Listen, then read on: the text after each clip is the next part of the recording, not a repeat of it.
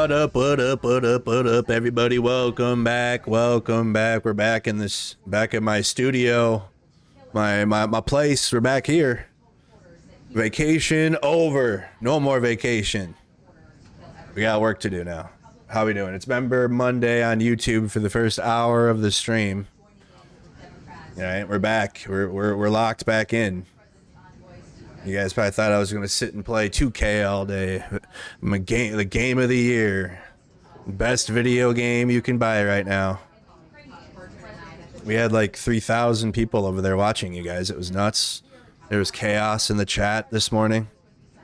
People were spilling coffee and crumbs from their breakfast all over the chat this morning.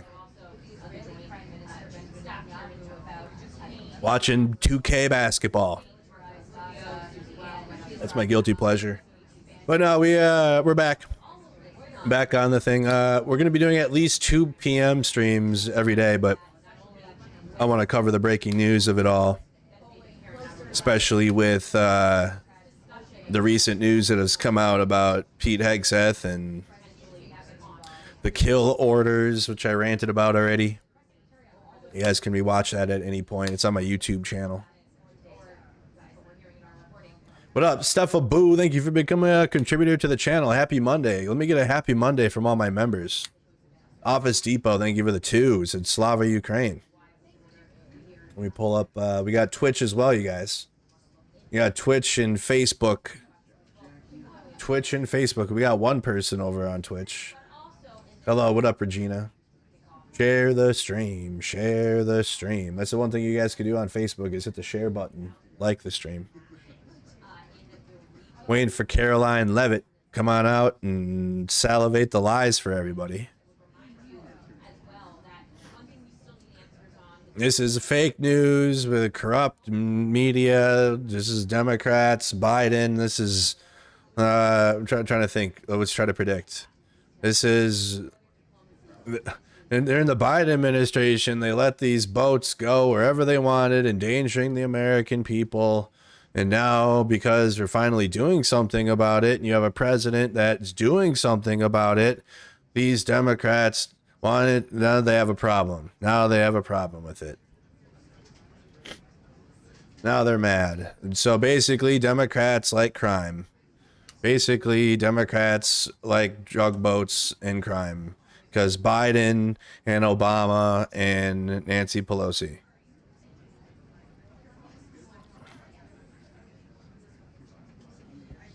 Trying to think what else. Fake news. Obviously, we're going to get fake news.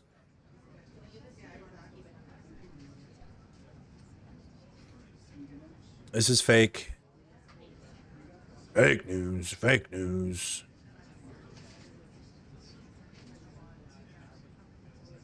Oh boy. It's average day on social media. Trying to see if anybody's getting ready for this one. Don't forget George Soros. Yeah, that's not really. Caroline Levitt doesn't really do that one, though. That's more like the influencers doing that one. Arma 3 sale. We got things to talk about today, too. We got Operation Swamp Sweep taking place in New Orleans, as I've been telling you guys. That the next, I didn't make it to Charlotte because we had the remove the regime protests and then Thanksgiving. So I didn't make it to Charlotte, which I wanted to do. I really wanted to make it down there. But it was a quick operation. But today, well, apparently it got delayed now a couple days. But by this weekend, I would like to get to New Orleans.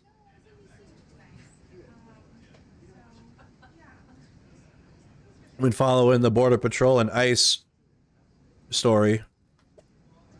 Also, if you're from St. Paul or Minneapolis and you get word in your town about an ICE raid taking place, because they have been, we're ready now. I'm ready. I'll be down there. Don't forget, this is the most transparent administration. Donald Trump is working overtime for the American people. He was working during Thanksgiving for the American people, and these Democrats, all they do is get on social media and tell soldiers not to obey orders. Wow.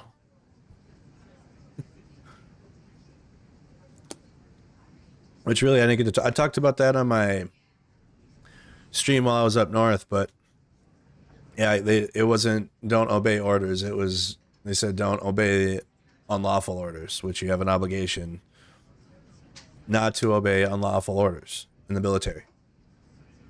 But the right-wing media spun it as they said don't follow orders. They told their soldiers, and this is emotionally, like, our soldiers are gonna now just disobey orders because of TDS. They have Trump derangement syndrome, so they told the soldiers to not obey the order.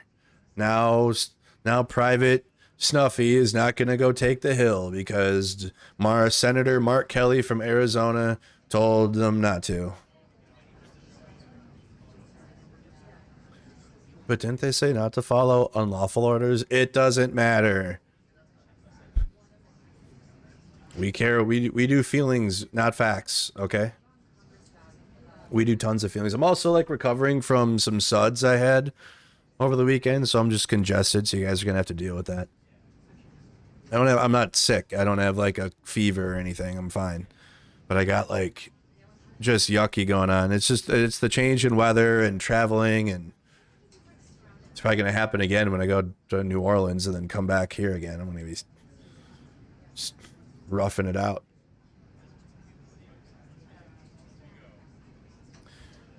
So Walls is right. Who be up at midnight on social media during MAGA? And Trump. Yeah, Trump. I didn't even want to be up at midnight on Thanksgiving. I was tired. We had food, and it was really good food, and we had a fun. We had played pool, and I played Tekken 3 with my cousins because I got Tekken 3 on PlayStation. So we were like going through all the fighters and like beating the game like one by one so we can unlock more fighters. Meanwhile, the president is talking about how retarded Tim Walz is on social media. They have to do their little prayer circle first, guys. They gotta like pray and then they come out. They gotta commit blasphemy first. Don't you know every order from Trump is automatically legal?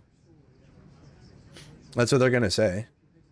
They're gonna argue that it's executive privilege because that's what the Supreme Court gave to Trump. Well, any president really, but before Trump took office.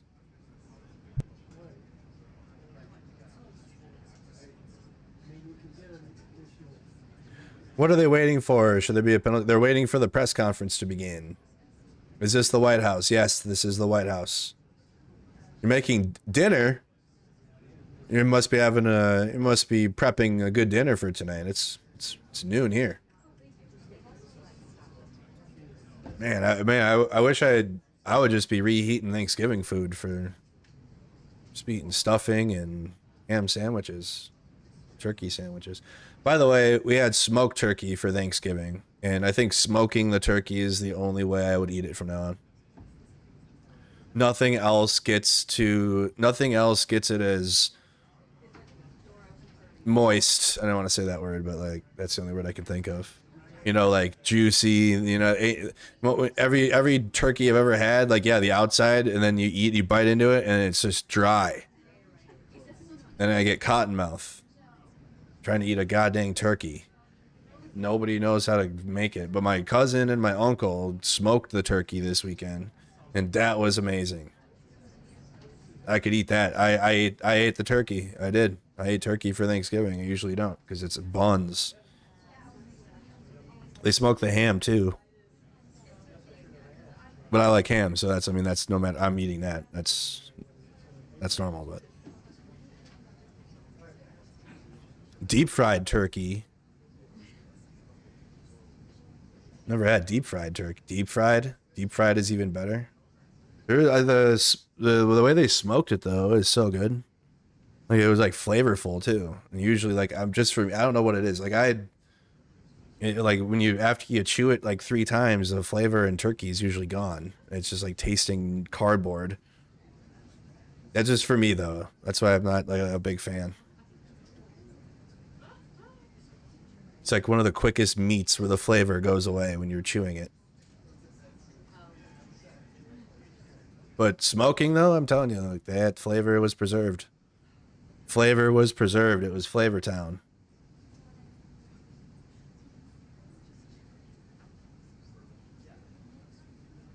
So we're waiting for Caroline Levitt. We're going to do the press briefing, and then we're going to go into what Operation Swamp Sweep is, which is the next Border Patrol.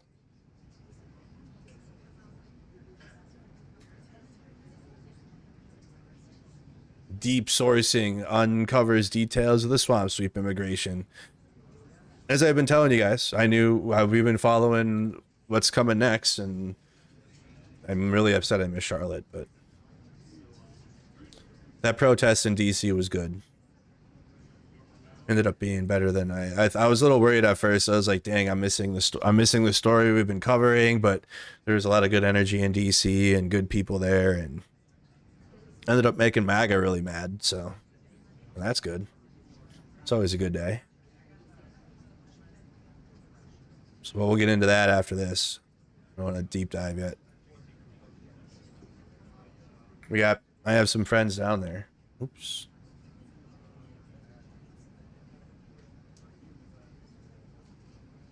So I'll be linking up with some people in New Orleans.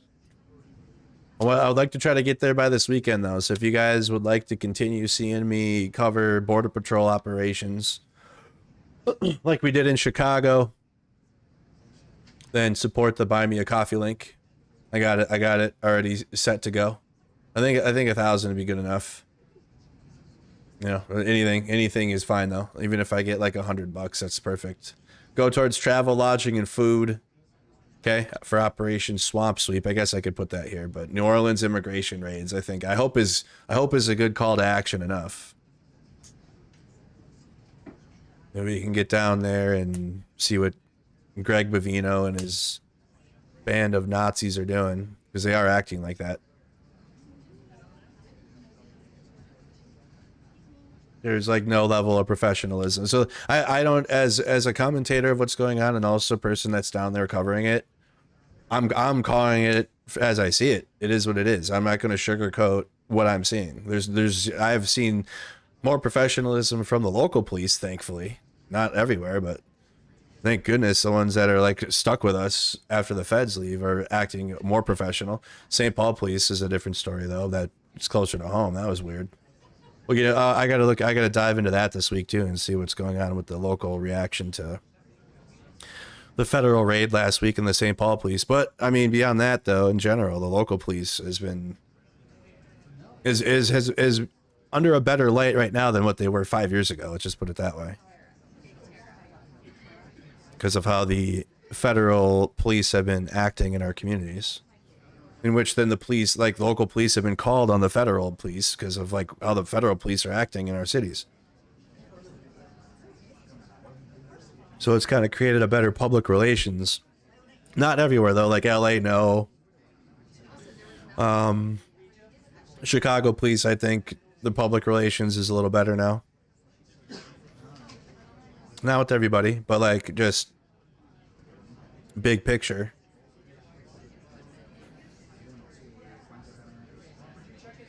So we'll see how like the New Orleans police and the local police down in Louisiana respond to these raids, and if the Border Patrol Greg Bavino is chilled out. If the court in Chicago cracking down on him for just violence, just the unfiltered violence that Border Patrol with Greg Bavino have been acting. Terrorizing Chicago. And I'm all for, and so is like everybody I've talked to, even the most left person. Like if they're a violent criminal person that's like gonna murder people, then that is unanimous. Have them go to jail, or if they're like here undocumented, then they're gonna get deported. That's just of course. The problem is they're going after people that are working. They're going after immigrants that are they're like in the middle of a job, like doing and they're giving back to society. They're contributing to society. And they're detaining American citizens. Thank you, Michael, for the 50. I appreciate that. Thank you so much for the big 50 super sticker. I appreciate that so much. But they're detaining American citizens, you know? There isn't like, oh, you're overreacting, and like it's just law enforcement doing their job. That's not even in the realm of reality.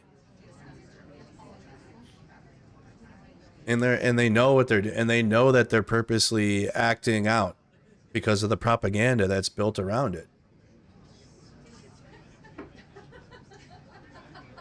They're not even trying to be professional, is what I'm arguing. And of course, like if you're in a position of authority and you're in a position of power and you're in law enforcement, you're going to have people in general against you, no matter what. Yeah, it's part of the job. Like, suck it up. If you're like in law enforcement or whatever, you're going to just have Americans that aren't with you because they're anti-law enforcement or whatever. But you make it worse for yourself when you act like this clown. And you get people that wouldn't normally be against law enforcement, or like what people that enforce laws do, like, or like militarized police or whatever, I guess. You're going to have them like looking at your actions that wouldn't normally be doing so. Is this their video? Yeah, okay. This was their Thanksgiving video. You know exactly what they're doing with this propaganda. Beans, creams, potatoes, tomatoes, beans, creams, potatoes, tomatoes, beans, creams, beans, creams, beans, beans, beans, beans, beans, creams, potatoes, tomatoes, chicken, turkey, chicken, turkey, beans, creams, potatoes, tomatoes, chicken, turkey. They know exactly. So this isn't like, oh, you're just mad because law enforcement doing law enforcement. They're not doing that.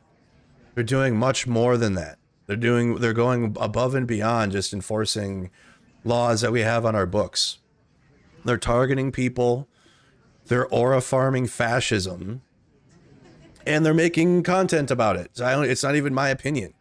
My opinion of it is based upon their actions and based upon what they're put out for the entire world to see. They don't give a fuck.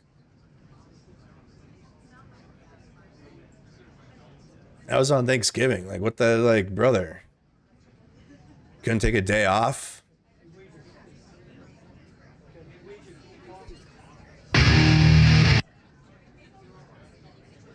It's just and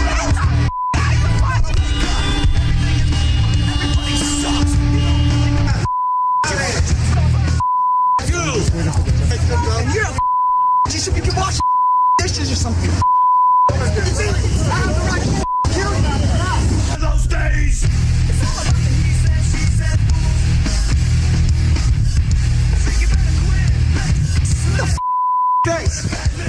Hey, what kind of gun you got? You rocking 9mm for weak boys? you rock a little 9? Yeah, you're a little that's why you rock a little 9. Yeah, you rock a little 9mm? Second warning? Threat against a federal agent. Understand that. Is this supposed to make you look cool? Where was the threat against the federal agent? He's saying, wow, you guys have 9mm. Wow. It's a threat. It's a threat against a federal agent. And then they got look at this cringe. This whole thing is cringe. Wow, look how much people hate us. Wow, we're so hated. You have like a compilation of like the community not liking you, and then like you're like they're like airbending. They're like airbending the propaganda for their fascist followers. Because this is their enemy, which is like regular people. This is Antifa, and like this is the enemy to people that are like getting hard and jerking off to this propaganda. I follow Greg Bavino unironically.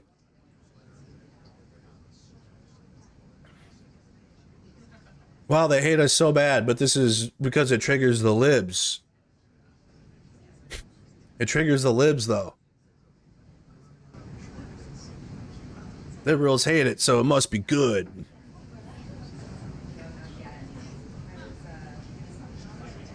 So, anyways, I mean, I'm not trying to make you guys mad.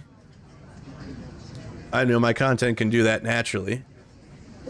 But like that's why we're following the Border Patrol and ICE, and like that's a story for us that we've been following all year, as well as the protests. 2 stories I've been trying to do the best I can. It's tough to stay financially, so I'm just gonna do it now. Appreciate everybody for supporting the channel, honestly, because independent journalism and following these stories is not cheap. It's not. I can do it from home for free, but then honestly, I just be like taking other people's content. And I want to do that when I have the capability to go out there myself and get you guys the story firsthand. If I can go to Ukraine and go to the front lines of the biggest war since World War II, I can go to our own states and cover what our federal military police are doing. So I appreciate everybody's support. You can become a member, become a supporter of the Facebook page. It's the same thing. It's just like becoming a member. You can support the Buy Me a Coffee link, PayPal, Cash App, Venmo. I try to do it as cheap as possible, and when we're out there working, I'm out there working. We're not fucking around. New Orleans is a fun place. I'm probably not going to have any fun there, though. I'm just going to be doing work. I've heard it's a fun place. I've never been there.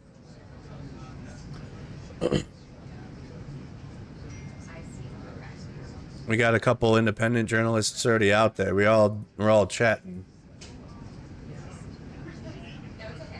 Scootercaster Aaliyah's already out there. Okay, good. The swamp sweep is delayed, so that gives us more time to plan. Good. So no, well, it gives us time to plan though. Aaliyah's already there though. ICE not welcome here signs. Hispanic neighborhood Kenner near New Orleans.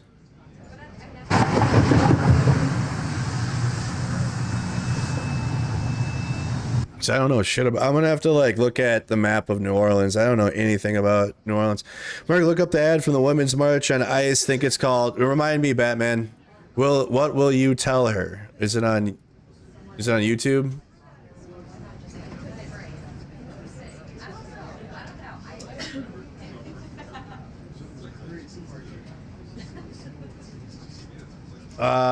Women's March. Do you know if it's on YouTube or where I can find that video? Or if a mod can put a link in the chat? Yeah, it's called Operation Swamp Sweep. That's the name of the New Orleans Border Patrol operation.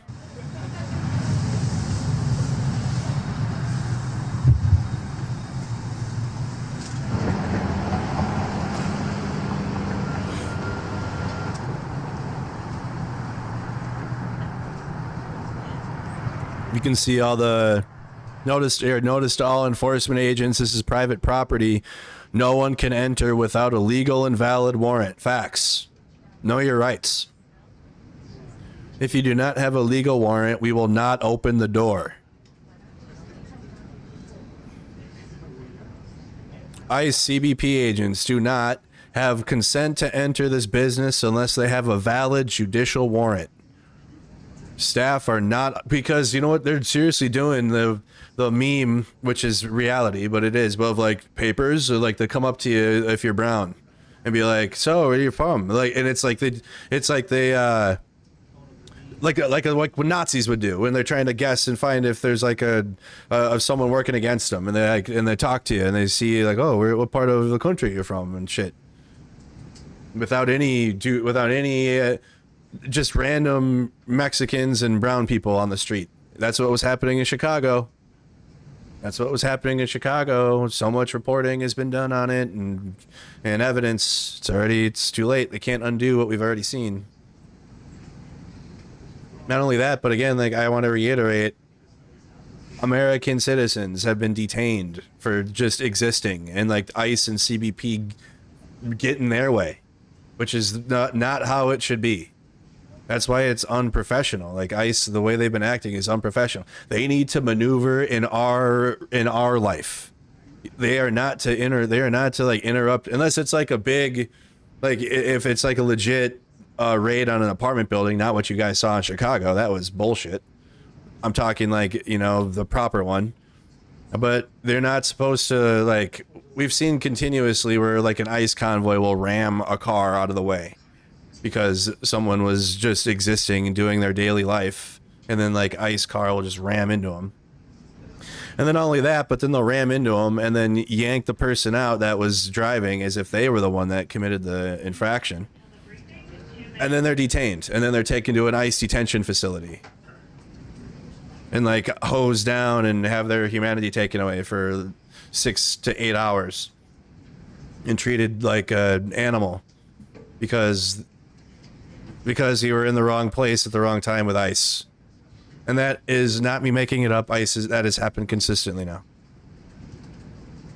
From what I've learned, in the moment, and you got a lot of edgelords online and shit that talk about my freedoms and my rights, my liberties. You have as much rights, liberties, and freedoms as that federal agent gives you in the moment. Okay, here she comes. Is this... Nope, that's her little acolyte prayer group. Never mind.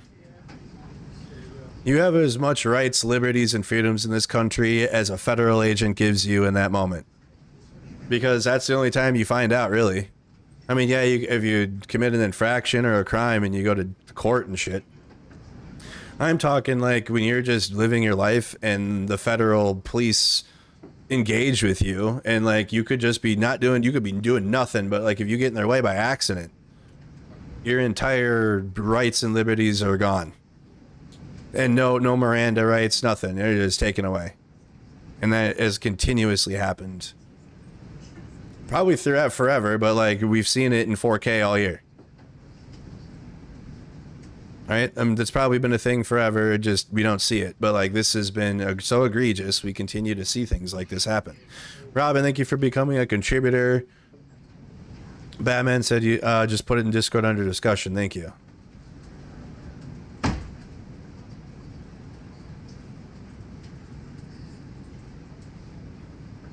It's not even stop and frisk. It's like stop and brown. Are you brown? Or you're going to prison, basically.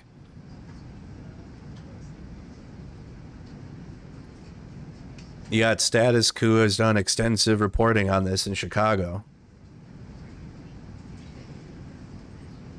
We're all waiting for Nazi Barbie to come out and lie to us about the war crimes. Okay, so that's Scooter Caster showing, there you go. Showing businesses in the Hispanic neighborhood Kenner. I guess you better look and see where this shit is now. No, not yet.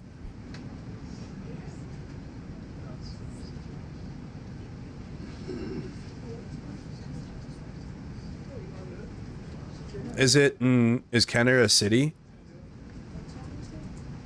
Okay, it's a neighborhood. Oh boy. I'll be fine. It can't be that hard to get around. So that's in here. Oh, so the airport's in the Kenner neighborhood. That's not.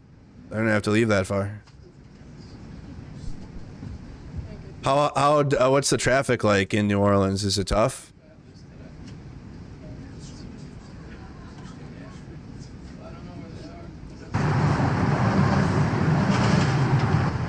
Status Quo will be in New Orleans, though.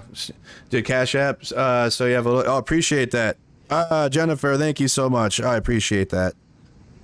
Oh my goodness.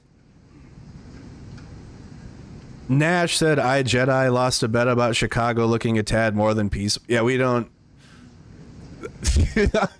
You remembered that? I think I Jedi is not around anymore, though. We're done with I Jedi. But yeah, you were right. You were right. We'll be linking up with Rubia. Rubia has already messaged me and we've been talking. She's ready to get back out there a bit. She's a big influencer in New Orleans. She's going to be running for office too down there. So be ready for that, y'all. I Jedi came back to Discord. Oh boy. Yeah. I remember that people were making arguments that they're going to go and it's going to be professional, and absolutely it hasn't been.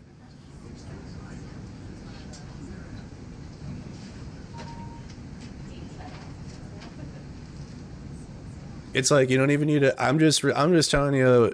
I mean, I'm obviously adding a little flavor and emotion to it, but all I'm doing is telling you guys what is publicly known. And courts striking down on the federal agents and Greg Bavino. It's not even my feelings, so you can take my feelings out of it. It's the unanimous response.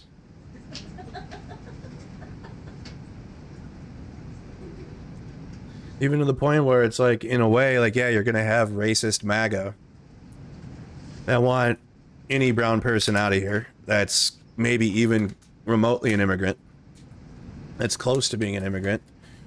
But from what I've seen, even some MAGA are like against seeing the type of raids that have been conducted. Oh boy, here we go. Oh boy, here come the lies. Good afternoon, everybody. Biden. I apologize for my tardiness. We had some technical difficulties, as you can see, but I think we are ready to rock. So let's get to it. I'll begin this week with some scheduling announcements for President Trump's very busy week ahead. Tomorrow, President Trump will host his 9th cabinet meeting of the year alongside his incredible cabinet, who continue to deliver for the American people at a record pace.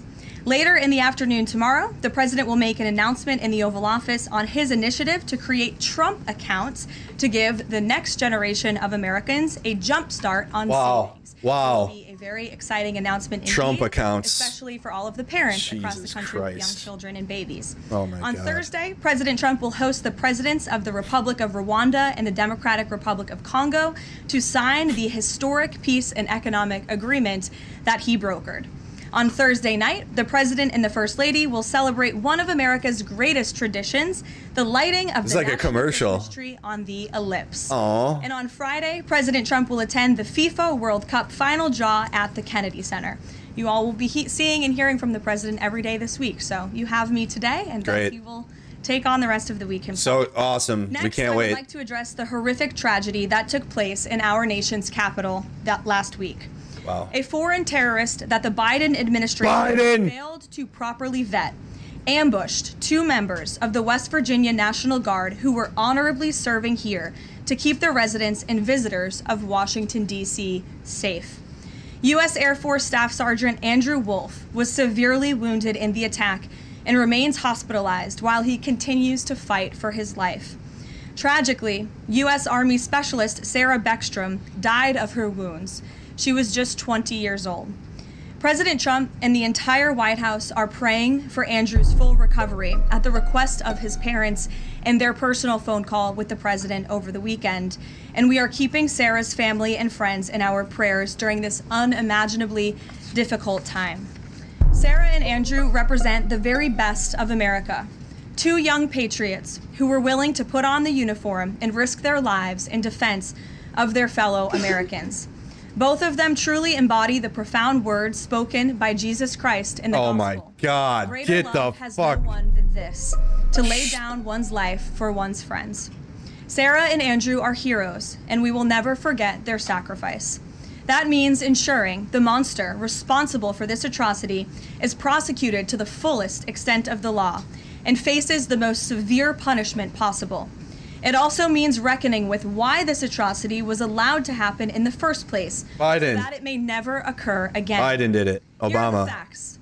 The terrorist who gunned down American soldiers blocks away from the White House in an ambush was an Afghan national who was flown into our country by Biden. Joe Biden's administration in September Biden. 2021 Yep. in the chaotic wake of their Who bombed approved? withdrawal from Who approved his Afghanistan. asylum One request? of the most embarrassing moments in the history of our great country. Oh, okay. Joe Biden's historic Brokered by failure Trump. in Afghanistan continues to haunt this country and our men and women in uniform. Not only did this Send 'em surrender back. lead to a suicide bombing that killed 13 Let's American go back and heroes invade in Kabul, Afghanistan. but now National Guard troops were shot on U.S. soil by Yep. the same kind of enemy. Full invasion of We continue to Afghanistan. live Go. with the deadly consequences of Joe Biden's horrific. Biden. Nearly 100,000 Afghans were recklessly released into the United States with little to no vetting. That's bullshit. There was Lie. no Lie. regard for the disorder and violence that this would unleash on American communities and American culture. Reportedly, thousands of these strangers and unknown individuals were flagged to the Biden administration for national security, public safety, and fraud concerns. But the terrifying truth is that the Afghanistan debacle is just a small part of Democrats' Biden, complete Democrats. betrayal of the American people Wow. during the Biden years. Biden. The tragedy that we just witnessed the day before Thanksgiving It's December 1st. is a reminder that untold thousands of terrorists, gang members, and criminals were invited into our country and remain They here can be to on this very scabs. day. President The border is now secure. Biden thanks to border. President Trump. Trump border But now. The threat in our interior remains real and urgent. These public safety threats are already inside our land.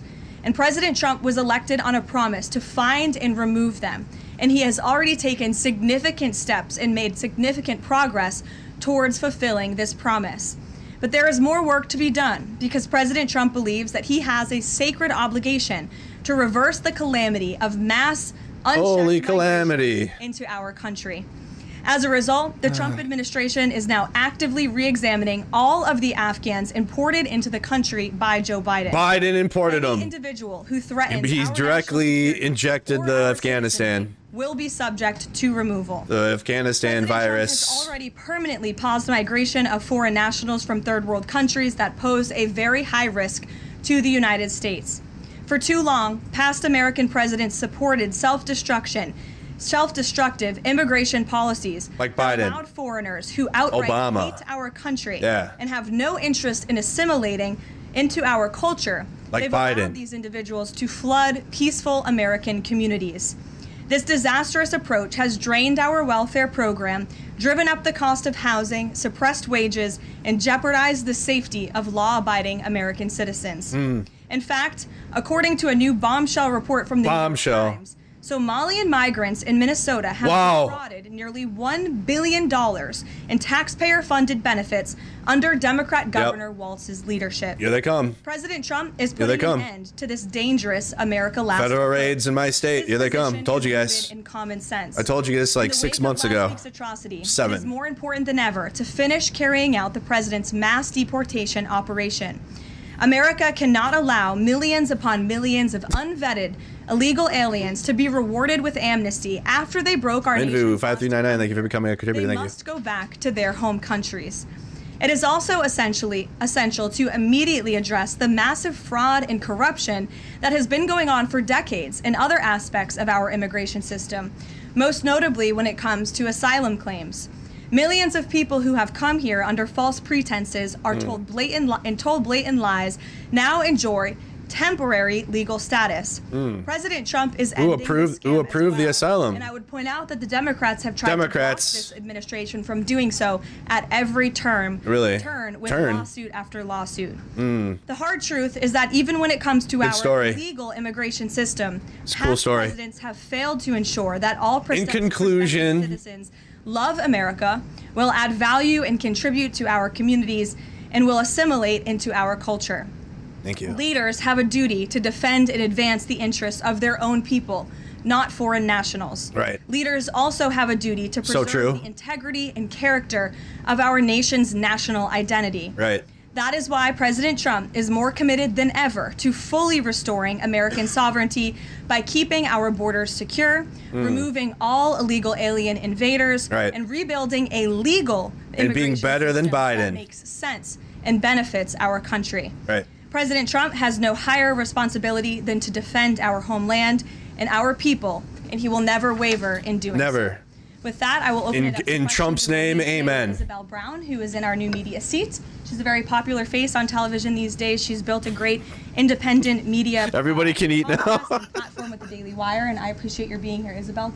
Thank you. These people are nuts. Appreciate it and appreciate the briefing. Many Americans, in light of these recent events that you just mentioned, are starting to say that we are being invaded as a country. Yeah, what does that mean? And logistically when it comes to immigration. And we know that immigration without assimilation is indeed invasion. Virtue signal, assimilation, invasion. College campus about dramatically bars, legal immigration to address some of this crisis. And President Trump's Truth Social post last week about individuals who may be non-compatible with Western civilization. Are there any conversations happening or plans being made by the administration to implement at least a temporary immigration moratorium? Yeah, Muslim ban again. Bring that back. Calling for?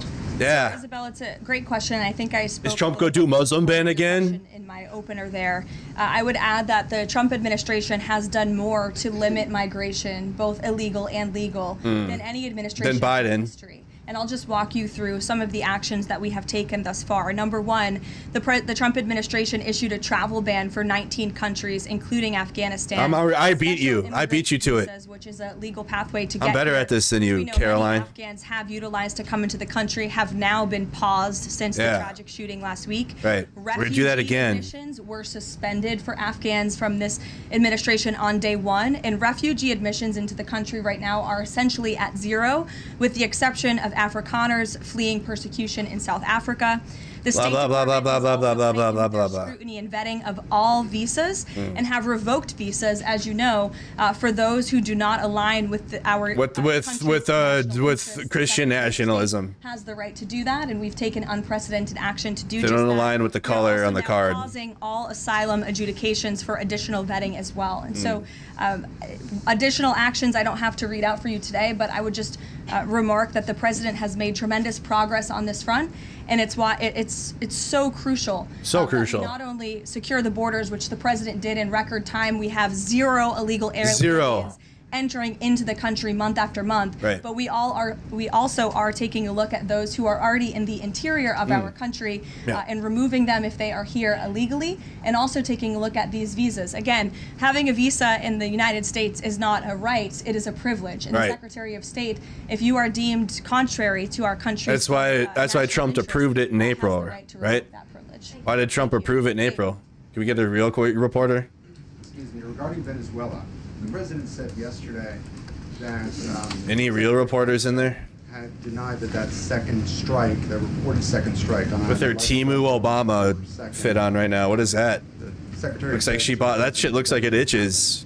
But that outfit looks like it itches. To clear this up, in his social media post, Secretary Hegseth didn't go into details about that strike. She got that from Savers. Operations in the area were lawful, and he said that the story and media reports were fabricated. So to be clear, does the administration deny that second strike happened, or did it happen and the administration denies that Secretary Hegseth gave the order?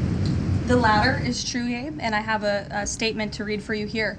President Trump and Secretary Hegseth have made it clear that presidentially designated narco-terrorist groups are subject to lethal targeting in accordance with the laws of war. With respect to the strikes in question on September 2nd, Secretary Hegseth authorized Admiral Bradley to conduct these kinetic strikes.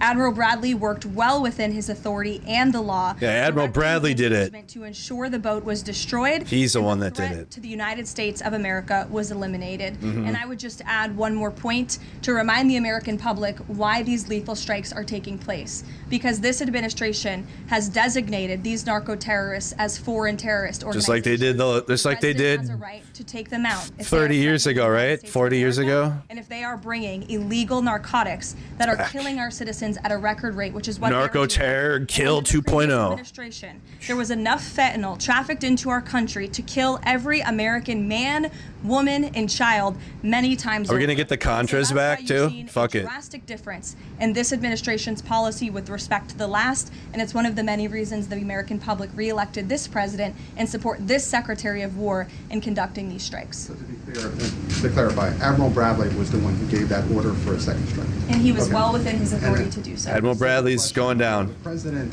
several days ago said it was his intention to pardon the former president of Honduras, who was a convicted drug trafficker. And yesterday in Air Force One, the president said that if someone sells drugs in that country, that doesn't mean you arrest the president and put him in jail for the rest of his life. She's got a prepared statement for that too, don't worry. The administration is accusing Venezuela's Nicolas Maduro. You're cherry picking the president's statement a little bit yesterday, as he also said yesterday the people of Honduras have highlighted to him how the former President Hernandez was set up. This was a clear Biden over prosecution. Biden! He was the president of this country. He was in the opposition party. You guys didn't think of that one. Opposed to the values of the previous administration, and they charged him because he was president of Honduras.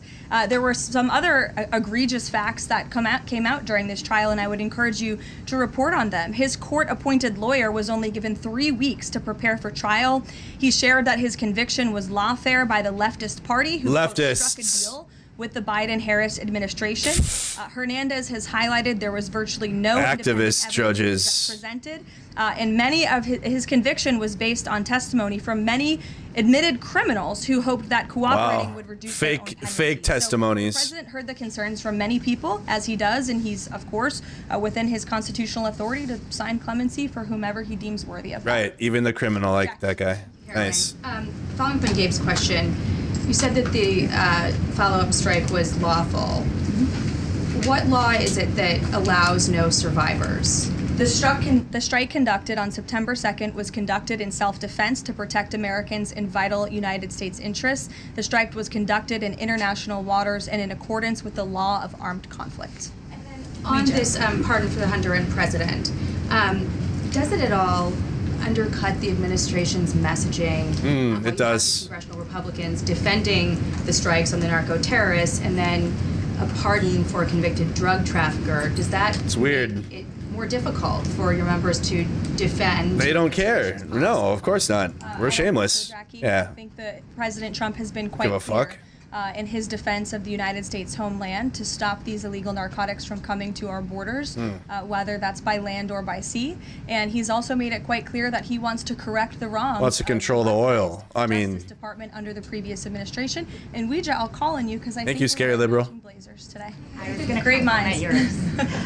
Thank you, Caroline. Our Blazers. To clarify on Jackie and Gabe, did Admiral Bradley order that second strike because there were still survivors after the initial strike? Again, as I read for you, Admiral Bradley worked well within his authority and the law. He directed the engagement to ensure the boat was destroyed and the threat of narco-terrorists to the United States was completely eliminated. So was the initial order from Secretary Hegseth, everyone be killed, and did that come from President Trump? I saw that quoted in a Washington Post story. I would reject that the Secretary of War ever said that. However, the president has made it quite clear that if narco-terrorists, again, are trafficking illegal drugs towards the United States, he has the authority to kill them. And that's what this administration is doing. Danny? Follow up on the MRI, because President Trump yesterday said that he would release the results of his MRI. Is that happening right now? It is happening right now. As part of, and this is a summary from the president's physician, and we will release it right now. I think my team has it teed up for all of you. I'll read it for you, and then you'll get it physically as well. As part of President Trump's comprehensive executive physical, nothing wrong. Advanced imaging was performed because Perfect men brain. in this age group benefit from a thorough evaluation of cardiovascular and abdominal health. Right. The purpose of this imaging is preventative, to identify any issues early, confirm overall health, and ensure the president maintains long-term vitality and function. President Trump's cardiovascular imaging was perfectly normal. No evidence of arterial narrowing impairing blood flow or abnormalities Not like in the Biden. heart or major vessels. Right. The heart chambers are normal in size, the vessel walls appear smooth and healthy, and there are no signs of inflammation or clotting. Right. Overall, his cardiovascular system shows excellent health. Excellent. His abdominal imaging is also perfectly normal. Perfect. All major organs appear very healthy and well perfused. The best. Everything evaluated is functioning within normal limits with The no best. acute or chronic concerns. Nothing. In summary, this level of detailed assessment is standard for an executive physical at President Trump's age and confirms that he remains in excellent overall health. Excellent. Again, we will provide The that best to you. health. I think that's quite a bit of detail, and in the effort of transparency, the president promised it last The night. most transparent administration ever. There you go. There it is. Just going back to Venezuela, There you guys go. President Trump is going to be hosting a meeting of his national security team. Take your goodie bags and get the fuck out. Today on Venezuela, and what are they going to discuss? Are they hoping to reach a kind of final decision on that?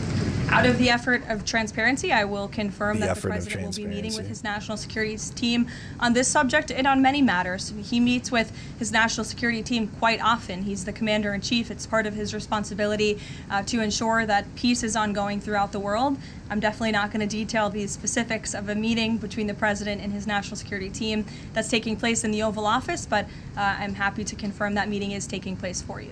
Can you tell us, what's the position on whether U.S. troops on the ground is a possibility there? Is that, I know you've answered that before, but what's the current? The president is going to decide. I think my previous answer stands. There's many options at the president's disposal that are on the table, and I'll let him speak on those. Ed. Thanks, Caroline. The U.S. announced a trade framework deal with the United Kingdom on pharmaceuticals, where they will pay 25% more, and the savings theoretically will go back to American consumers. What guarantees are in that savings will in fact go back to the American consumer and not be sucked up by the company? I'm going to be honest with you, Ed. I'll get you the answer I don't know. after the briefing. So the American Rescue Plan, funded a number of universal income. Kush will get you that answer, right, Kush? My trade guy over here. The American Rescue Plan funded a number of universal basic income programs. Now Cook County, Illinois is extending that program into 2026 with $7.5 million of taxpayer money. What does the White House think about that? I'll also get you an answer on that after the briefing, Ed. It's 0 for 2. Go ahead. Sure. And then Angie. in the interest of transparency, does the White House support releasing the Department of Defense's video of those September 2nd strikes on those military boats? And also, separate topic on presidential pardon power. Why did the president commute the sentence of David Gentile recently? He's a private equity executive. He served 12 days out of a 7-year sentence. Prosecutors said he defrauded $1.6 billion Because Trump loves criminals. Including veterans, farmers, teachers. Why was he pardoned? To your first question, that's definitely not a decision for me to make. I would defer you to the Department of War. It's also probably a decision for the president himself to make. As for your second question with respect to that pardon, he issued a commutation for Mr. Gentile, who's the former CEO and co-founder of GBP Capital Holdings. Unlike similar companies, GBP paid regular annualized distributions to its investors. Wow. In 2015, GBP disclosed to investors the possibility Nice of using PR investor message. capital to pay some of these distributions rather than funding them from current operations. Oh. Even though this was disclosed to investors, the Biden Department of Biden. Justice, it was a Ponzi scheme. This claim was profoundly undercut by the fact that GBP had Fake explicitly judges, told investors activist what would judges. happen. At trial, the government was unable to tie any supposedly fraudulent representations to Mr. Gentile. In short, again, this is another example that has been brought to the president's attention of a weaponization of justice from the previous administration. And Activist leftist judges. Biden. Say that these people were defrauded. I just read you a very detailed summary of. You why said the nothing. What about the people sure. were defrauded, Middle of the actually? red And Thank you, Caroline. Okay, Andrew, go ahead, and then you. In wake of Congresswoman Marjorie Taylor Go ahead Greene's after. early resignation, reports last week indicated that other House Republicans might consider doing the same. Does the president have any concerns in light of those reports about other House Republicans potentially leaving early, as well as the other announced retirements that we saw in the last couple of days? Look, I think the president maintains very good relationships with the vast majority, maybe with the exception of one or two. I think many in this room know who I'm referring to. Very good relationships with members of Capitol Hill within the Republican Party. And the president clearly is the unequivocal leader of the Republican Party. I think it was a recent CNN poll that actually showed that more than 90% of Republicans continue to support President Trump. more than 90%. So he maintains very good relations, as does his entire team here at the White House. And of course, we have a very slim margin in the House, and the president wants that to continue.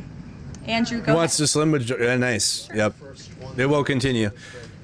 My neighbor, thank you for upgrading your membership. Strike was in full accordance with the law of armed conflict, but the Navy's own manual of law of war says that specifically firing on survivors from a wrecked vessel is an example of a war crime that's forbidden under U.S. law and the law of armed conflict.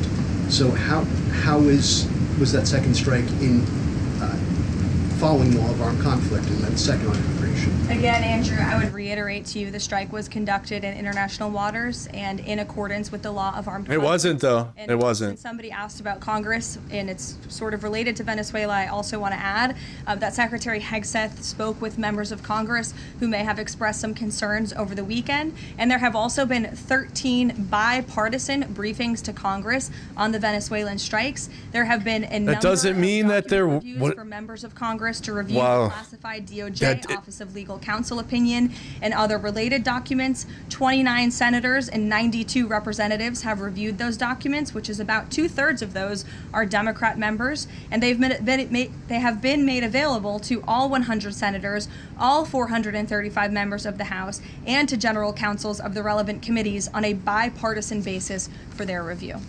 Thank you, Satellite Kisses, for the During gifted. your topper, you said, and I quote, "Leaders also have a duty to preserve the integrity and character of our nation's national identity." Can you explain what you mean by our nation's national identity? Literally. What is that? Integrity and character, and how Thank you, Steph B. Thank you for the gifted. people coming from war-torn places who are seeking a safe haven in America, like many of our forebears in this room, not add to our nation's integrity and character of our national identity? I'll tell you what does not add to our nation's character and integrity is refugees who come here under the alleged plight of asylum and fleeing persecution, and then come to the United States to abuse our system and rip off American taxpayers. And as I pointed out, the New York Times, to their credit, it was about 6 months too late, but they did write about how Somali immigrants in Minnesota have been ripping off American taxpayers. In fact, 86 people have been charged in a rampant and widespread fraud scheme spanning multiple Wow, programs. they were held accountable. Good. Of Okay. those 86, 78 of those people are Somali. 90 And they're held accountable. charged. Wow, So good. far, 59 of those people have been convicted for their roles in fraud plots that have stolen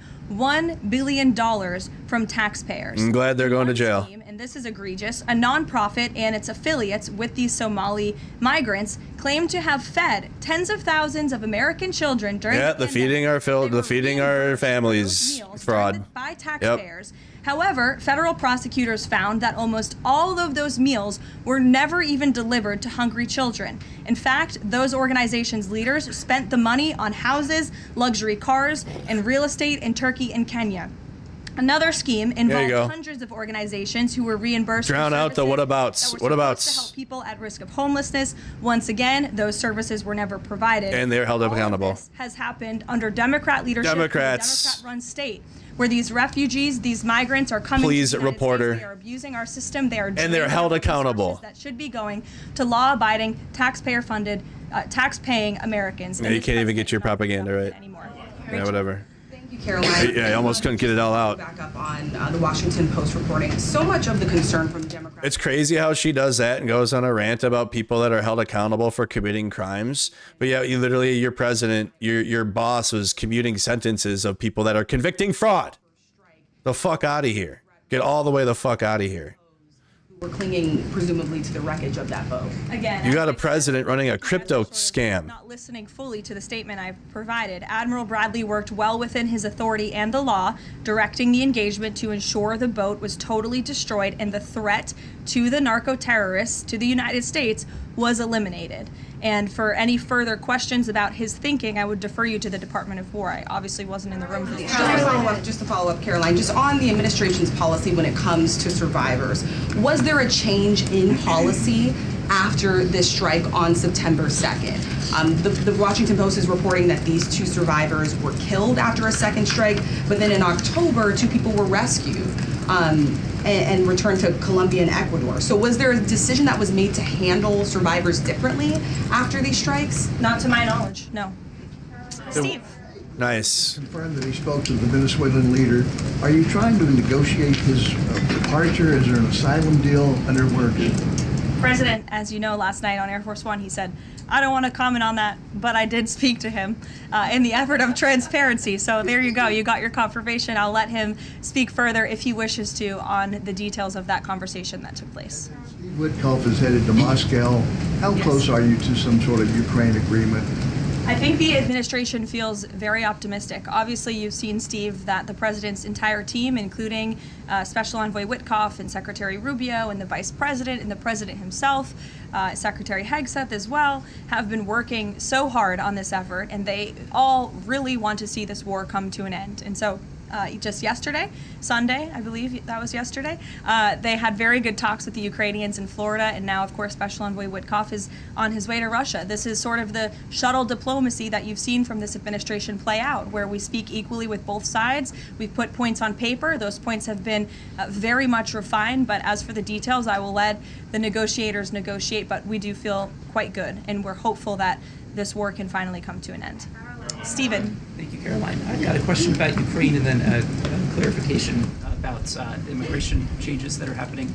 On Ukraine, President Trump very briefly yesterday said that corruption issues there were not helpful to the peace process following the resignation on Friday of President Zelensky's top aide, Andrei Yermak. We were told from your podium in the prior administration that, quote, there is no indication that there's been any kind of widespread corruption involving U.S. resources in Ukraine.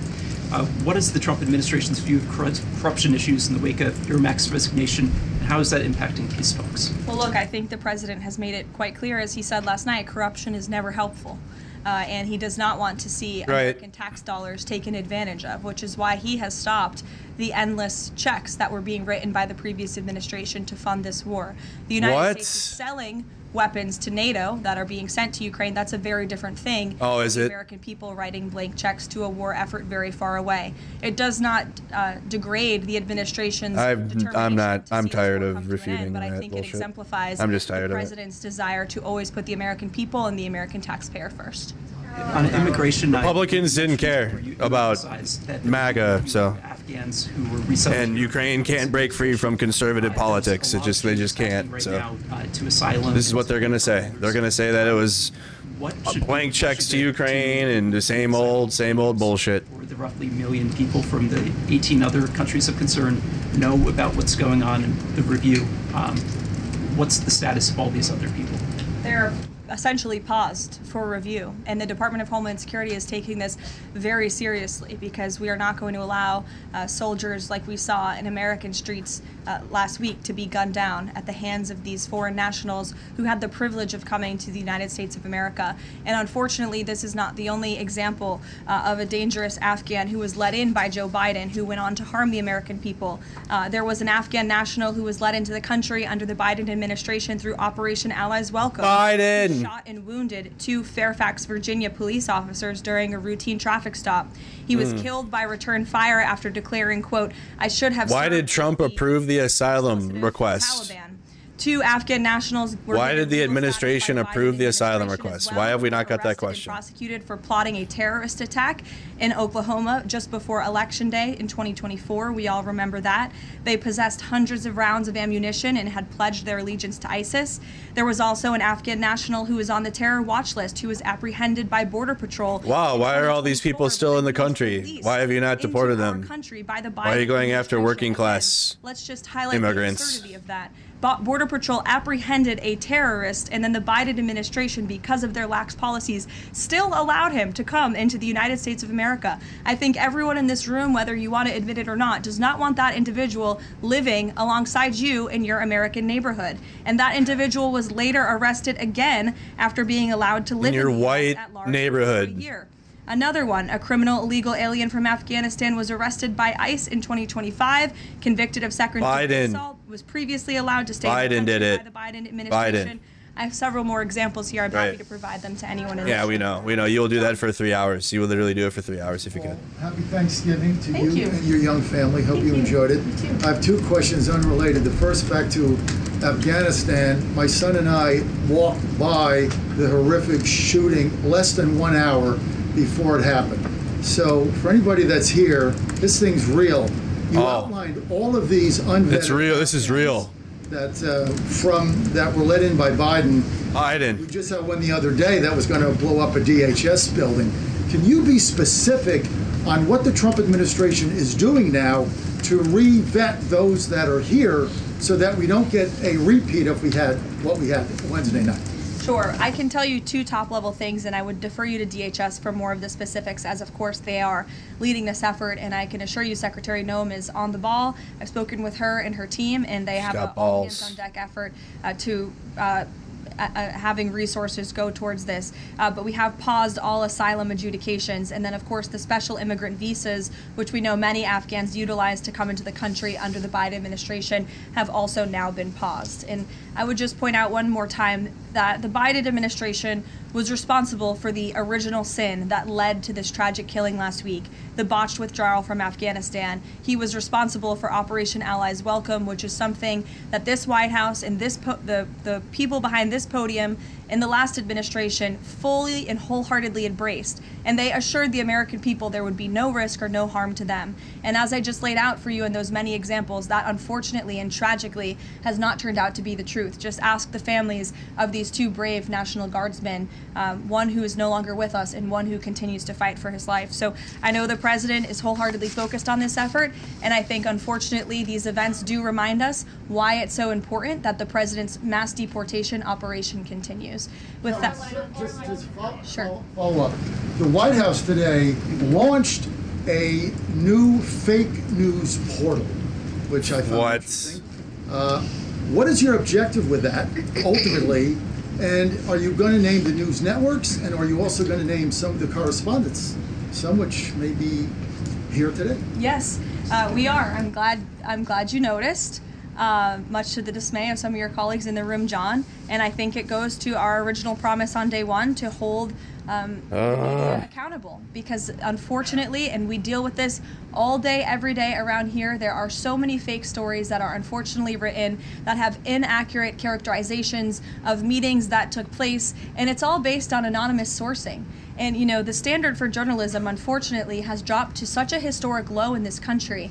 And again, we deal with it every day, where you can have an anonymous source who has no idea what they're talking about, zero credibility, call up a reporter in Washington and say, hey, I heard this. And then the next thing you know, it's on the front page of the New York Times. That's right-wing media. Journalists, some of those who are That's how conservative media works. Comment, who try to get things right, and there are some that remain. But overwhelmingly, the fake news that we see pumped out of this building on a day-to-day basis, it's honestly overwhelming to keep up with it all. It is. And to constantly have to defend against the irony fake news and these attacks. And I will point out one fake news story over the weekend before I let you all go. Fake news. From the New York Times that took about 1/3 of the president's daily calendar and his daily schedule and said that he's doing less than he did in his first term, or he might not be fit for the job. That is unequivocally false, and it's deeply unfortunate that this story was written by the same outlet and the same reporter who wrote this. Biden is doing 100% fine after tripping while boarding Air Force One. Oh, same outlet, same reporter who wrote that President Trump is not fit for the job. Are you kidding me? You all see him almost every single day. He is the most accessible president in history. The best, He's taking meetings around the healthiest, the greatest. Biden declared, quote, healthy and vigorous after his first presidential physical.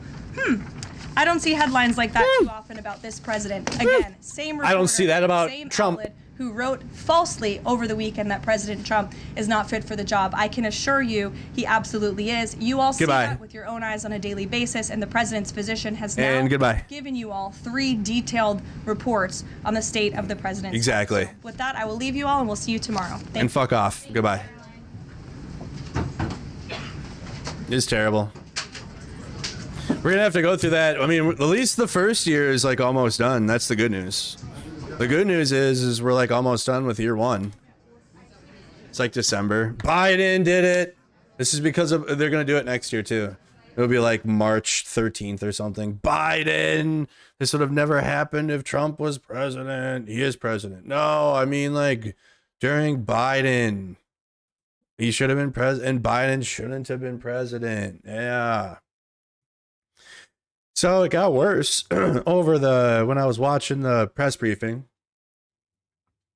Only the best minds are in the Pentagon now, because you got a scam Higbee. He's got the former Washington Post desk now at the Pentagon. Him and Lance Videos, I guess, from TikTok. There they are in there in their cubicle. Looks fucking terrible. Laura Loomer is in the Washington Post office too, I guess. It really looks like they went in there to take went in there to pose. And it doesn't actually look like they're holding, like, I mean, that press pass is like, to work in the Pentagon, you need something more than just a red press card. But the principal's still there, so there's Laura Loomer up in there. You got Joey Mayonnaise-ino in there. Okay. Here for the new media week at the Pentagon. So only the best. I wonder if there's going to be a Pentagon briefing then. Is there a Pentagon briefing? What other briefings are taking place? There's got to be then if they're all getting ready. They're all dressed up and shit. So it looks like they got to have one coming up. That's our new Pentagon press team, you guys. The guy that was running around Portland, Oregon, taking medical supplies, and like when he held up a protester's helmet, said this was the single greatest thing that's ever happened to him. Here you go. He's our Pentagon reporter now. Mercado, if you just ignore them, they'll go away. No, the fuck they won't. God, if you just don't give them attention, they won't go. Yeah, my ass. They force it. You pretend not to care about them, and then they fist it through their own propaganda. And then, why did this person get popular? I don't know. Maybe the people that were highlighting me should have listened. If you just ignore them, they'll go away. That's not how MAGA works. It's how like it should work, but not with these people. These people are out of their mind. People are psycho. Got Akeem Jeffries hosting. I don't know what he's going to have to say about today. So I don't know if we're going to have a Pentagon press briefing or not with our brand new press team. Before we get into the Operation Swamp Sweep, and I'm sorry with my voice, I got like congestion from here up. I'm dealing with it, so Jai's just going to have to deal with it. It'll be fine. But one of the things I found interesting over the weekend and reporting that came out this morning is about our FBI director, Kash Patel. And apparently he couldn't leave the plane without a special female jacket. Like he wanted to have an FBI jacket, and he wouldn't leave the plane until he was wearing one. So according to a new report from active duty and retired FBI agents, there was a bit of an issue when Patel arrived at Provo. In the aftermath of the Kirk assassination, he would not leave the plane without an FBI raid jacket. They found a female special agent's jacket for him because he's a schmedium. But it didn't have Velcro though, and he demanded that it have the Velcro patches because it's not cool. It's not a cool FBI jacket without the patches on the side. So according to Alpha 99, FBI Director Kash Patel arrived at the Provo Airport in Provo, Utah on September 11th. Alpha 99 said that his plane landed. FBI Director Kash Patel would not disembark from the plane without an FBI raid jacket. Based on Alpha 99's reporting, FBI Director Kash Patel apparently did not have his own FBI raid jacket with him and refused to step from the plane without wearing one. Alpha 99 went on to say many FBI special agents and other FBI personnel were busy working in the aftermath of the assassination of Charlie Kirk, and that FBI personnel had to stop. So, like, right after Kirk was killed, obviously they were busy working, and because they sucked at finding who the shooter was and couldn't do it. So they were busy doing that, though, and Kash Patel had them stop doing that, which is probably what delayed the investigation, so that way he could get a fucking jacket. So they were stopping their Charlie Kirk investigation to ask around to find him an FBI raid jacket, a medium-sized one, that would fit FBI Director Kash Patel. Boy, I haven't fit into a medium jacket since I was like 15. Even then, probably like younger. Alpha 99 said there were many large and extra large jackets available. Oh boy. Listen, short kings need attention too, okay? I'm not one. Finally, according to Alpha, and neither is Kash Patel. According to Alpha 99, FBI personnel searching for a medium-sized FBI raid jacket that would fit FBI Director Kash Patel. They finally found one. That raid jacket, Alpha 99 said, belonged to one of the female FBI special agents. Alpha 99 said the raid jacket belonging to the female FBI special agent was then delivered to FBI Kash Patel on the plane. But as he was inspecting this medium female jacket, Director Patel noticed two areas on the upper sleeves near the shoulders that did not have Velcro patches attached. Alpha 99 said FBI Director Kash Patel then reportedly said he would not leave the aircraft until he had two patches to cover those areas. Because he didn't have the patches on there. It was Velcro there, but no patches. He's slick sleeve. According to Alpha 99, members of the FBI SWAT, which is Special Weapons and Tactics, team took patches off their uniforms and ran those patches over to FBI Director Kash Patel at the airport. The patches were then attached to the loaner raid jacket, Alpha 99 said, and FBI Director Patel disembarked from the plane. So there's our FBI director, you guys, and the type of energy he's on, and why nothing is good underneath Kash Patel. Damning report labels FBI a rudderless ship under Kash Patel, with him and Dan Bongino more concerned with building personal resumes. You think?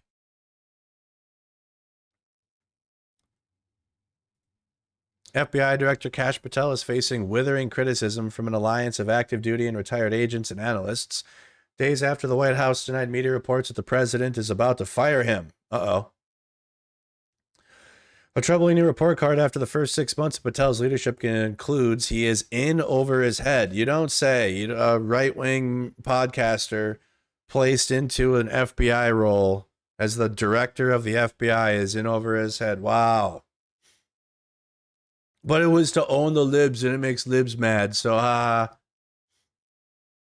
and his deputy, Dan Bongino, is something of a clown, according to the alliance, in which in 2 previous reports warned about the crippling DEI and politicization of the FBI.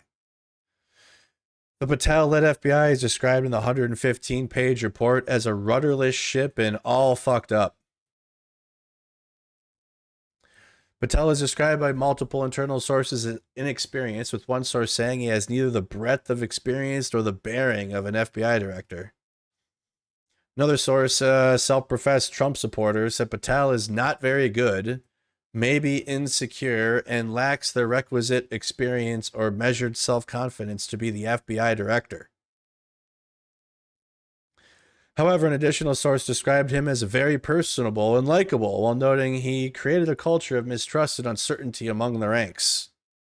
Because he's in that position to just uphold Donald Trump, and that's it. He doesn't care about law and order. He doesn't care about actually like being the director of the FBI. He's the director of investigations into Trump. He's got to like airbend anything around Trump and be a Trump yes man. He doesn't give a shit about the country and the FBI and the investigations.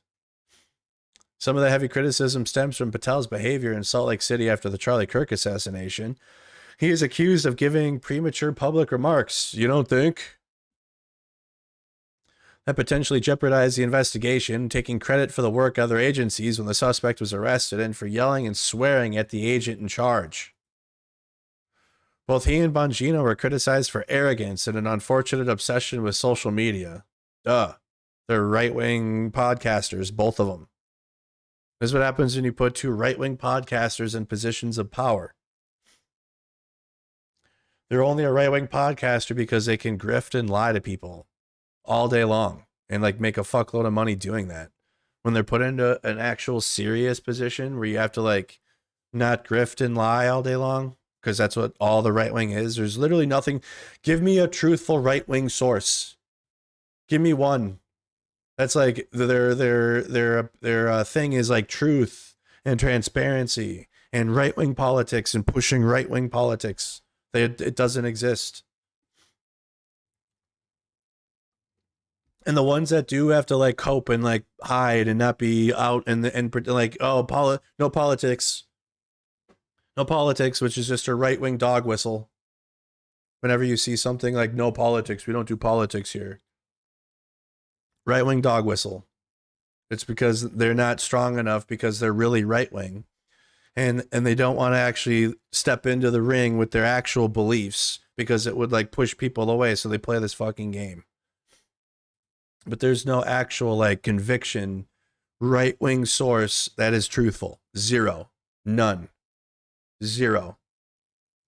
The other ones that do well are like they use other people's sourcing and they just like sports commentate it. Like they're good at like sports commentating and like they can pull up tweets and shit and like give a video and like appear as if they're not right wing, but they're right wing because other people are doing their work.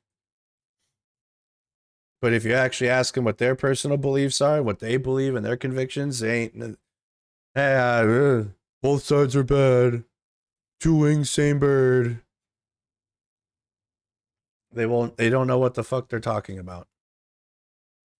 Kash Patel 39 seconds ago, almost a 30% decrease in DC homicides year to year. That was before you sent the National Guard in there to do nothing.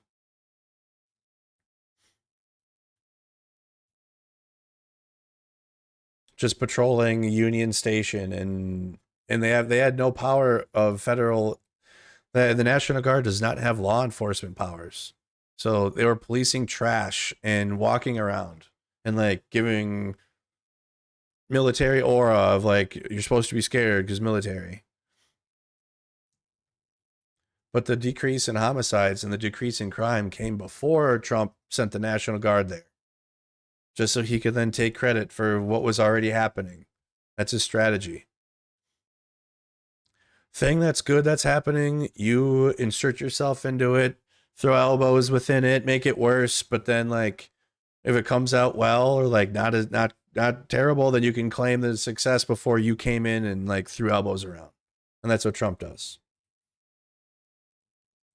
That's Trump. You come in, you be loud about the thing that's already happening, and then you take credit for it.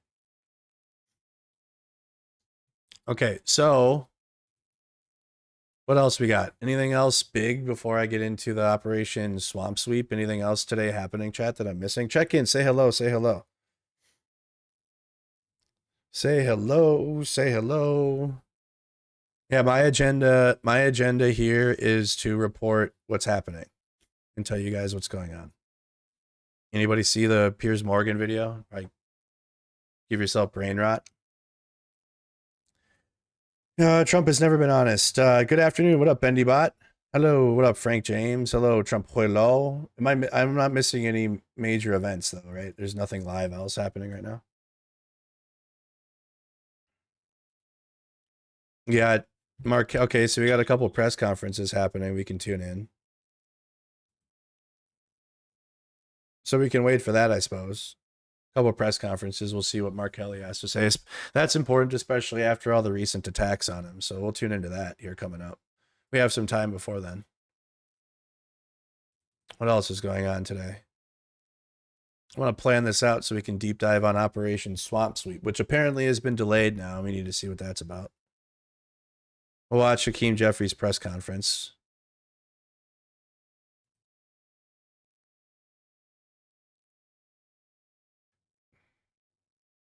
We were there for that. Status Quo's video, outraged veterans.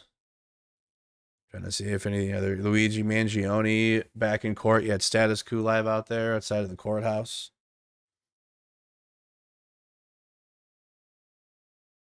He returned to court for his hearing in the United Healthcare CEO, Kelly.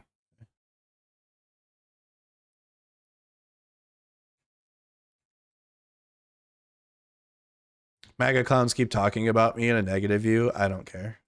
They talk about everything in a negative view. Something good happens, or not even good, but something happens, and then they spin it negative. Like, that's their thing. Negative, energy draining losers. That's what they are. Incels.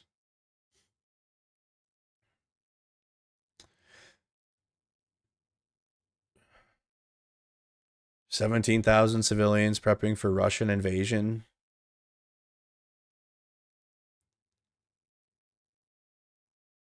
Okay. It's kind of hard to have a take on Eastern Europe right now, and like the support for Ukraine is just at an all-time low. Europe is not interested in actually like being strong against Russia, and then Russia is going to keep invading European countries. So we're waiting for a couple of press conferences right now. We got Hakeem Jeffries holding one. I assume that Mark Kelly will be at the same one, or is it a separate one? They're both happening around the same time, so I guess we'll see then. Oh, I'm 30. I shouldn't have to convince old men to do their freaking job as a man. Piers Morgan on the Jubilee debate was as cringe as it gets, I'm sure. Like the fact that Piers Morgan is taken seriously as like a debater, he's not. Or he's not even a serious person. After I got shot in the, I've never been shot in the nuts. I got hit in the nuts like 5 years ago by a police beanbag, but that was it. You might have the wrong streamer. You might have the wrong one. We're also live on Twitch, you guys. We're live on Twitch and Facebook. All right. So while we're waiting for these press conferences to begin, we can go into the swamp sweep immigration crackdown in New Orleans. As I've been telling you guys, after Charlotte, the next actions for Border Patrol and Greg Bavino are going to be going towards New Orleans. International exclusive, AP revealed the first details of the Trump administration's swamp sweep immigration crackdown in Louisiana, reporting that left other outlets scrambling to catch up. Right? Is there new? What is this? Best of AP on. No, what is this? Give me the story.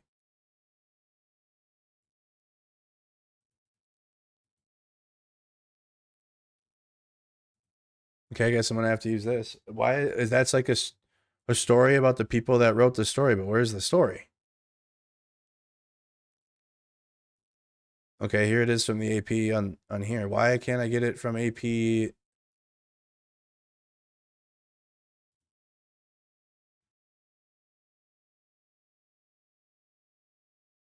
They haven't written it. Oh, this okay. This is their original story. It's from 2 weeks ago though.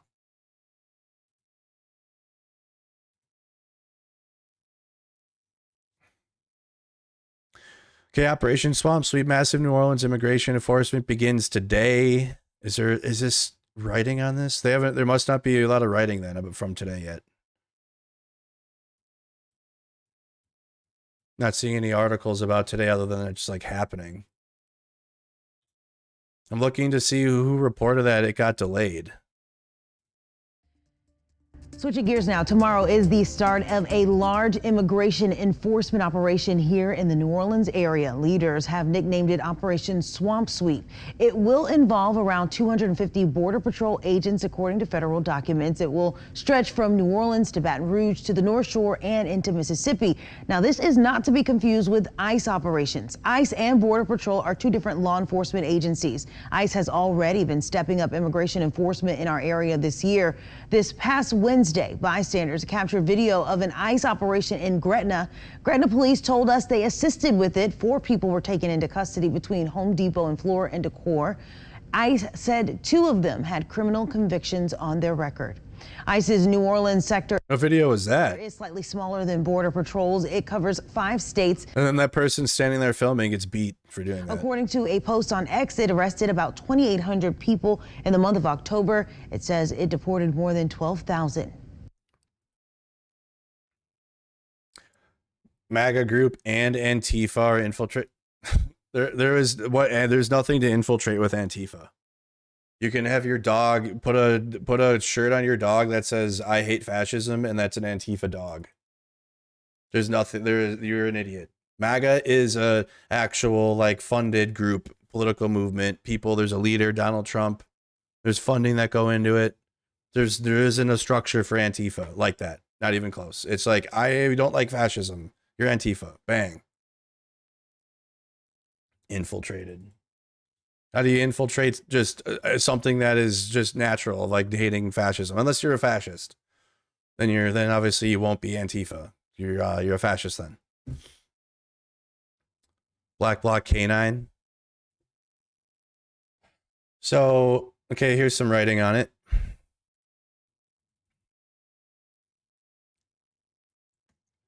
You're talking about do you mean the Rose City, like their own thing?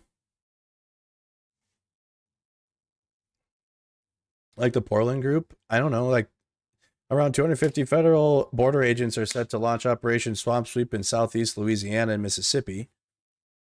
The operation aims to arrest approximately 5,000 individuals as part of an immigration crackdown expected to last about 2 months. Border Patrol Commander Greg Bovino is reportedly in charge of the operation, known for his role in large-scale immigration crackdowns for the White House.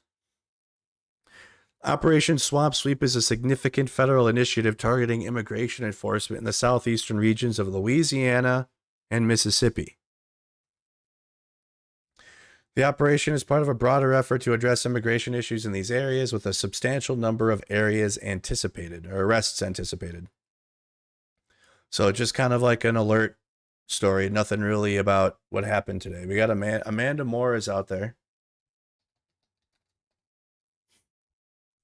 I hate when my voice is like this. I feel so like I'm talking too loud. I hate it. We're quote tweeting that. There you go. New Orleans prepares for Border Patrol's planned immigration tactics. from First Grace United Methodist Church. Where's this now?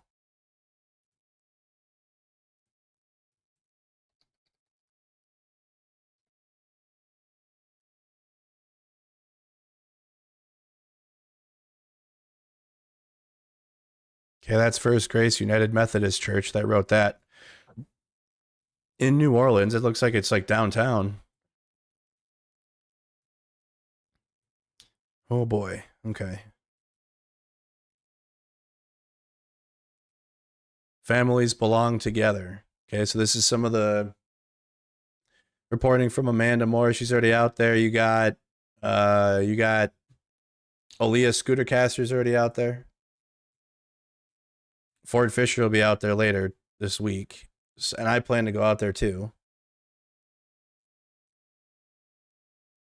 There was some protests yesterday. No ICE, New Orleans protest against ICE, National Guard, and CBP organized by the Party of Socialism and Liberation. We have a message. I have a message for Trump and Landry from all of us. And that is, if you want to make New Orleans the center of repression, we are going to make it the center of resistance. Yeah, I don't listen. Steve does his thing. I do my thing. I have my mods. He has his mods, and we're different, I guess. Like that's different. Yeah, different flavors of like people that react to current events like this. If you want to take our brothers and sisters off the streets, if you want to kidnap immigrants, if you want to displace our people, we are going to displace you. That's what we need in this country. We need a socialist system. Strike in New Orleans, and how we can shut it down again today. We want justice! What do we want? Shut it down! If we don't get it, shut it down! Thank y'all so much. Code for the location. And finally, on December 14th, Sunday, December 14th. That's the solidarity we need to build a united front that will destroy fascism in this country. That's what's needed to make what happened in Charlotte. The best thing you guys can do then is press conference looks like it's about to start. Best thing you guys can do is share my streams out, spread the word, I guess, so we can get more people over here. Everywhere, but we got to be willing to do the work. And I believe we can do it. If we got however many people are out here tonight who braved all this traffic and came through all of this to be here, we can do it tomorrow, we can do it the next day. If we keep doing this work, if we make... Whose city? Our city! We stand here today, country, in a country that prevails over the most expansive... Thank you, Ree, for the gifted. No justice! And we can't let them have peace. These jackbooted thugs, these stormtroopers, ICE, the National Guard, this is what they are. These are the same people as the Gestapo. That's what we are experiencing today. And we cannot let this stand. We have to stand against it, all of us together. I need y'all to come with us in solidarity against these forces, these anti-human forces that are strip us of our rights and our... No KKK, no racist USA! No Trump! No KKK, no racist USA! When black lives are under attack, what do? When immigrant lives are under attack, what do? All right. All right, so you guys can see Aaliyah posted that there's already protests out there. Thank you, Fanciest Pants, for the gifted, and also Ree for the gifted. I appreciate that.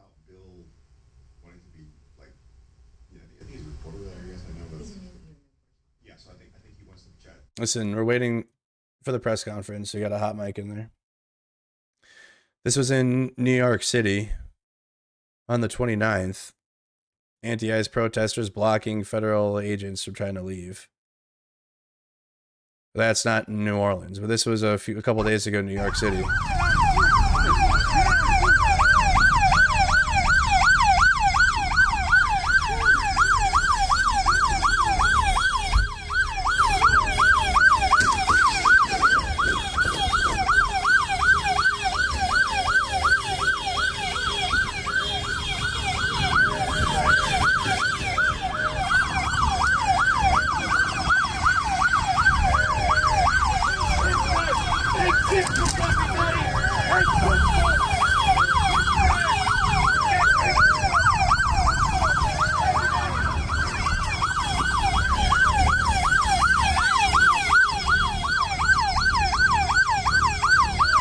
Just looks silly when you have your local police like they're like throwing people away from like, get off the feds, leave the feds alone is what's going on.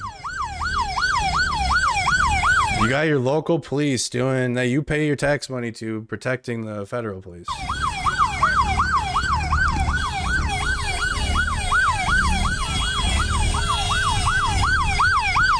Buddy's over there acting like a offensive lineman.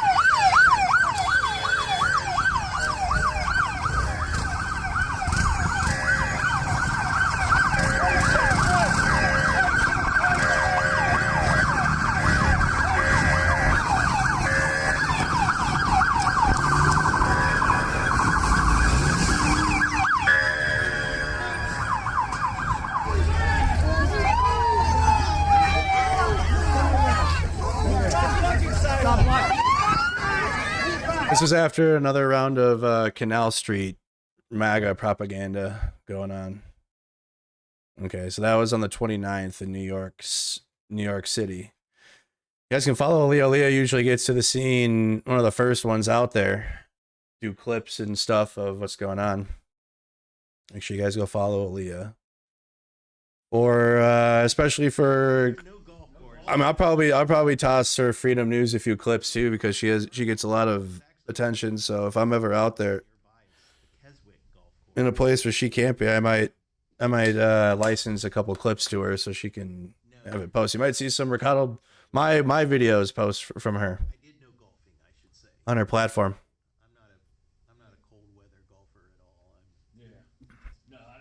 So we're waiting for a press conference from Hakeem Jeffries and also Mark Kelly. We have the upcoming Operation Swamp Sweep, but apparently it's been delayed. I'm trying to figure out some reporting on that. Let me type it in. I want to know when it's been delayed to. I got Swamp Sweep. I guess I could just message Amanda. But apparently it has been delayed. Operation Swamp. Can I like Louisiana? Your border report. Swamp Sweep Border Patrol led crackdown heading to New Orleans. Okay, it's the same reporting we've read. Okay. Yeah, I don't know. I'm not seeing where it's been delayed, but I mean, obviously Aaliyah and them would know if it's been delayed. They're out there on the ground. I guess I could I'll message her during the press conference and find out when it's been delayed to. Because I'm trying to plan myself to get down there to New Orleans so we can get back covering Greg Bovino and the Border Patrol. Because their actions inside of blue cities, especially like Chicago, you guys have seen reporting on Status Coup, on Mercado Media, on various local outlets from Chicago on exactly how the Border Patrol have been acting. And it's important to follow them and track them and see if that's how they're going to be acting in New Orleans now next. You know what great place to eat New Orleans? Good. I'm going to need to know all of it. I have never been. I've only been to Louisiana to go to Fort Polk. And that was not fun. Fort Polk was not fun.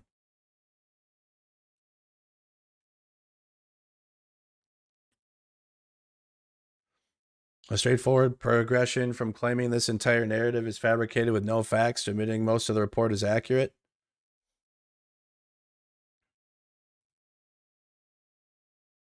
Why are these screenshots from like a potato? How does that happen? How do you like deep fry your screenshots to look like this? Like, I have an iPhone and I've always had an iPhone and it's never came out looking like pixels. Is this supposed to be an Android thing? I don't like, what the hell are these screenshots? Why is this picture like that? We told the Washington Post that this entire narrative was false yesterday. These people just fabricate anonymously sourced stories out of whole cloth. Fake news. The Washington Compost provided no facts, no substantiation. They literally just printed some unnamed random person and blah, blah, blah, blah, blah. Look at this screenshot, yo. No, they're real. They're real screenshots. This is fine. But like, why are these screenshots so bad? They're real screenshots. Like, it's not a fake post. This is not a fake post. And it's his name, it's a real person. It just sucks. His name's Matthew Gertz. I think he plays with that too. Because obviously it's like Matt Gaetz. So I think he even plays with that. But brother, these screenshots are like from a Nokia phone.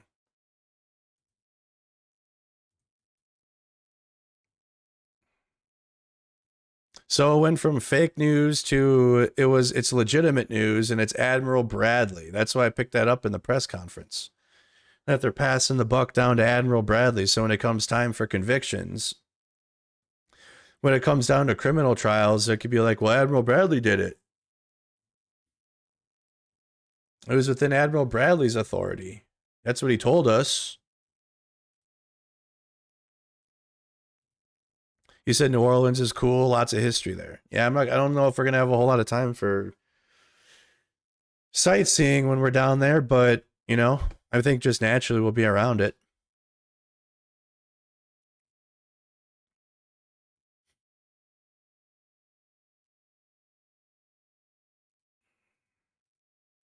What do you guys think of everything going on?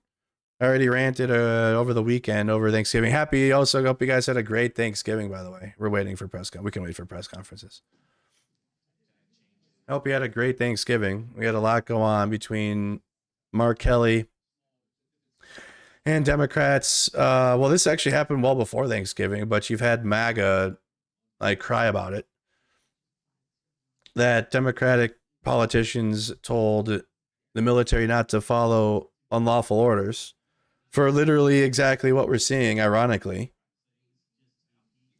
for these strikes and the kill. Pete Hegseth, let me pull it up.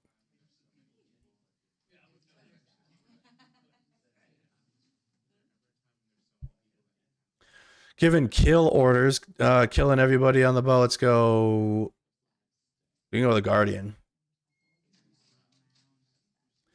Pete Hegseth denies he gave orders to kill everybody on an alleged narco boat.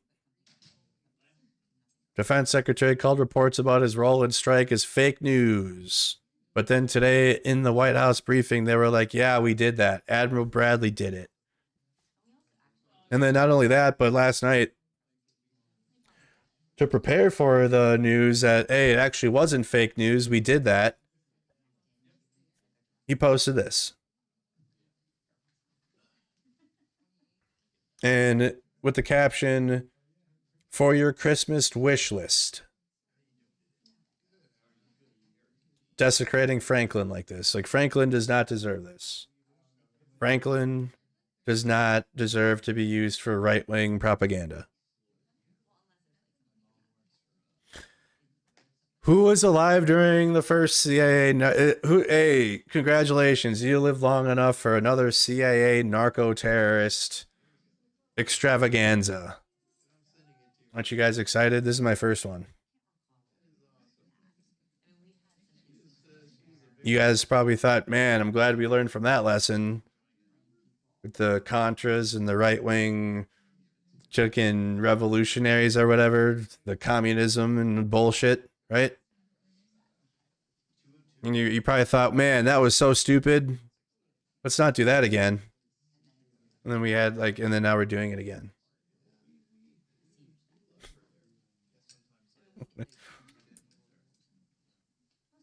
You said what happened? You got okay. You got it. Who knows this? Do I need to recap the story? Pete Hegseth ordered. So obviously these strikes on boats are already suspect to begin with because there's no due process in these strikes, and they're just striking them. So like in general, like the whole premise is bad, and could be subject to criminal charges against this administration. Not only that, but then while you have that happening, just in general, you got when, according to the law of war, when it comes to, it's like different when it comes to the Navy and when it comes to shipwrecks. Like when you engage a boat or whatever in the water, you engage an enemy target, and then you get surveillance of it after the strike, and you see that there's like people alive and they're shipwrecked. You have an obligation to like help them. And you got to like at least try to go and recover the bodies of those that are still alive. You can't double tap. You can't be like, oh, there's still survivors. Hit them again. Eliminate. Especially when there's like no due process on who you're even striking to begin with. So you already have that layer plus the additional layer of double tapping, which I've already extensively covered what that looks like when Russia does it in Ukraine. Something Russia does frequently. And so obviously you got Pete Hegseth under fire for that.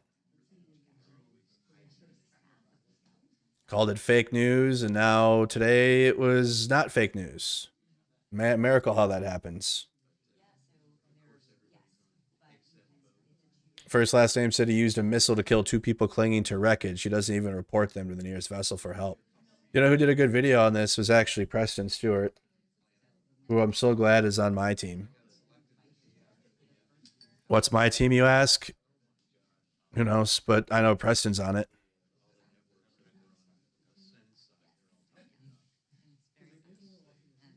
But he did a great video. Let's just tune in while we're waiting for the press conference to begin.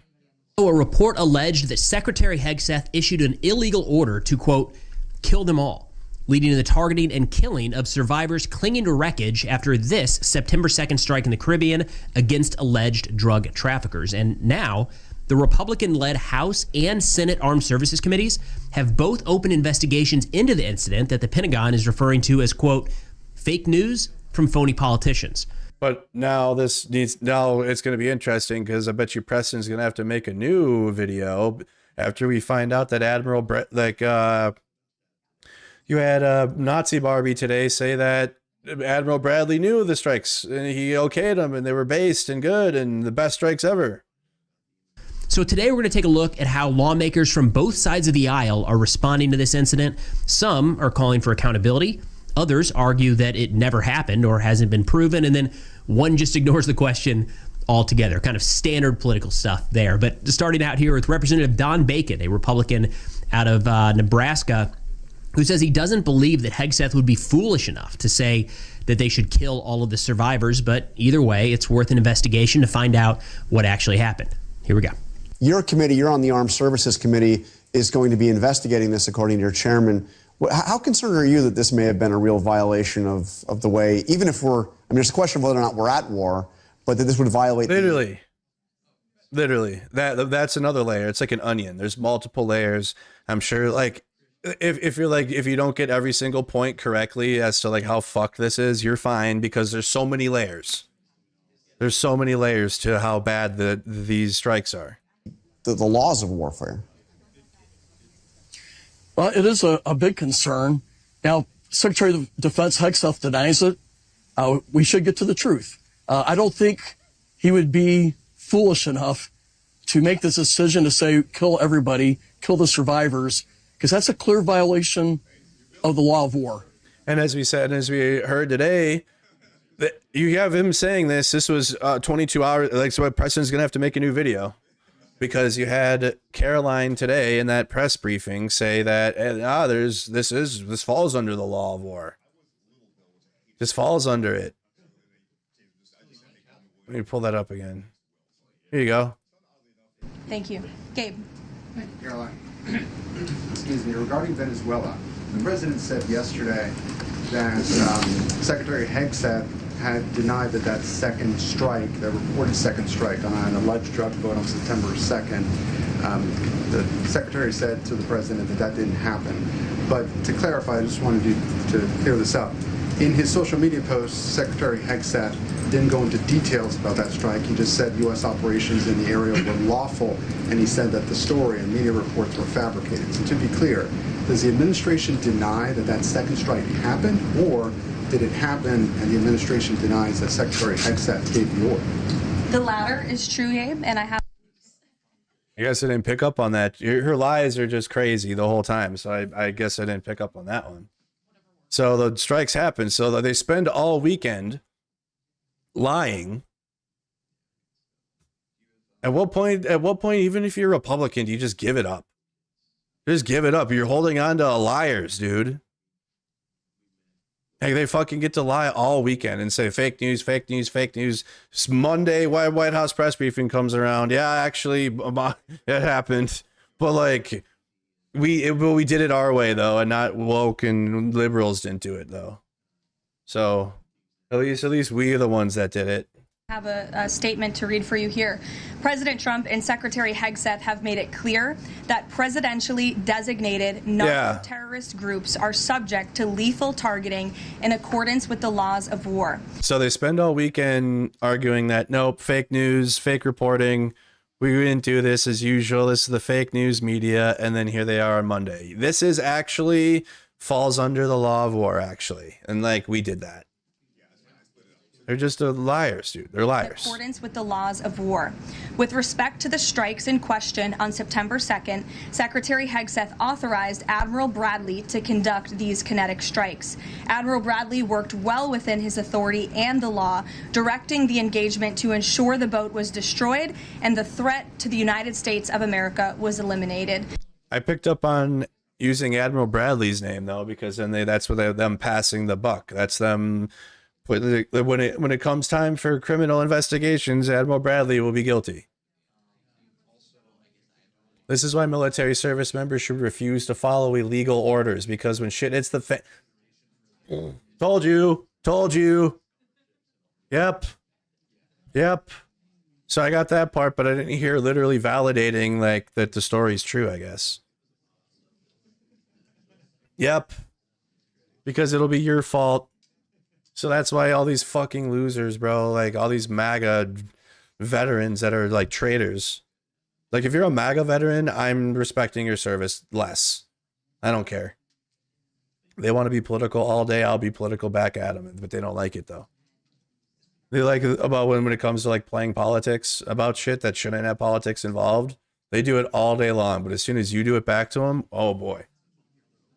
It's like you're Christian Ohm and you killed their puppy. What's happening? Why are we getting louder? Just kidding.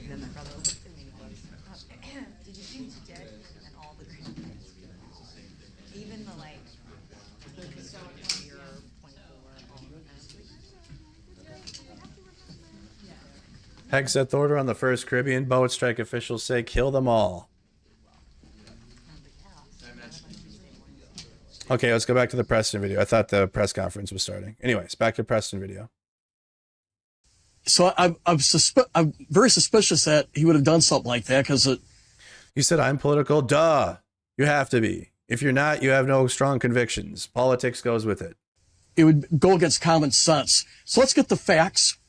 And if the facts go to where the Washington Post article takes it, well, then we'll have to go from there. But I just don't put my own spin on when shit happens. Like when I'm out there, when I'm covering events and I don't like go, wow, this is Antifa terrorism.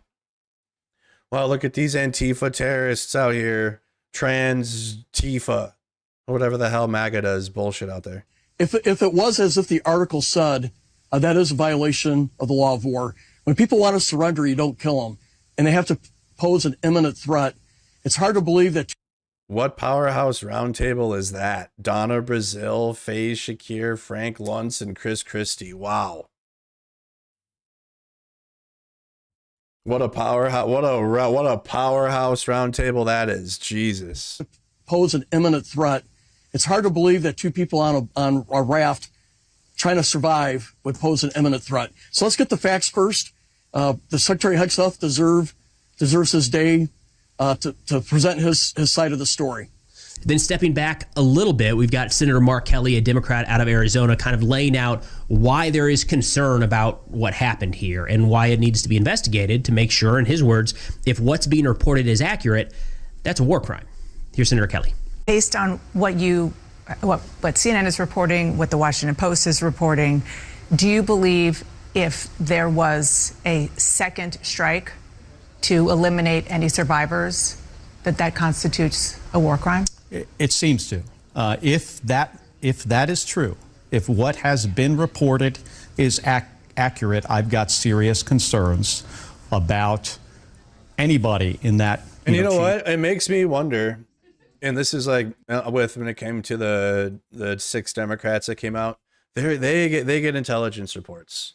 Okay, they get reports, and that's why MAGA reacted like they did, because these Democrats they're not gonna go above and beyond to try to like make America's national security weak. I'm trying to like dress it up so this makes sense, because it's still not going to, but whatever. So like at the end of the day, they're not going to come out and be like, they're committing war crimes right now, and we got intelligence that are committing, like they're just not going to do that. Like, we haven't seen any Democrat, like they'll go above what can be comfortable, right? And obviously like put themselves out there, but they're not going to like risk American national security. So I feel these Democrats are actually getting these reports of like what's going on with the Pentagon. It's not good. And like they're aware of it, and we're genuinely trying to be like, yo, do not follow unlawful orders, because they're seeing there's like, especially Mark Kelly. Mark Kelly's on the Armed Services Committee. They're getting access to information that we don't. Obviously, that's why we elect these people, so they go there and do the shit. But they're getting information in the halls of Congress, and the intelligence agencies are talking to them, because it's not all MAGA. Like, MAGA has the power of the government, but there's people in that aren't MAGA that are going to try to like work against this, obviously, or like not really work against the country, but like against this fascist illegal actions that are being conducted by the administration. Like, they're still going to look out for American national security. They're not going to sell America out for like, so that way Russia or like another country can utilize, our weakness right now. So they got to play internal stuff. So I feel like the fact that these 6 Democrats came out right before we get this reporting that, hey, Pete Hegseth told them to double tap on the boats, and like this is unlawful, and it's like we're committing war crimes before we're even at war. Like, we're not even at war and we're committing war crimes. It was a warning ahead of time, because they're aware of like what's going on, but these Democrats can't come out and just be like, and risk national security from like imploding, which MAGA is clearly trying to do. They don't give a shit. These MAGA Republicans do not care at all about national security, actually. Chain of command stepping over a line that they should never step over. We are not Russia. We're not Iraq. We hold ourselves to a very high standard of professionalism. And this is where I'm really troubled about this, is because I have so much respect for people in the United States Navy. I served in the Navy for 25 years, and there is no organization more professional than Navy SEALs. And they should be revered. And that's why I say I hope what I've heard about this strike is not accurate. And I think one of the things that Senator Kelly hits on here that will probably resonate with the American people is the concern, not just about holding somebody accountable that's in Washington, D.C., but the concern that our troops, our sons and daughters in uniform that are raising are committing illegal actions and not doing military stuff that is respectable. Hands volunteering to support and defend this country, we might be putting in a tough spot. In fact, and we have been all year. And I feel like it's on purpose, which is a part of Project 2025, to atrophy the respect we have for the service members, so that way they can carry out illegal orders on behalf of Donald Trump and beat people, and like the public opinion will already be negative. And then within the military, they can control the narrative and pin them against us and be like, look at what they think about you. Hey, military, look at how the public thinks about you. They don't care about you. It's us versus them. And like, they're trying to do that. It's a slow process, because in America, We support our military. We support our veterans, like the people do. The government sucks at it, obviously, but like in general, like thank you for your service. We get veteran discounts and shit. We need more. There should be more, you know. But like in general, the overwhelming public opinion on the military in the country is supportive, and like and isn't negative towards the soldiers. The police is a different story, obviously, but like when it comes to the military, there's more respect there. And I feel the only way that you get rid of that is by having the military conduct illegal actions.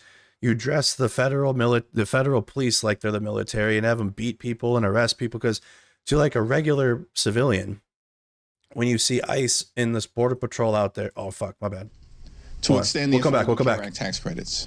We'll see. He's From starting. the very beginning of this presidency, Republican control of the House. This is live. And the Senate. We'll be back. As well as the administration has been a disaster for the American people. These extremists promised all last year that costs were going to go down on day one. Costs haven't gone down in America. Costs have gone up. The Trump tariffs are increasing expenses on everyday Americans by thousands of dollars per year. Housing costs are out of control. Grocery costs are out of control. Okay, so he's next. Costs are out of control. Electricity bills are through the roof. And now Republicans refuse to do a thing to prevent healthcare costs from dramatically increasing in a way that will deprive tens of millions of Americans of the ability to go see a doctor when they need one. Republicans have done nothing over the last several months to address the healthcare crisis that they have created. Haven't done shit ever. And they continue to refuse to take yes for an answer.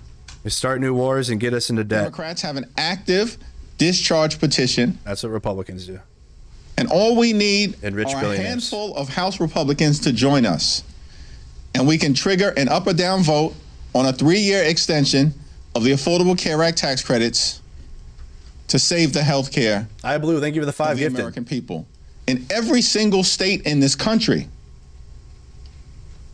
And protect the health care of people who these so-called Republican members allegedly represent, but who have failed to do a single thing to make their life better. Questions? Leader Jeffries, your Senate Democrat colleagues, they've previously expressed openness to reforming the credits, working through differences. Why propose a 3-year clean extension? Time has run out on Republican inaction. They have done nothing over the last 60 days but stumble, fumble, and bumble as it relates to addressing the healthcare crisis that they've created. Understand that this year, House Republicans enacted the largest cut to Medicaid in American history. These extremists have thrown 14 million people off of Medicaid. At the same period of time, hospitals, nursing homes, and community-based health centers are closing all throughout the country, including in rural America, because of what Republicans have done in their one big ugly bill. They've launched an unprecedented assault on the Centers for Disease Control and the National Institute of Health, jeopardizing the well-being of the American people. Vaccines are increasingly unavailable in the United States of America. Children are getting sick unnecessarily all across the country. And now on top of all of that, that parade of horribles, Republicans refuse to extend the Affordable Care Act tax credits, which are going to expire this month. Time has run out on Republicans playing partisan games. We have a discharge petition that if it received an up or down vote in the House of Representatives, we are confident will pass. But obviously Mike Johnson has zero interest. You gave up the leverage. Y'all gave up the leverage you These had. extremists are gutting the health care of the people that they represent. Yeah, that's why you shut the government down. Including in the state of Louisiana. Senate Democrats next week will be able to put out... Guys, they're not doing the thing they said they would if we open the government. ...that Republicans would actually get on board with to have a bipartisan bill. And if not, what should... They're not doing nothing with health care. Get it over it. There are Republicans in the House and the Senate who, during the Trump Republican shutdown, consistently said... Yeah, we know. ...that once the shutdown ends that they caused, that they'd be willing to address the healthcare crisis that they've created. Yeah, wow, and they lied. We know. Most immediately by extending the Affordable Care Act tax credits. Now, we had nothing but crickets from them. It even appears that the Trump administration was ready to put forth a plan that would at least have been worthy of consideration, and that Mike Johnson tanked it. So now, Mike Johnson wants to act like he's the Speaker of the House? Really, when it comes to the health care of the American people and possibly doing something bipartisan, he wants to act like he's in control? When the reality is he's done nothing but bend the knee to Donald Trump since January 20th? I mean, House Republicans have been nothing but a rubber stamp for Donald Trump's extreme agenda since January 20th. And when it appears that Donald Trump actually might be willing to enter into a good faith bipartisan negotiation to extend the Affordable Care Act tax credits, House Republicans detonate the agreement. These people aren't serious about anything other than providing massive tax breaks to their billionaire donors. That's not a hypothetical statement. That's not hype. That's not hyperbole. It happened. They enacted the largest cut to Medicaid in American history. They ripped food out of the mouths of hungry children and seniors and veterans this year in their one big ugly bill. $186 billion cut to SNAP. And why did they do all of that? So they could reward their billionaire donors with massive tax breaks. And so the extremists are just showing the American people who they are. We know, yeah. What are you doing about it? And as a result, the only viable path forward, it appears, in the House and in the Senate, is a straight extension of the Affordable Care Act tax credits. Let's see what... That's why you shut the government down. Next week. That's why. And we'll continue to press our case on our side of the Capitol. With no leverage. Thank you, Leader. Yeah. I just wanted to ask if there's been any kind of formal or informal back channeling with Republicans who might be supportive of the discharge petition going on at all. Well, you had 13 Republicans a few weeks ago indicate in a letter that they wrote to Deputy Speaker Mike Johnson that as soon as their shutdown was over, they wanted to address the Affordable Care Act tax credits. But now it's nothing but silence from these people because they're not serious about helping the American people, the hardworking American taxpayers that they purport to represent. This has become painfully obvious to the American people, which is why Republicans are getting wiped out electorally all across the country, as we saw last month. Literally in every single state in the union, destroyed up and down the ballot across the country. Statewide races to local races and everything in between. Because the American people are done with these people. They've been a disaster. They lied about fighting to lower the high cost of living. Instead, they've just jammed their extreme right-wing policies down the throats of the American people who are being hurt as a result. And, you know, our view about the situation, as we've repeatedly said, is that we're open to finding a bipartisan path forward. No! But the extremists continue to refuse to take yes for an answer.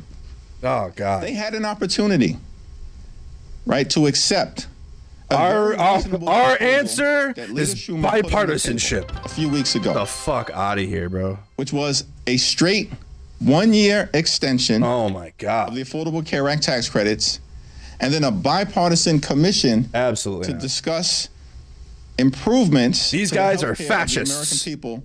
All over right. a multi-year. We got to work with them. What was objectionable about that? But Republican extremists rejected it because they have no interest.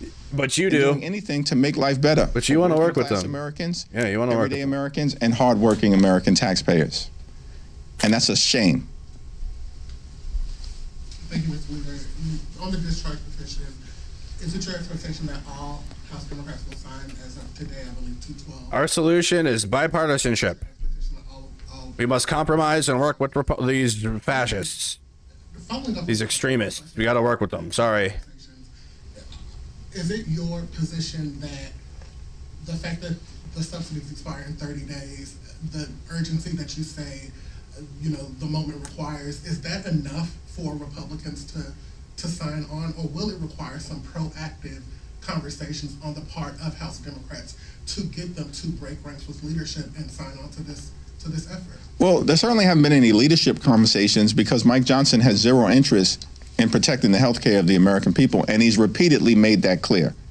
Now, in terms of whether there are conversations member to member between the House Democratic Caucus and members of the House Republican Conference, there certainly have been some informal conversations led by folks like Tom Swazi, who has floated. Thank you, I Blue, for the gifted on Twitch. With some Brett, thank you for modest subscribing. reforms that we'd have to take a look at. But there's no indication that even that proposal has support from House Republican leadership. These people have zero interest in making life better for everyday Americans. And they repeatedly make that clear. They're in the face of the American people about it. Meanwhile, you got Donald Trump issuing reckless pardons, destroying half of the White House. True. So what do you have? True. What do you have then? What's your alternative? Posting erratically. What's the alternative? On Thanksgiving. Like, this guy can't even give us a break on Thanksgiving. True. All true. When we're with our families. For sure. What's the alternative? What do you got? American people have had enough. Right. They have. Of it. These people have gone way too far. Yes. They've broken every single promise. Yes, they have. That they've had. Yep. And so, I guess we can always hope that there are a handful of Republicans who will actually do what they said that they would do. So let's work with them. Once the shutdown ended. Harder. Which is to work with Democrats to find a path forward. But that path right now is an extension. It's closed. Of the Affordable Care Act tax credits. I think our discharge petition in record time is now up to about 212, 213. It is my expectation that we will have complete and total unity amongst House Democrats. Like you did during the vote, when you had like how many of them? 4 or 5 of them voted with the Republicans. Complete and total unity. Expectation tomorrow in Tennessee. Do you think that the Democrat there? Was it 6? How many of them voted with the Republicans to open the government back? Seems to me that it's going to be an unexpectedly close election, a single-digit election. That's shocking. In deep red Tennessee, Mark Green's district. By the way, this is a district literally that Donald Trump just won by 22 points last November. This is not a district that anyone believes should be competitive. No rational person believes this district should be competitive. It's how bad the Republican Party is. Yeah, duh. Competitive. It's going to be a much closer than expected race. Republicans have already lost. Duh, they suck. The fact that they are spending millions of dollars. There's only one other choice. To hold a seat that Donald Trump just won by 22 points is extraordinary, and more evidence that Republican extremists are completely and totally on the run because they have failed the American people. And it's Democrats who are making the case all over the country that we are actually the ones fighting to lower the high cost of living, fighting to fix our broken healthcare system, and fighting to clean up the type of corruption that has the American people disgusted. You gave up in the shutdown. I haven't forgotten that. Republicans keep doubling and tripling down on their extremism, and it ain't working.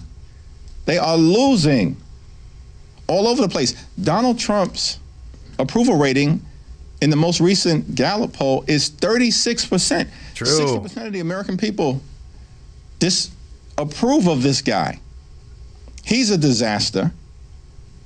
And now the president and Mike Johnson are holding a rally tonight in Mark Green's district that Trump just won by 22 points because they're scared to death about what could happen. If these people, these extremists, were actually rational, instead of doubling and tripling down on their extremism, continuing to lie to the American people, why don't they just change direction and actually partner with Democrats? Wow, to solve problems on behalf of the American people. Just change direction. That'll Congress. That'll do it. That'll win. Convened. What a winning message that Of is. the year. We made MAGA, very clear. Just change. We'll work with anyone, anytime, any place, new administration, other side of the aisle, to make life better. That'll change. That'll just have refused. fascism destroyed. They've gone down this my way or the highway approach. And we're not down with that, because we're not going to go along to get along when their policies are hurting the American people. Thanks. Leader, wanted to talk to you a little bit about. We're not down with that. Immigration plan to ban third world citizens. I mean, America, a lot of them are trying to come here to be able to make a better life. And have your thoughts on that, sir. Yeah, our view is that, one, of course, we support the notion of having strong border security. No one ever disputes that. Why don't you ever have a Democrat go up there and talk about like the fight, like the people that are out there protesting? Like if you got a Democratic politician not do this dumb shit and go out there and go, the American people out there that have been protesting this regime are fueling the fight for us here in Congress. That would be the most loved person ever. Wow, you're actually paying attention to what the people are doing? None of them do. Secretary of Homeland Security, they're a disgrace. Al Green.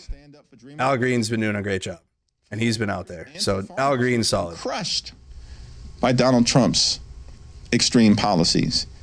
And in this country, it shouldn't be that complicated. That we are both a nation anchored in the rule of law and a nation of immigrants, a gorgeous mosaic of people from all across the world. It's why we're the envy of the world, because that is one of the ingredients in American exceptionalism. And the American people actually don't want us to lose it, which is why even Donald Trump's immigration policies right now are deeply unpopular and underwater. The White House is denying that Secretary Hegseth had anything to do with the double tap strikes on alleged Venezuelan drug boats in the Caribbean. A, do you believe that? And B, if he or any other administration officials are found to have been culpable for any war crimes, do you think that Democrats will take any sort of punitive legislative action against them? The White House is lying, but that's no surprise, because they lie for a living, and the American people know it. It's my understanding that Pete Hegseth, the so-called Secretary of Defense, was absolutely involved. I think he may have even recently acknowledged that, because the facts are incapable of being disputed. And so the question in front of us, and I believe there will be bipartisan investigations in both the House and in the Senate, in order to determine whether war crimes were committed and either U.S. law or international law or both were violated. It's already been crystal clear that Pete Hegseth is the most unqualified Secretary of Defense in American history. I called for him to be terminated months ago when the Signalgate scandal first broke out. Everybody on Capitol Hill knows he should have never been confirmed. It's a shame. We had Democrats that voted for it. Republicans, just like House Republicans, are nothing more than puppets for Donald Trump's extreme policies. That's why they put Pete Hegseth into that position when they knew he was woefully unqualified. And now we have real evidence that extrajudicial killings are taking place. That's the stain on America's leadership in the free world, which is why our international standing is plummeting. And of course, the standing of the Republican Party is a complete and total disaster here in the United States of America.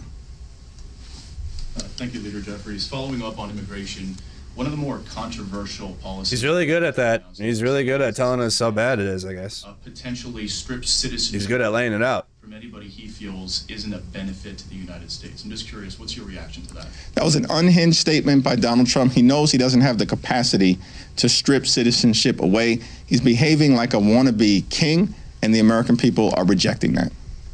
Thanks. I think it was your last press conference you made mention of the need to clean up the ethics of Washington.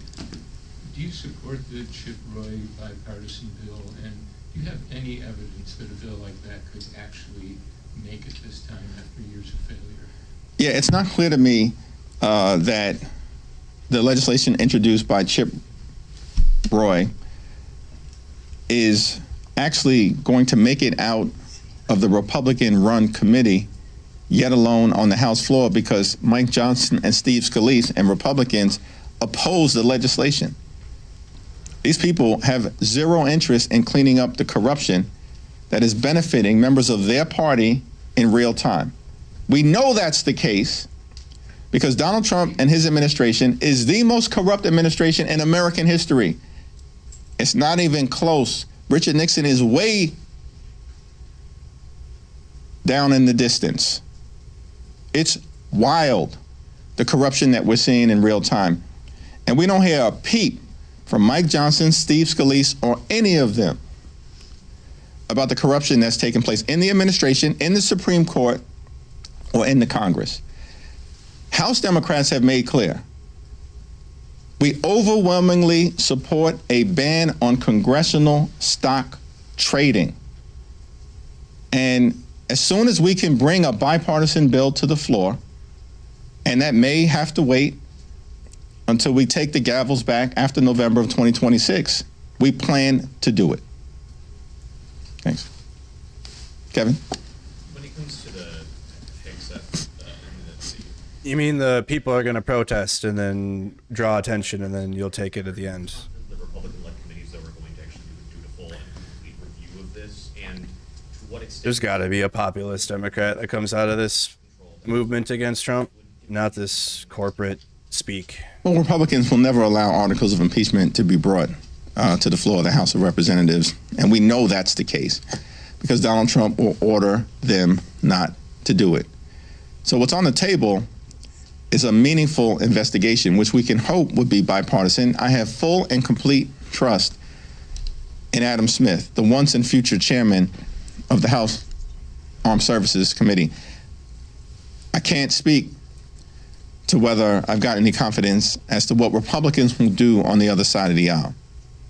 The one thing that should be clear, they will do nothing. To all of these Republican extremists and sycophants and the people who are either actively involved in corruption, violating the law, engaged in extrajudicial activity, is that the statute of limitations for any crimes being committed now 5 years. It will extend well beyond the end of the Trump administration. Thank you all. Thank you. I hope so.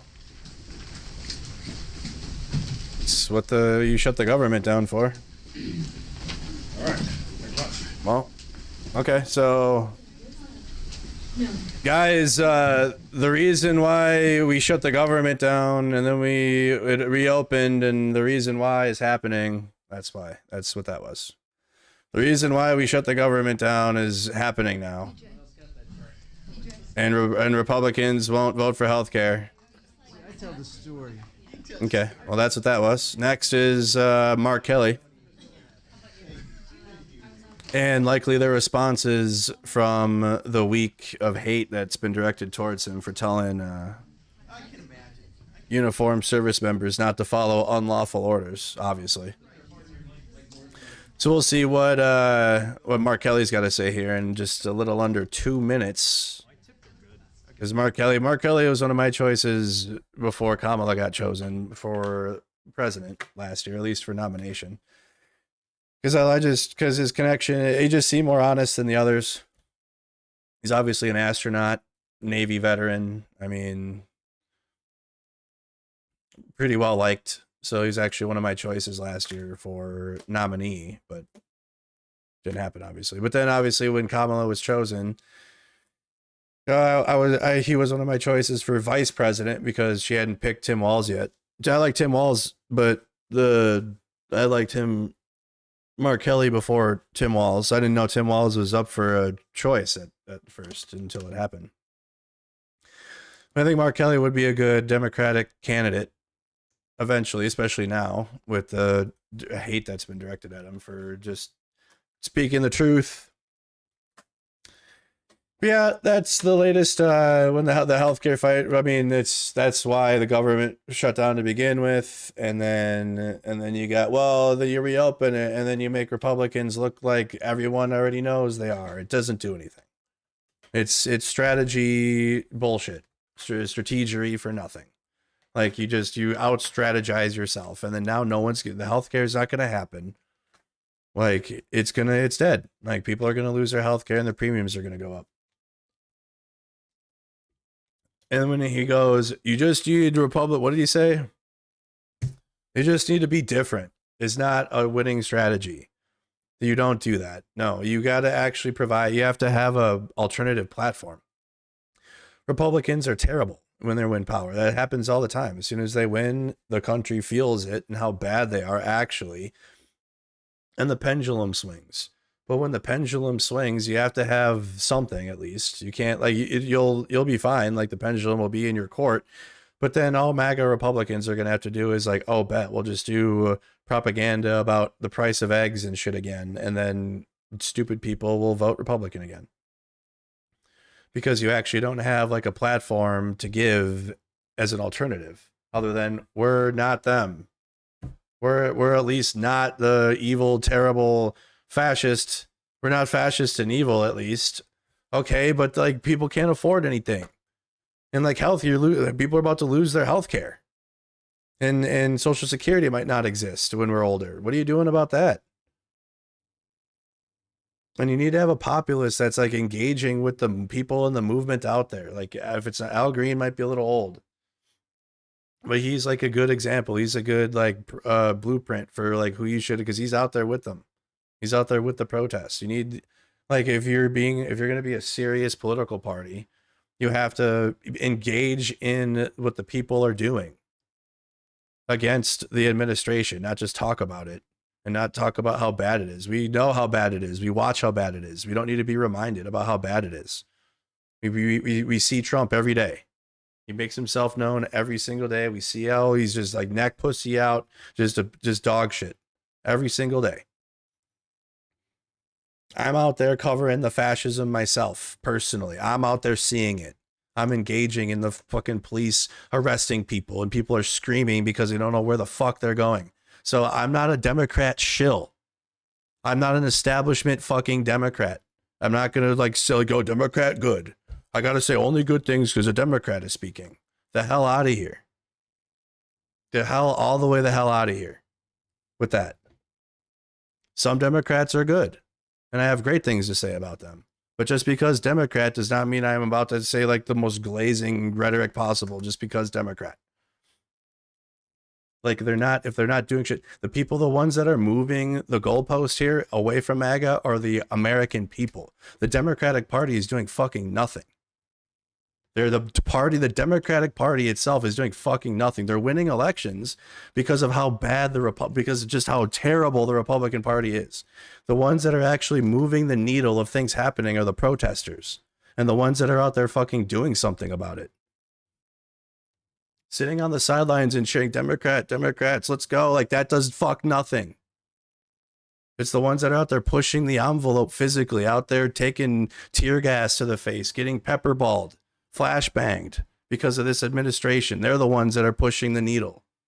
and getting people involved, and then people are seeing people getting flashbanged and tear gassed, and then that brings more people to the safer protests, I guess, the monthly protests, the monthly protests. Why are no establishment Democrats talking about the protests taking place? You have our local politicians doing it. You have our governors obviously involved, and Governor Walz has been involved, but you don't have them like highlighting any of that. You just had remove the regime protests in DC last week in their own backyard. Why didn't Akeem bring that up? Like, oh, we had just, and he brought up impeachment, and like, you have people pushing for that. It's just because like, just because you're like, we weren't going to have the votes and we don't have the power of the Senate, that didn't stop him the first time from impeaching him, from voting to impeach him in the House. Why is it dead? Why is it dead effort? Because why? Oh, you don't have a good reason why. Because we have other things to do. What the fuck else do you have to do right now? You can't do anything with Trump in power and the Supreme Court and the Republicans controlling the Senate. So you should only be taking moves that are like to try to stop Trump. Anything possible at this point, especially when he's like flirting another term, which he can't do legally. But as we continue to see, they don't care about legalities. They're not playing the game that you're playing. You're playing a game that has guardrails and has principles and has rules. And they're like pigs in a pig pen. They don't fucking care about your rules. That's what makes me cringe. And Hakeem Jeffries is like, what we need is bipartisanship. The Republicans are not even operating in bipartisanship. They don't give a fuck. And the Democratic Party, if that's not what they're doing, there's nothing to simp for. There's nothing to be excited about if the Democratic Party isn't going to put policies for people that are going to vote for them. Not play like, well, there might be some lost Republicans out there that don't know what the fuck to do. Fuck them. Let them be lost. Start putting policies forward that are going to get people to go vote for you. Not try to sway lost fucking losers. Who bankrupted. Anyways, Mark Kelly's live. And screwed over his contractors. He did it as a reality TV host known for firing people. And he's done it as president who tries every day to intimidate people with no regards for the rights or well-being of the American people. I'll say this for the guy. While he's never seemed to do much else right, for most of Donald Trump's career, bullying people has worked out for him. But not now. Because I won't let it happen.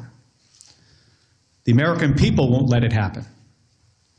President Trump is trying to silence me, threatening to kill me for saying what is true. This is live right now, you guys. This is live. He sent his Secretary of Defense after me.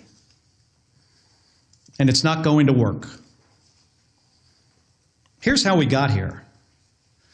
A week and a half ago, Senator Slotkin and I, along with others who also served in the military and the intelligence communities, we released a video with a simple message to service members that they must refuse illegal orders.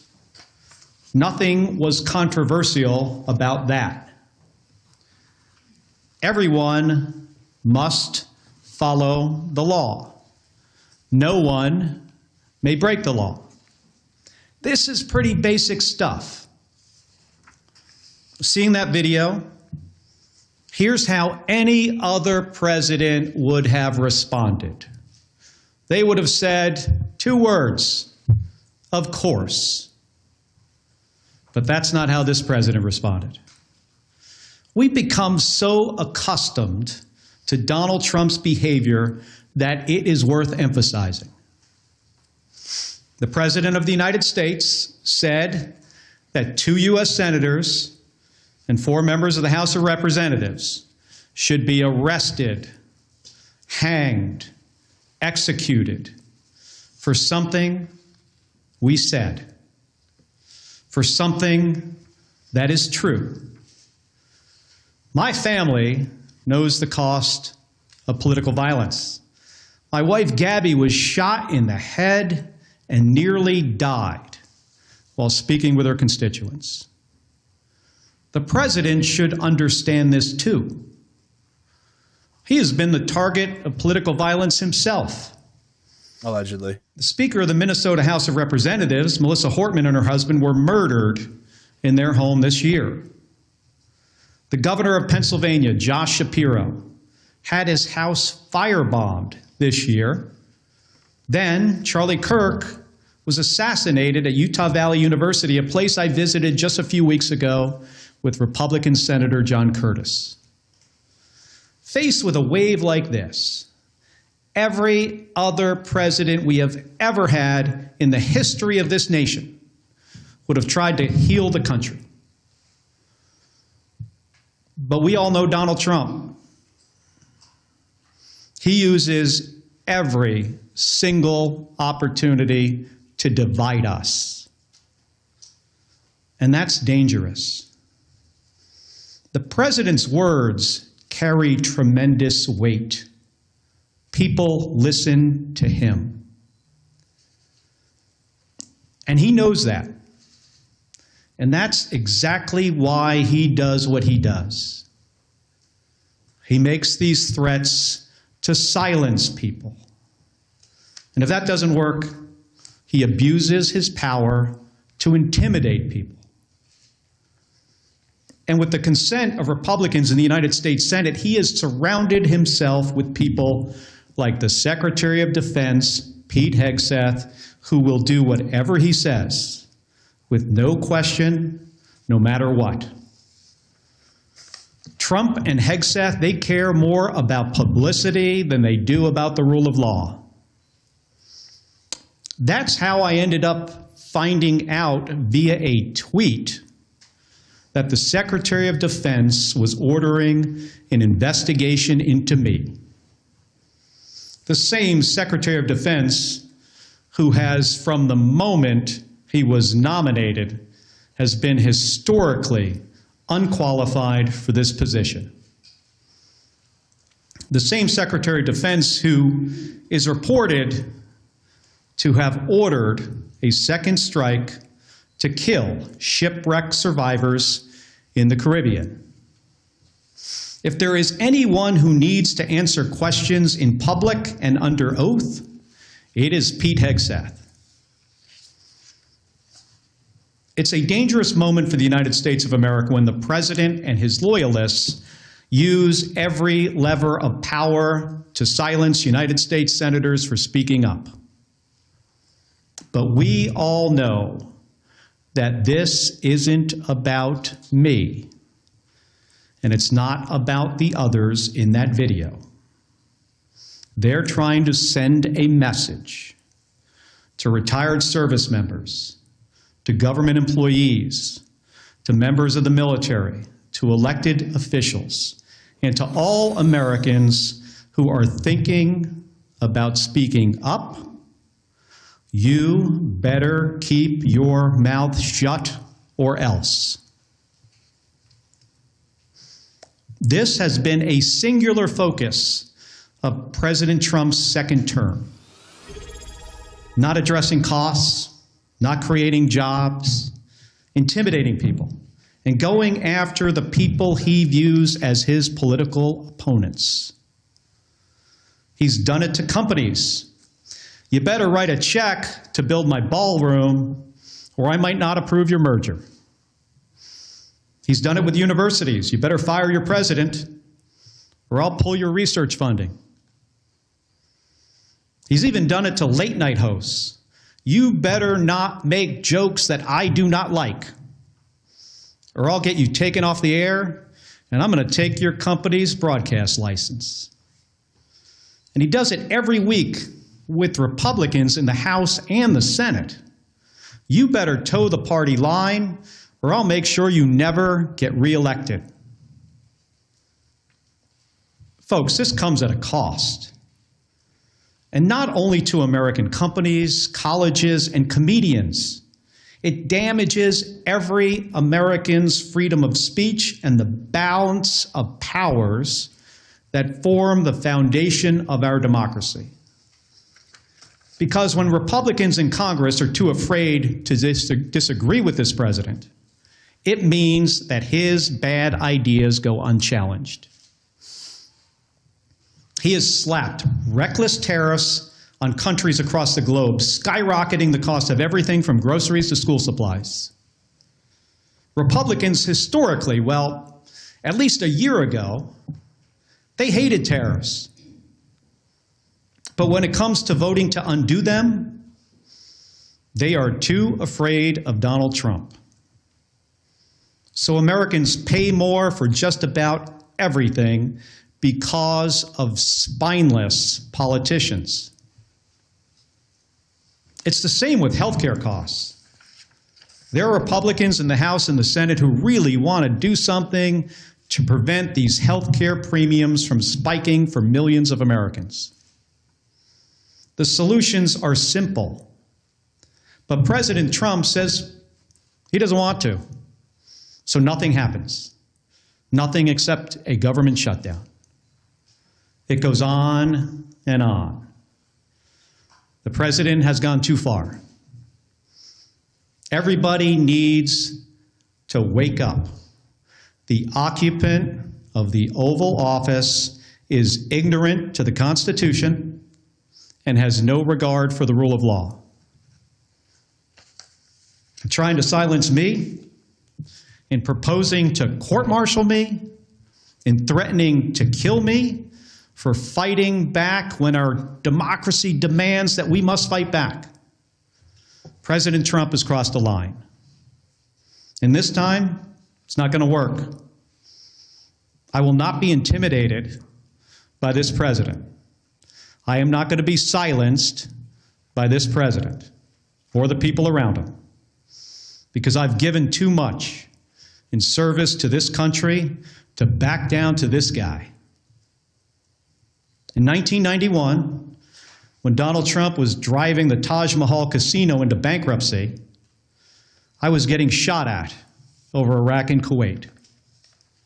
In 2001, after Donald Trump said that the collapse of the Twin Towers meant he now owned the tallest skyscraper in Manhattan, I was carrying flags honoring 9/11 victims into space on a rocket ship.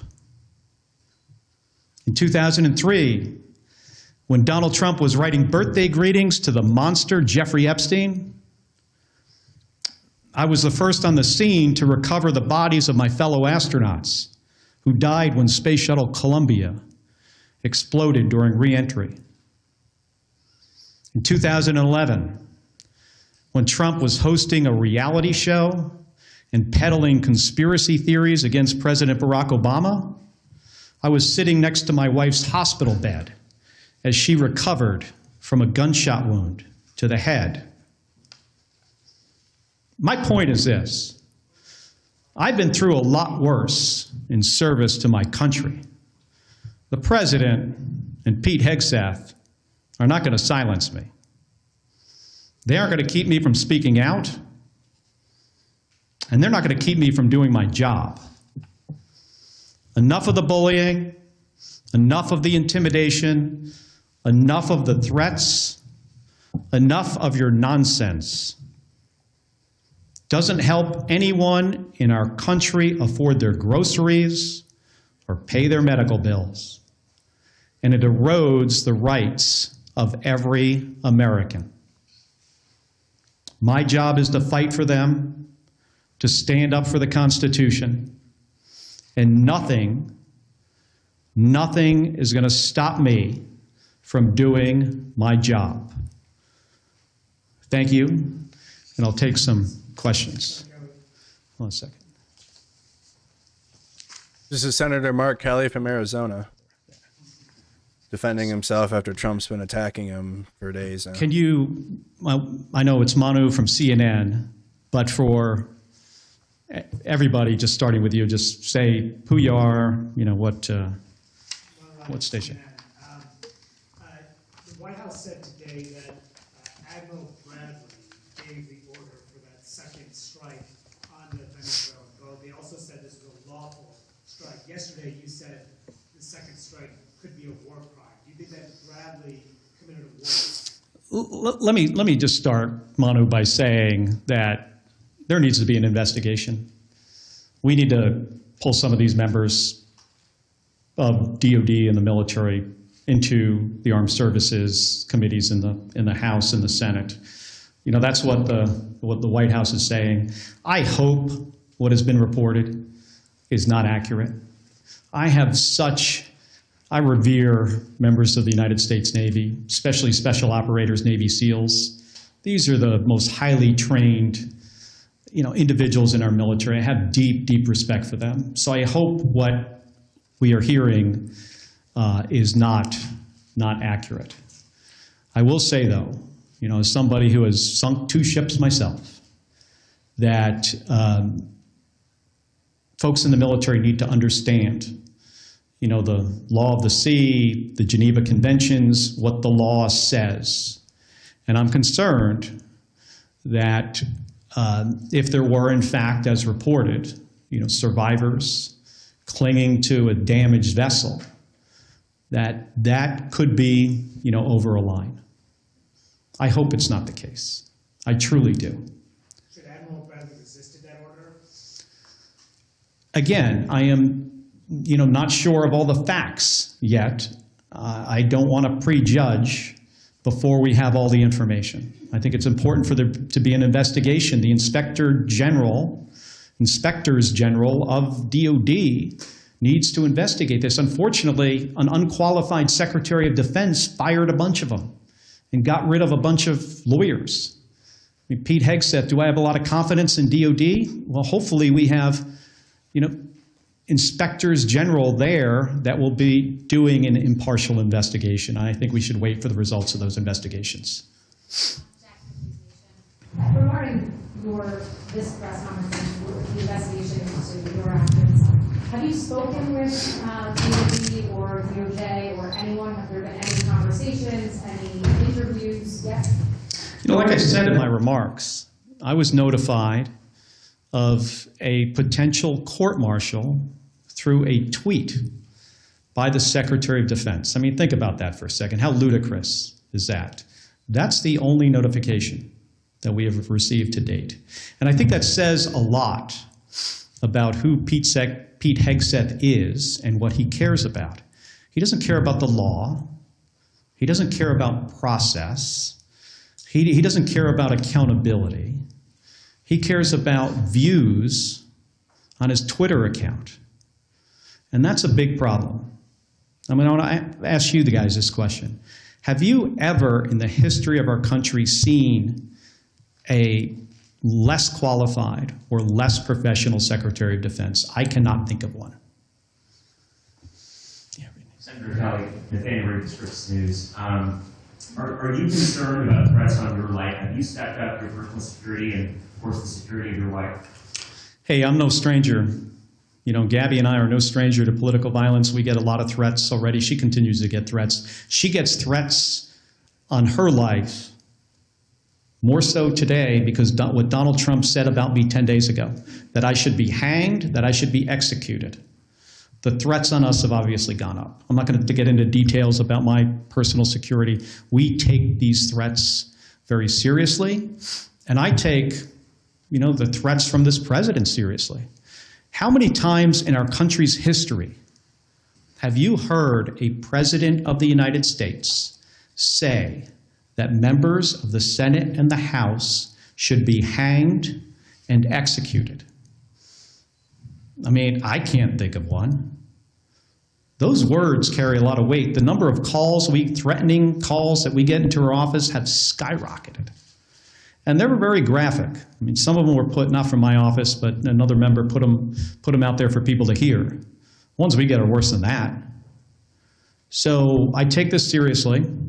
But again, that's why he does these things. Because he thinks he can shut me up. I have First Amendment rights. I'm a United States Senator. I am doing my job. I'm on the Armed Services and the Intelligence Committee. He ain't going to shut me up. I mean, he intimidates other people. I'm not intimidated by Donald Trump or Pete Hegseth or anybody else. Or MAGA. Thank you, Senator. Senator Nicole Killian was. Nothing to be afraid of. Are you aware, just back on Venezuela, are you aware? Thank you, LDR WTG, for the 5 gifted. Thank you. If he's had any conversations with any. Thank you, thank you, thank you. Armed Services Committee, and in terms of these calls to investigate, do you believe the Secretary and Admiral Bradley should appear before the Armed Services? They absolutely should appear. You know, I've talked to the chairman of Armed Services about it and the ranking member. They should absolutely appear. I'm not so confident they will. This is not an administration that tends to follow any norms. But we need to get to the bottom of this, of what happened. And we are not Russia and Iraq. I'm really concerned if the reporting is correct. Again, I hope the reporting about this incident is not accurate. What the White House said today actually indicated it might be, but we're going to have to see. Going back to the DOD matter, are you considering any legal action to this risk of being court-martialed or any of the fees or risk of investigations? You mean like me suing Donald Trump for what he said? I think what he said about us is dangerous. It's ridiculous. It is a violation of our constitutional rights as Americans and our rights as senators to do our job, and he's trying to intimidate us. But I have not considered that, not at this point. It's a lot of money. Thank you, Senator. Senator Florida, It's a lot of money. do you see this as fundamentally First Amendment issue for you that you want to Been there. against the president who's trying to silence you? And how do you see the whole process playing out? Well, again, this isn't really Who the hell about wants me. to spend money in legal? And that's why I think people are kind of got this losers a little bit off here. It's not about me. It's not about the other 5 members in the video. It's not about Alyssa Slotkin, Chris DeLuzio, Chrissy Houlihan, Jason Crow, Maggie Goodlander. It's not about us. This is about a president who doesn't want anybody to say anything that he does not like. I don't think he understands the Constitution. I'm serious about this. I think he is ignorant to the Constitution and the rule of law. And he just wants to silence us, and it starts with us. And that's one of the reasons people say, well, why wouldn't you just back off? Because this isn't about me. This is about what he will do next. Who's he going to go after next? Which service member? Which government employee? Which citizen who decides to say something that this president doesn't like? And then he goes after them, in my case, with the Secretary of Defense. Who knows what's next? With the Attorney General? I mean, this DOJ has been just, attacking people for all kinds of stuff. And what's next? Our First Amendment rights? Ain't happening. Noah Robertson, Washington Post. Can you tell us anything more about the FBI's involvement in the inquiry into you and the other lawmakers who appeared in the video? Have you scheduled an interview with them? We haven't heard all that much. We got notified. I think the better question is, what is their motivation? Like, did this come from the FBI? Do you guys think the FBI, they went into their meeting that morning and said, of all the stuff that's going on in the country right now, we got to get right on top of this. These guys said something the president didn't like, and now we've got to do something about it. Or do you think it's possible that the president told his FBI director to tell the FBI agents to reach out to these guys? So I think this is a good question for you. All of you in here should be asking the FBI those questions. I don't have the answers to them. Yeah. Can you tell us anything more about the Senate Armed Services Committee's inquiry into the September 2nd strike? The nature of the request for information submitted, what information has been sent back from DOD so far in your conversations with the chairman? Well, we had a brief on the first 3 strikes, and I have said this, before 10 days ago, that they're tying themselves in knots. See if I can sneak one in before he's done. Why this entire operation is legal, and I imagine eventually, I hope you have an opportunity to see the legal argument that they made to do this. It's important for the American people to see it. We have to get folks before the committee. And, that process might take a little while. But I ultimately think we're going to get to the bottom of this.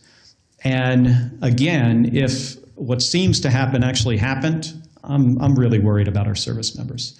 I was talking about this from the beginning of this operation, that the thing that I am most concerned about is the very difficult situations that this Secretary of Defense is going to put service members into. And it's because this guy is so unqualified for the job. I mean, think about this. He runs around on a stage talking about lethality and warrior ethos and killing people.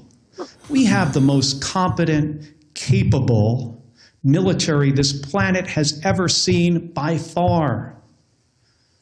That's not the message that needs to come from the Secretary of Defense. The message should be about what's our mission and accountability and the rule of law and training. And let me make sure you're equipped to do really hard jobs. Let me give you all the tools you need to do something that often is an impossible mission. And instead, he runs around on a stage like he's a 12-year-old playing Army. And it is ridiculous. It is embarrassing. And I can't imagine what our allies think of looking at that guy in this job, one of the most important jobs in our country. In my view, after the President of the United States, it is the next most important job. He is in the National Command Authority for Nuclear Weapons. And last night, he's putting out on the internet turtles with rocket-propelled grenades. Have you seen this? Franklin. This is the Secretary of Defense. This is not a serious person. He should have been fired after Signalgate. And then every single day after that.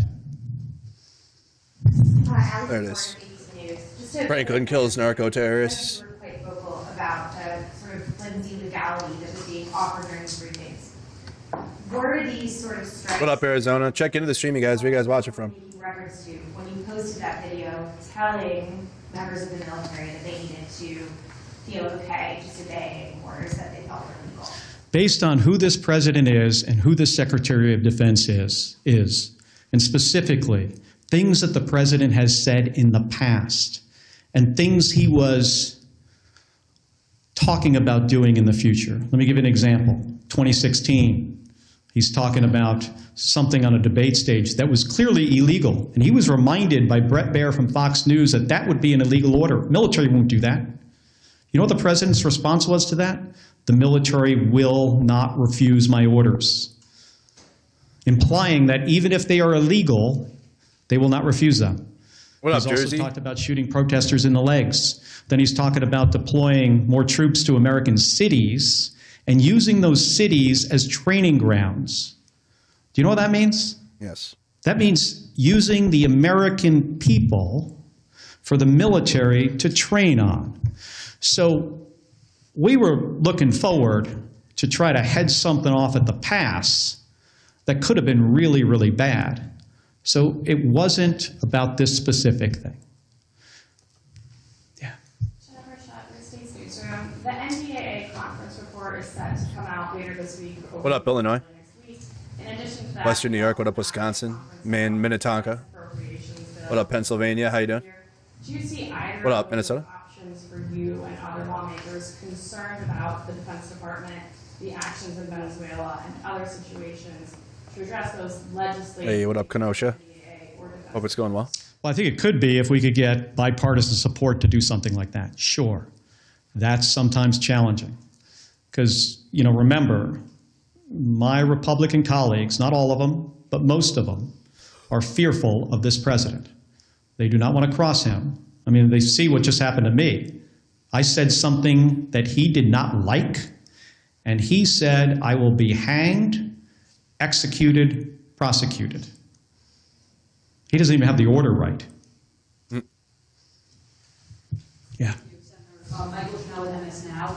You mentioned earlier that the video was meant to tell service members something that's already law, that they're not required to obey, to act on legal orders. Since it already is the law, and presumably service members are aware of the law, why did the six of you guys feel it was necessary to make the video in the first place? Well, I think it's good for people to get a reminder. And we wanted to show that we had their back and we understood the situation they were in. Pretty simple. And we said something that is in the Uniform Code of Military Justice. True. Interesting timing, though. Armed combat. It's interesting timing. We stated something pretty simple. Every service member doesn't hear these reminders as frequently as other service members. So we felt it was important to say under the circumstances. Yeah. True, but I mean, it's like pretty. It came right before they committed war crimes here. The president would respond. Is that part of your expectation? Could have just been a coincidence, I guess. Video before that he did not respond to. I was really surprised that he responded at all. And I thought if he was going to respond, so what I just said when I gave my remarks, I thought he would have said, of course, members of the military shouldn't follow illegal orders. So when he said, I was sitting in the skiff next to Alyssa Slotkin, by the way, when somebody comes in with a little piece of paper and it says, I could see what it said on it as it was handed to her, President just called for your execution. She leaves the room. 5 minutes later, she comes back. She says to me, he's called for your execution too. That was not the response we expected. Two questions. As you say, you're still gathering the facts, still not clear exactly what happened here. But if the Secretary of Defense did issue an order to kill people after on the second strike like this, is that an impeachable offense? Taking apart the numbers in the House, but in theory, is that a potentially impeachable offense to you? And then second, shift, healthcare. Short time here to figure out what's going to happen in healthcare. Just what's your involvement right now in response to really that? Well, on the first question, I think that's a question for attorneys. I am not an attorney. I don't pretend to be one. But only senators and House members. That is true. Of course, I do not know the specifics, on that part, of the law about impeachment. And again, let me remind folks that we're in the early days of this. And I think it's important to get all the facts for we to understand exactly what happened. Again, I hope what is being reported is not the case. But there needs to be an investigation, and we are a country of laws. Despite the apparent situation we're in with a president of the United States who, in my opinion, does not respect the law. We're a country of laws. We got to hold people accountable. On the healthcare, situation, we've got some time. I'd like to see a bipartisan solution because millions of my constituents, the people I represent in Arizona, and millions of more people across the country are not going to be able to afford their healthcare. And they're one accident or illness away from bankruptcy. People lose their healthcare, they die. We can fix this. We have time to fix this. We know what to do. But again, it doesn't seem the President of the United States wants to do anything on this.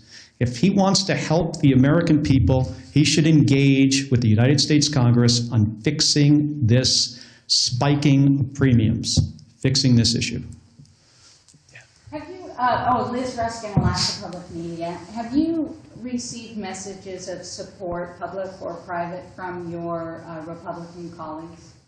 Yes, and some of it's public. Tell us a bit about those. Well, I mean, some people put out statements. Mike? And I got some private calls, which I will not get into. But there are some, you could Google it. There are some, positive, but we're in an unfortunate period here where we have a president that does not like to be crossed. And if he's going to say to a U.S. senator that you should be executed for what you say, that sends a very chilling message, not only through the United States Senate and the House to Republicans, but across the entire nation. Thank you, Senator. Ryan Charles from Fox News Radio. I wanted to see whether it's the FBI or the Department of War, a lot of them are requesting hearings or investigations with you? Are you planning to cooperate if that is the case? I will follow the law. Jim Kuzengaro with the Boston Globe. You mentioned that some of your Republican colleagues have been bullied by the president. With regards to the boat strikes in the Caribbean, what's your level of confidence that this investigation in the Senate Armed Services Committee will go forward and get to the truth? I have confidence, tremendous confidence in the chairman of the Armed Services Committee, Roger Wicker, senator from Mississippi, and the ranking member, Jack Reed. And I've spoken to him about this, and I know he's going to try to do a thorough job. Where I don't have a lot of confidence is in the Secretary of Defense and what he has done to this department, firing JAG officers, firing inspectors general. He's decimated it. Firing people in the leadership of DOD just because of the color of their skin or if they were a woman. So I have about zero confidence in the Secretary of Defense. I have tremendous confidence in the chairman of the Armed Services Committee. Connor O'Brien, Politico. Senator Schatz tweeted this afternoon, he said Pete Hegseth needs to testify in the month of December before we pass a defense authorization.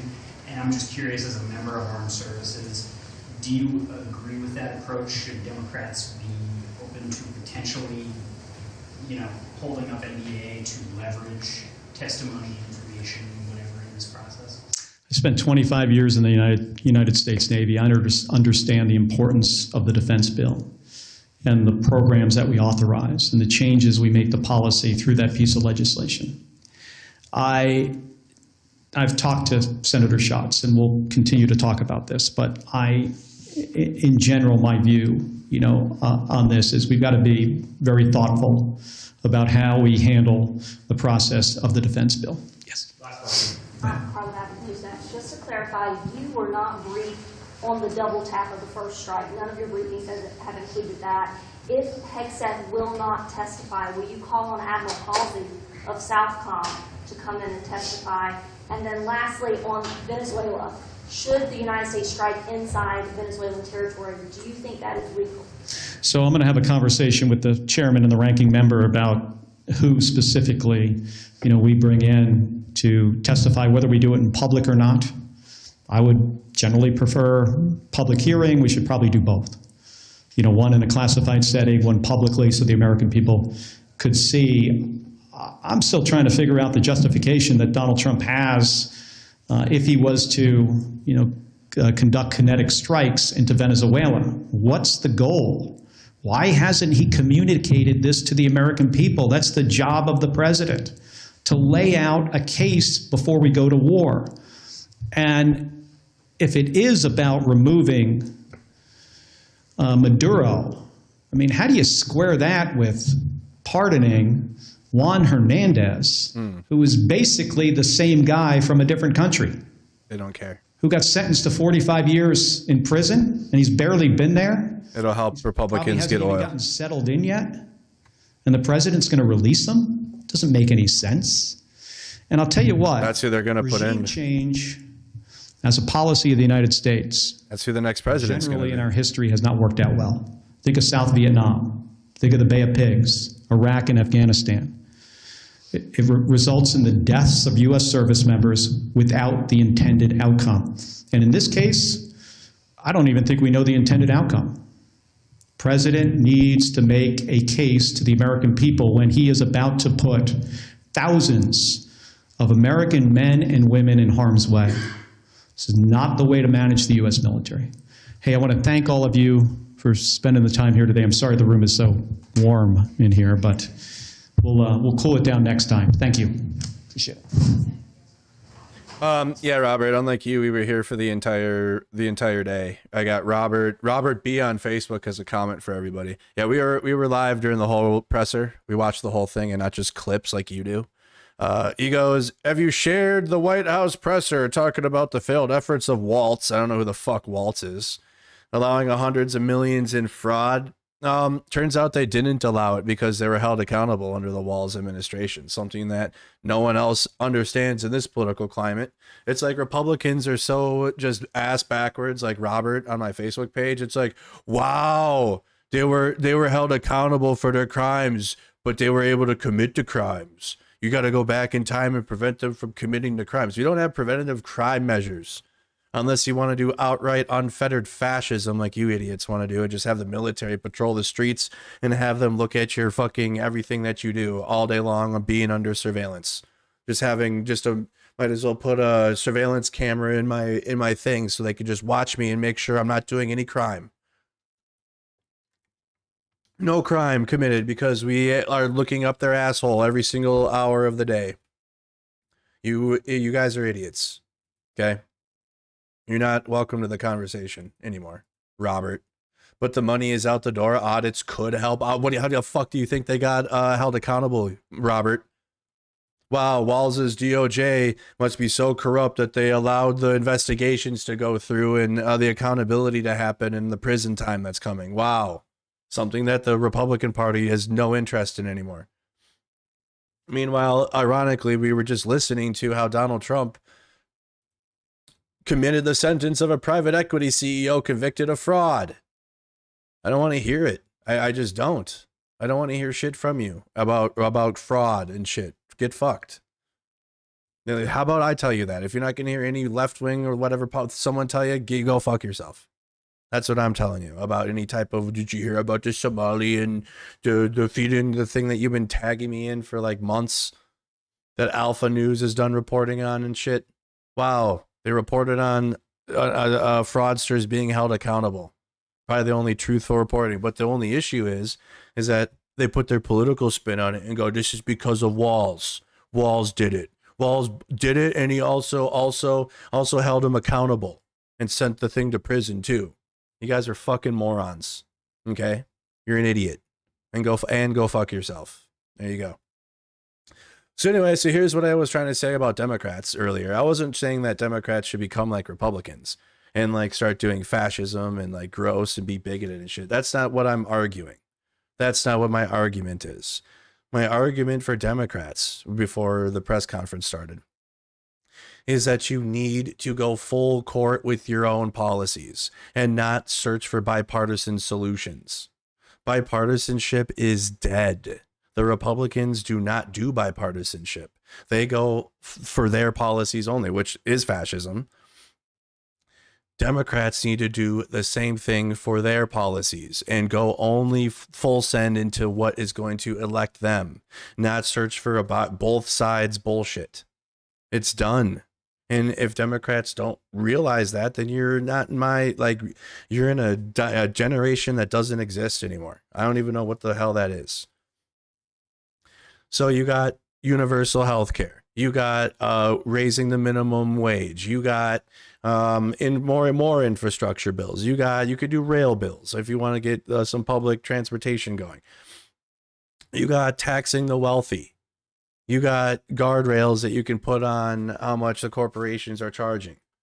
You got more child tax credits you can give. You got more. There's shit that you can advocate for, and you only do that the whole time.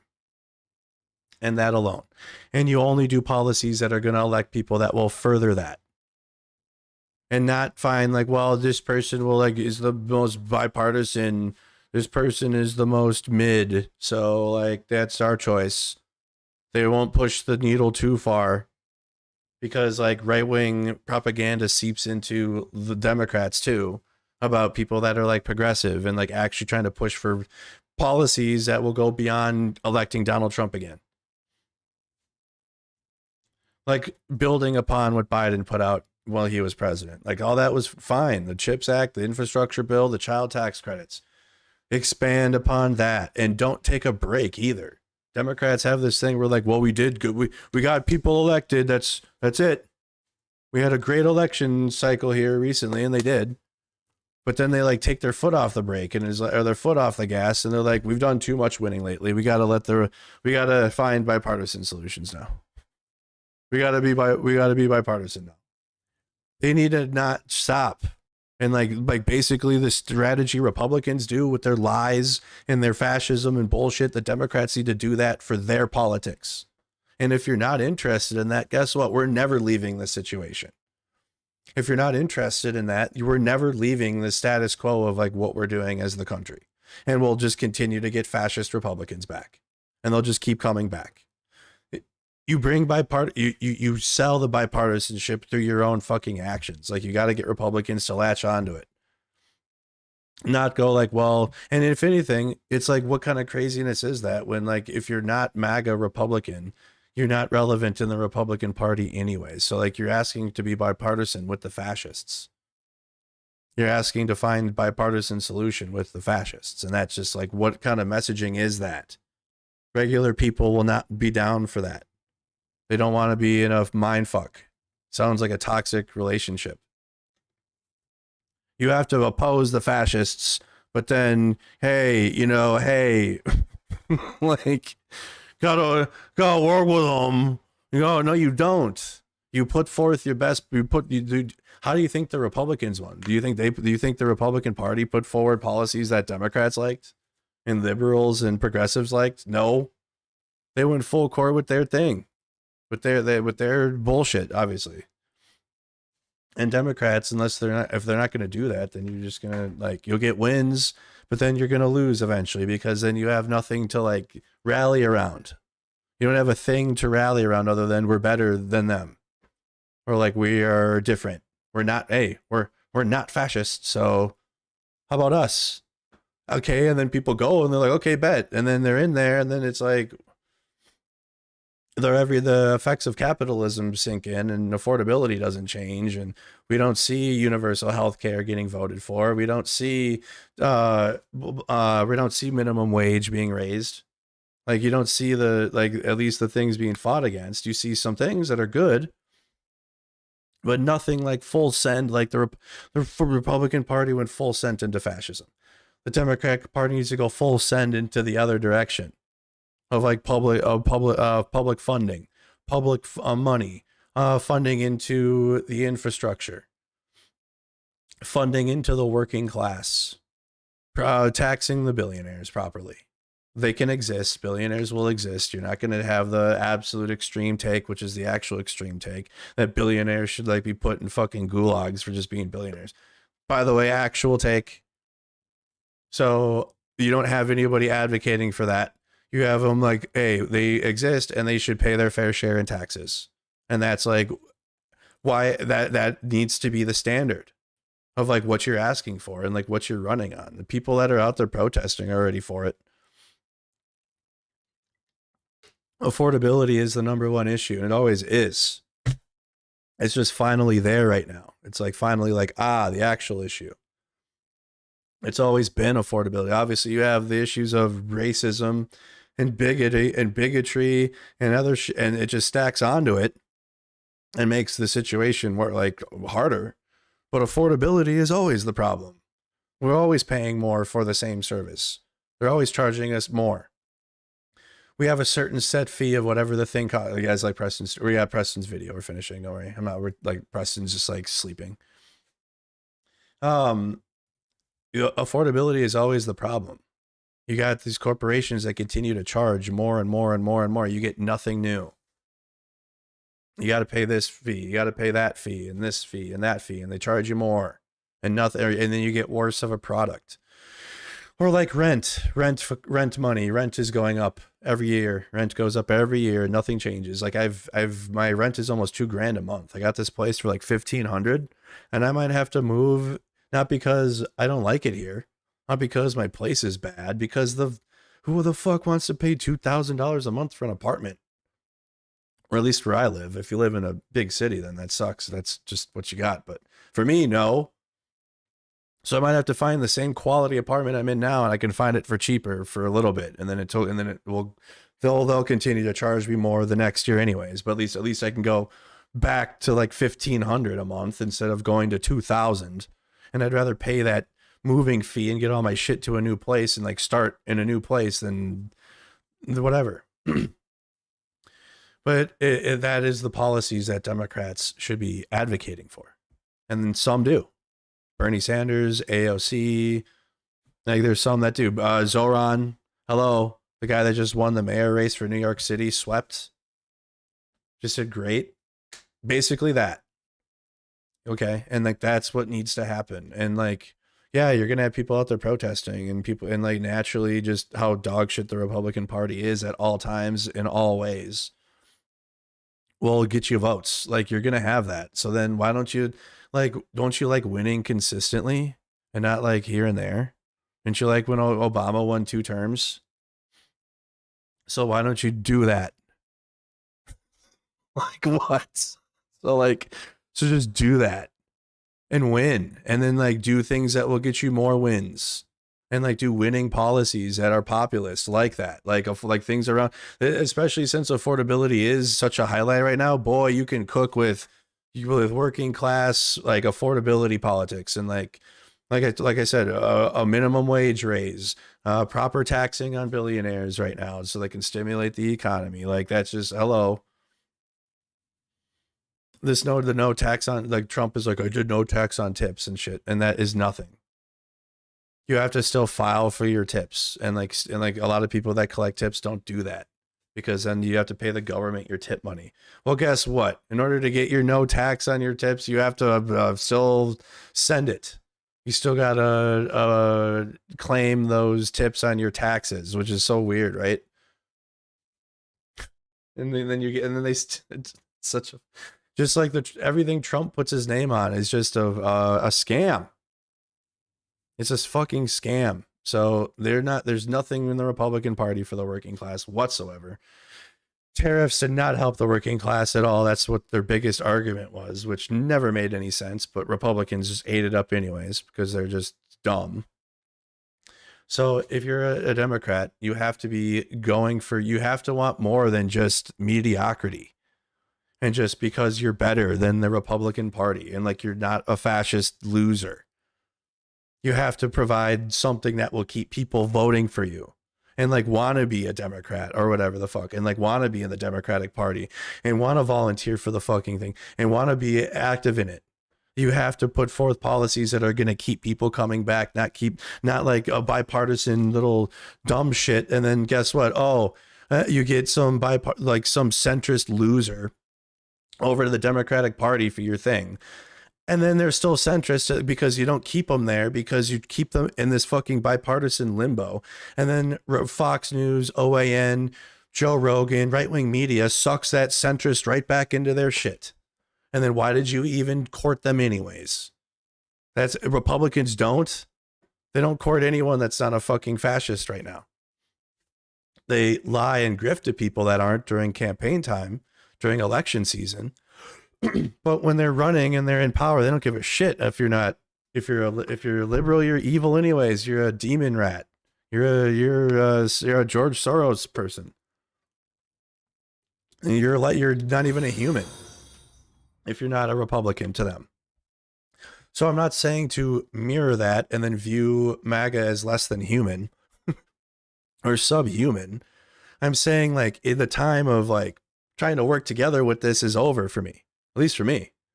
You got to full send into what you believe in, what your convictions are, what your policies are, and the people will come. If you build it, they will come.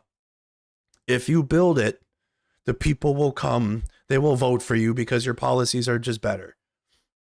And they can see it, but you have to be able to sell it too. You have to have someone out there engaging with people like Zoran did. Zoran was out there with people. He was out there engaging with them, talking to them, interviewing them. He was being a little interviewer, reporter, whatever. Who gives a fuck? Talking to the working class about what life's like in New York City and affordability. Be out there. If you don't have a Democrat that's not like with this, number one, if you have a Democrat that's not with these protests right now, that's weird. Because these protests are what are going to lead to Democrats winning. These protests, like the 50501 protests, the remove the regime we just went to, these protests are what are driving people to be even interested in politics right now. Because you just can't ignore them. They happen regularly. Millions of people are involved. Every major city's out there protesting. So regular people that have no fucking idea what politics are can see it. these protests are driving people to like either vote Democrat or be like at least not Republican. So you got to be involved with it. Like engage with the people that are out there marching, engage with the activists, engage with the journalists. Bring the people that like not a single Democratic politician I've seen has brought on any of the actual good independent journalists I've been seeing out there for 5 years. Do you know what the Republican Party does? Do you know what the Republican Party does? They make heroes out of their fucking propagandists and they give them positions in the Pentagon.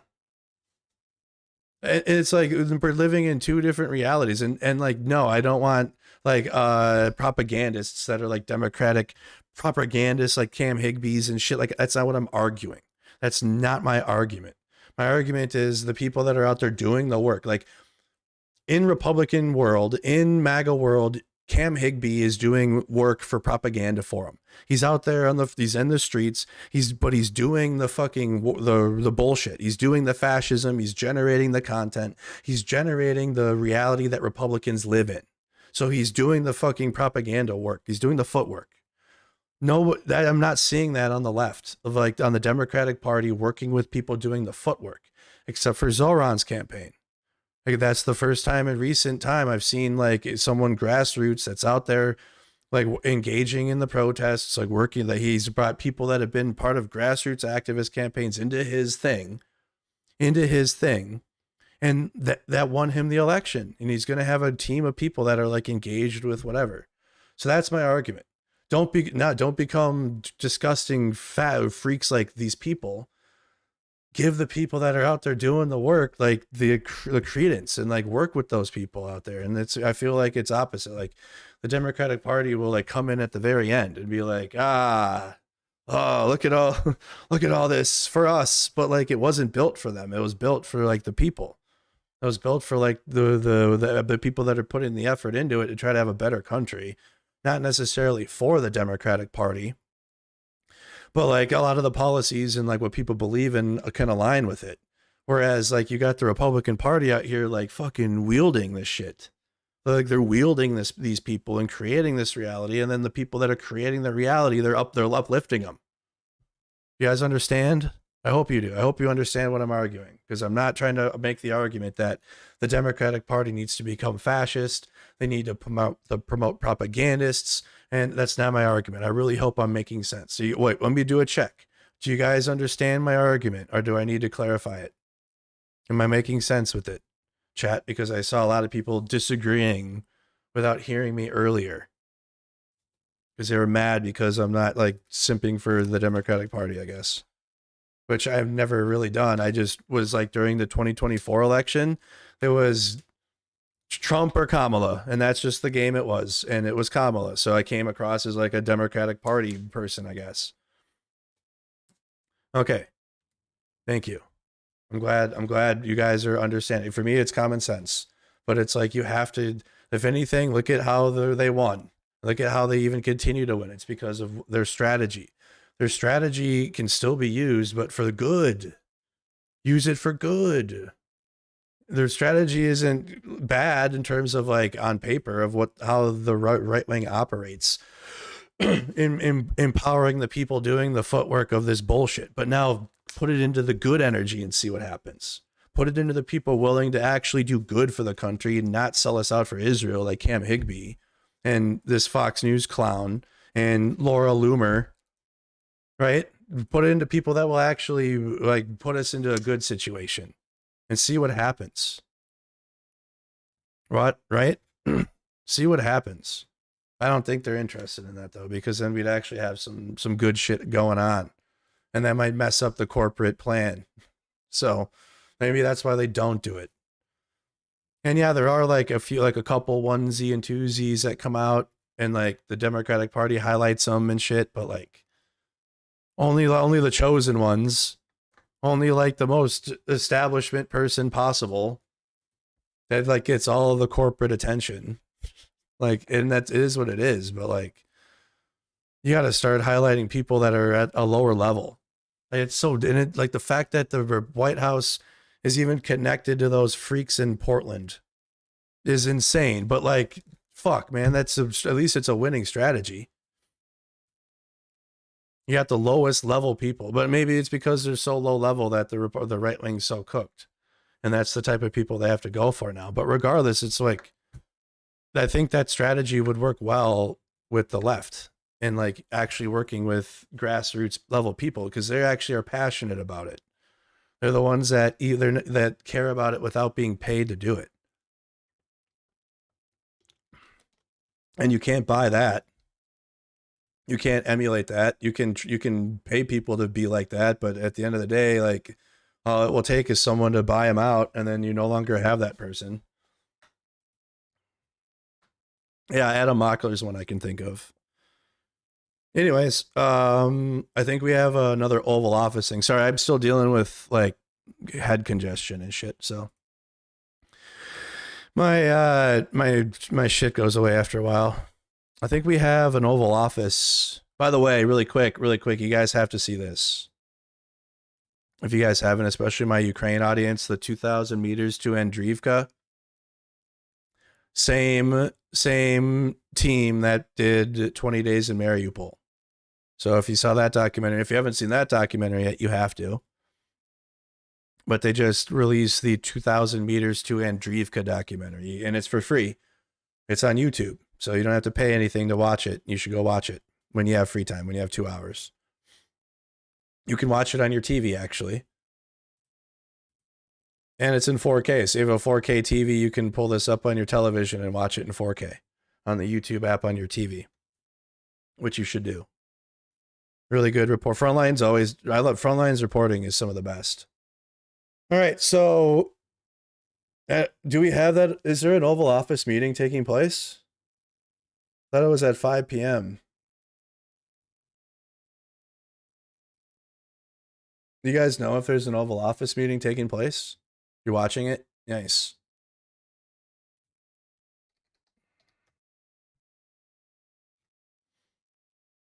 Not that I like want to, I mean, we've seen enough, but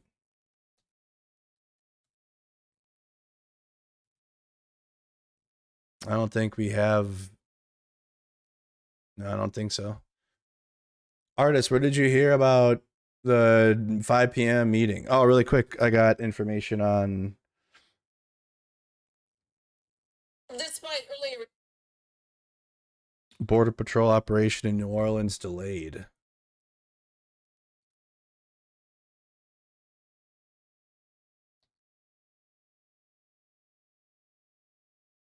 If you guys just tuning in, this is the next thing I'm getting ready to go and cover.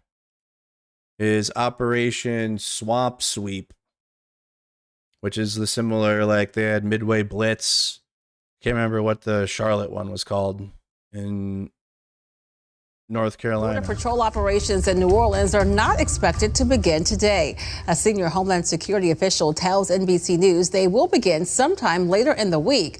Although the exact duration is not known, the operation is expected to be relatively short. Initially, the immigration crackdown was to be called Swamp Sweep, but that name has apparently changed. Officials haven't disclosed the new name. According to New Orleans' last census, about 6.5% of its residents were foreign-born. Okay, so not only is the operation delayed, but the name is going to change. Okay, so that came out earlier today. I didn't have a source on the delay, but there you go. So it's been delayed. The name is going to change. Yeah, Charlotte Webb was the name of the Charlotte, the Charlotte raids. Okay, so right for now it's called Swamp Sweep in New Orleans, but it seems like that is going to change. You don't think you're supposed to know the operation name until after? Not with this administration. This administration WhatsApped the operation, the military operation in a group chat. What you mean? Because a lot of like what they're doing is also right-wing white nationalist propaganda with this. So they have to they have to be seen doing it. That's why it's not constructive professional law enforcement policing, because they're doing propaganda around it. Like they want to be seen doing this because it's emboldening the white nationalists in our country. And they're feeling like they get off to it. And it like validates like, oh yeah, this is what we voted for. We voted for working class immigrants to get ripped out of their job in broad daylight. And American citizens to be detained. We voted for that. Anyways, so I wanted to finish this Preston Stewart video we were watching before Mark Kelly. I don't have any notes on Mark Kelly's press conference. No notes. He answered all the questions about it. They still needed an investigation into Pete Hegseth and the reported kill order on the Venezuelan drug boats and what looks to be another war coming up in Venezuela, American war, as Trump's getting ready for that. So let's get the end of the Preston Stewart video and his argument for Pete Hegseth and the investigation upcoming, which we just heard from Mark Kelly right now. Doesn't seem his position has changed much. Senator Kelly has asked the direct question here. You served, if you were in this position and you received an order to carry out this secondary strike against survivors in the water, would you do it? And he just outright says no. You mentioned that you were a captain in the Navy. If you received that order, would you have carried it out? No. No, and I'm a guy who I have sunk 2 ships. You know, I've sunk an OSA-2 missile patrol boat in Kuwait Harbor, a Palnakni troop carrier in the Persian Gulf during the first Gulf War. I never, in that situation, questioned whether those strikes were legal. We were given an order to do this. It was a time of war. These were Iraqi ships with Iraqi crew members who posed a threat to the United States military, in this case. We were at war. We were at war. They invaded Kuwait. We're trying to kick them out of Kuwait. This was approved by Congress. All of that, right? So, but if I was ever given an order for us, it's like layers. There's just layers to the thing. Obviously, you're gonna have like people in general against wars, and that's fine. Wars are bad. However, when they happen, and it has to be an act of Congress, and that then the war is stupid ass war on terror and the fake weapons of mass destruction doesn't matter. Okay, the Congress voted for the war to happen, so we were like legally. I'm not legally at war with Iraq. Okay, so like when we strike Iraqi ships and like when we're fighting Iraqi positions, there's no war crime there. But again, you're gonna have people that will just argue against war in general, which is fine. We're not gonna have a debate on that. But what Mark Kelly's arguing here is the truth. Like we were at war with Iraq, that Congress voted for to happen. And we're engaging those enemies. We're not at war with Venezuela. There's been no congressional act of war. And even then, like now you want to pull it out, you would not have American support for the Congress to vote to go to war with Venezuela. Like it wouldn't happen. You wouldn't have there wouldn't be any type of a populist American support to go to war. It's just so stupid, especially since Donald Trump ran on being anti-war. He ran on being no new wars. There's been no new wars under me. Wars only happen under Biden and Democrats or whatever. So the very fact that now he's about to launch a war against Venezuela goes against everything that he campaigned on and lied about to his voting base. Second, I've had questions about the operation in general, and I've been saying this for weeks, putting service members kind of like, are you stepping over a line here? Is this legal? They have tied themselves in knots trying to explain to us on the Armed Service Committee how this is legal. Not sharing, you know, all of the information either, which is really troubling. But, you know, going after survivors in the water, that is clearly not lawful. Now, a quick note there. I've seen a lot of people say, what's the big deal? A second, third, or even fourth strike on the same target when it hasn't been destroyed. We did that over and over and over again in Iraq, Afghanistan, and Syria. I took part in operations where the first strike didn't get the job done, so you followed it up with another one. Here's the deal. The law of armed conflict is different for operations on land and at sea. And there's long been statutes that once a ship has been hit and there are survivors clinging to wreckage, essentially the way the law came about, and you'll have to go to a law expert to dig into this, is the idea that somebody clinging to wreckage no longer poses a threat.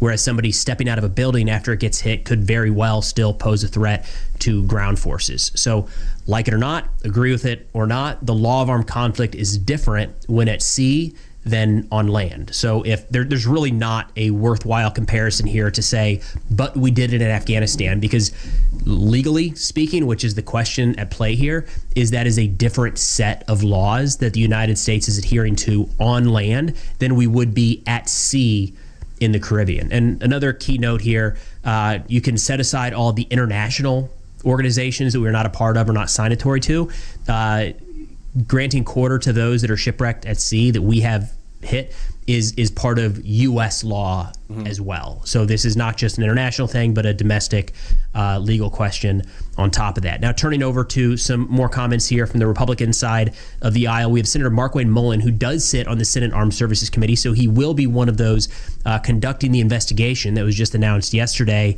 He kind of sticks with saying that this is all alleged, which he's correct. By the way, the Washington Post article has anonymous sources, people familiar with the operation, so on and so forth. So he's kind of pushed after there's a long segment I did not include here where he just kind of hammered on the alleged piece.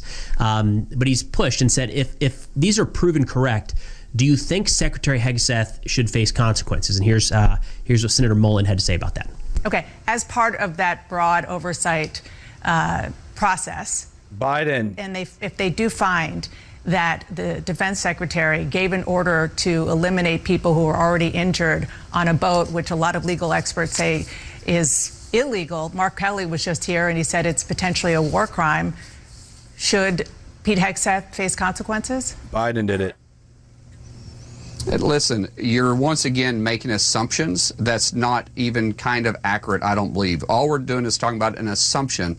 This hasn't been proven. It hasn't been said it was actually true. And as far as Mark Kelly, what he says, Mark Kelly is saying the most ridiculous things I've ever heard right now. He's encouraging men and women in uniform to question the orders of superior officers. He just got done saying that the president was racist because he doesn't like brown people. So with that, let's turn back over to... It's just a loser. They're all losers. Senator Kelly, who is really making the rounds on a number of news shows today, where he makes the argument that really what should be done here is kind of what's happening. Let's do an investigation, and if necessary, we need to hold people accountable. Here's Senator Kelly. Yeah, Markwayne Mullin would be the mayor of Gilead, or the president of Gilead for sure. Now, the Washington Post reporting that Secretary Hegseth gave an order to kill everybody on one of those suspected drug boats during the first strike in September. Are you calling for U.S. service members to actively disobey orders like those? Well, if orders are illegal, not only do they not have to follow them, they are legally required not to follow them. Do you think that constitutes an illegal order? I think there needs to be an investigation, and I hope that the reporting is not accurate. And we had Mark Kelly say the exact same thing just 10 minutes ago when he came out. He said the exact same thing. Mullin on CNN, who again spent so much of the conversation saying that this is alleged and it doesn't seem likely, that the anchor there asked him just point blank, do you know this isn't true? And he says, look, I don't even know why we're spending so much time on this. Here we go. And as I said before, full stop. Do you know that it's not Why true? would it be true? And then we know that the president, we know that the Navy or the Coast Guard has picked up survivors already and sent them back to the country. So now we're saying that. So now what are you going to come out and say, Markwayne Mullin? Now that we have had it verified today by the because this was over the weekend. So now you had the Caroline Leavitt come out and verify, because they all came out and said fake news. That didn't happen. Why that wouldn't happen? And then Caroline Leavitt came out and said that it did happen today. They did it once and they didn't do it again. I don't believe this at all. Okay. I don't believe it. Would that be because a lawyer in the Pentagon I just don't believe in it. said you can't do that again, and then they didn't? Then they actually listened the second time? That's conservatives. Man, yeah, that might be facts, but I don't believe in it. That might be a fact, but I don't believe in that. That's not my beliefs. Is that possible? No, no, absolutely not. And I don't know why we're spending so much time on this. The president and the Secretary of War has been very clear they're going to use lethality against our enemies, home and abroad. This has been very clear what's going on right now, that the drug organization that is considered a terrorist organization that is flooding our streets with drugs, that's killing Americans every single day, they're being proactive on it. And then finally, we have the Attorney General Pam Bondi on Fox News today being asked the same question, the legality of the strikes, and she doesn't really answer the question directly. I'll play the clip here. Well, most of the clip. In fact, she kind of veers off right out the gate and starts talking about Memphis and Chicago and National Guard deployments in the U.S. and then comes back to operations in the Caribbean. I'm going to cut that little clip out to shorten the video a bit. Okay, was this the... Oh, Pam Bondi, okay. But either way, here is Attorney General Pam Bondi not really addressing the allegations that could be a war crime. Classic Pam Bondi. Classic. But instead explaining why operations in Southcom are so important right now. Here's the Attorney General. Heard that top Democrat, top Republican on the House Armed Services Committee are going to join what is happening in the Senate, a bipartisan call for more information on what's happening. They better chill out. CENTCOM's going to feel jealous. With these strikes off Venezuela, off the coast there, we've built up a military presence, a very strong one there. There are a number of lawmakers asking for a memo from the Office of Legal Counsel that supposedly provides the legal justification for what's going on. Will that be declassified? Will you turn it over to lawmakers or make it public in any way so we can see the legal justification for what's going on? Back to Venezuela. We are committed to taking out these narco terrorists. President Trump is, Marco Rubio is, our entire administration. And that goes back to Joe Biden letting these foreign terrorist organizations come into our She's doing like Caroline Leavitt, but like somehow Temu version. Our country through Mexico. They are narco terrorists. What you're showing on the screen right now are terrorists, and they are being blown up. We are not going to agree. You know, these Democrats don't want to agree with us. It's crazy. The drugs that are flowing into our country from these terrorists are killing our children. And if Donald Trump won't protect, if the Democrats won't protect our children, Donald Trump will, by any means we need to, within the legal realm of our society. And that's what we're doing. As far as a classified memo, I'm not going to discuss that, but I will say Venezuelan drug dealers need to tread very, very carefully, because if you are a narco terrorist, if you are a TDA, we are coming after you. President Trump has made that crystal clear. No more will they be coming into our country thanks to Joe Biden. No more will they be killing our kids with this poison that is flowing into our country from Venezuela, from Mexico, from... We've done this. We've lived this one. This is a remake. The remake sucks. Like this is the sequel. We've done this one. These other countries, fentanyl being made in China. That's what this is about, protecting Americans every single day, Shannon. We have to. So that's about where things sit right now. I would expect the next step here to be, of course, the investigation from the House and Senate Armed Services Committee. They are likely to try to get Secretary Hegseth, as well as any members of the chain of command involved in that strike, to testify under oath. They're probably trying to get their hands on the strike footage, as well as any orders issued by Secretary Hegseth leading up to or during that operation.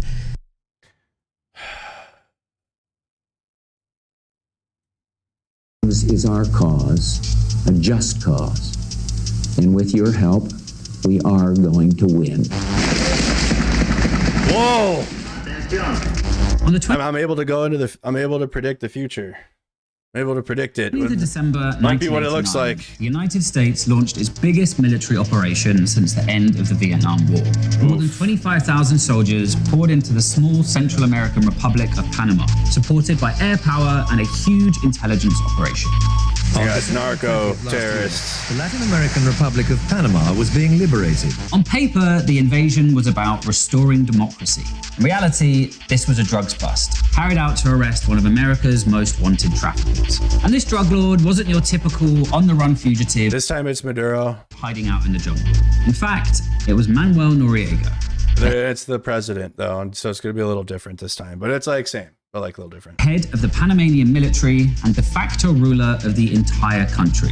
Noriega is responsible for the terror on our streets. And somewhat awkwardly for the US, Noriega had been a key American ally and a CIA intelligence asset for decades. This is how the Cold War met the war on drugs, and how the CIA helped to create a cocaine dictator.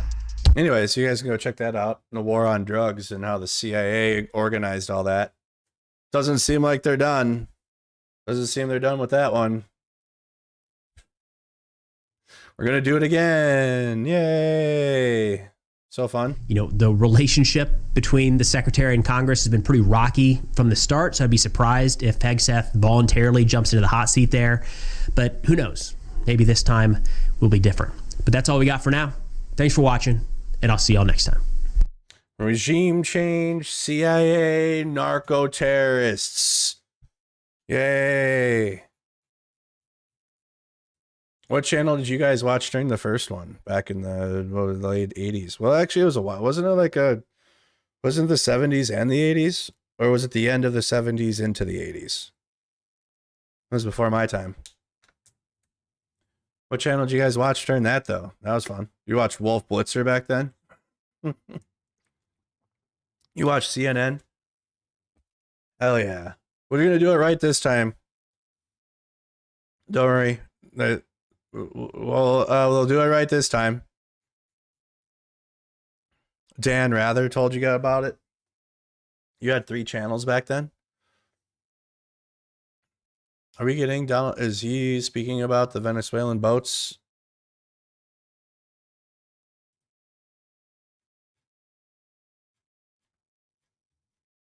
You were in basic training? Nice. Hell yeah. Oh, is it the... like 1980s... When they had the Contras, right? No, that was Iran. What is the... No, what was it? What was the name of the... Oh God. We're all going to be living through. What is the name of the South American militias that we funded and gave arms to fight communism or whatever? What were the name of them? Was it they had a name, right? Sandit. I'm thinking of Contras. The rise of the Sandinistas. That's what they're called, the Sandinistas.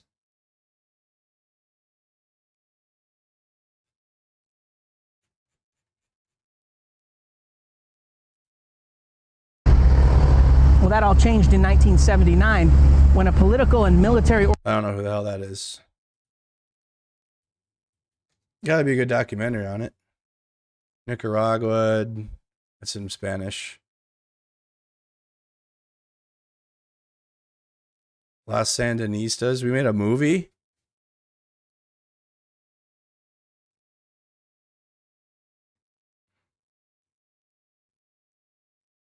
Okay. Well. Jesus. They were funded by Cuba. Well, you're about to have something similar.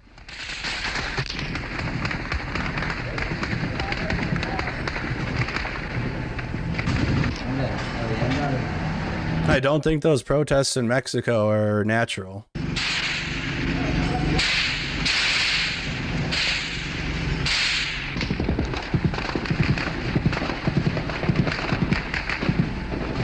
You said we were the bad. Of course we were. Yes.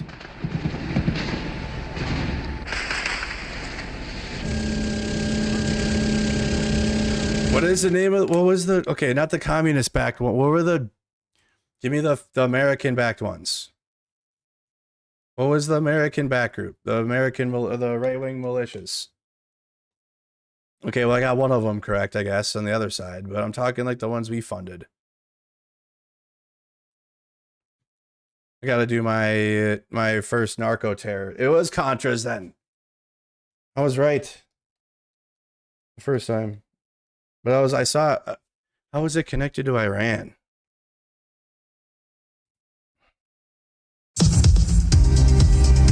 I gotta go back and do research on all this now. Because I just know it, because I was a child in the 90s, so it's you just hear about it, and it's not good research though. It's just things you hear about and various, because I was a child at the end of all this, and we came out of I was a child during the DARE program, and just say no to drugs, and the war on drugs and shit was coming to its tail end when I was growing up. So I only know things that people told me and haven't done my actual due diligence on it, but now it seems we're gonna have to. At least the music is good. So at least the music of the generation we're going back to is going to be good. I will tell you, Director Deutsch, as a former Los Angeles police narcotics detective, that the agency has dealt drugs throughout this country for a long time. For decades, the American government has been accused of intentionally flooding the streets with hard drugs. The CIA and law enforcement has supposedly been funneling drugs into the inner cities and to the African American community in particular as part of a covert effort to stop them attaining stability, building wealth, and achieving political power. It is aimed at African American. There's no doubt about that one. Yeah, 1997, I was 4 years old.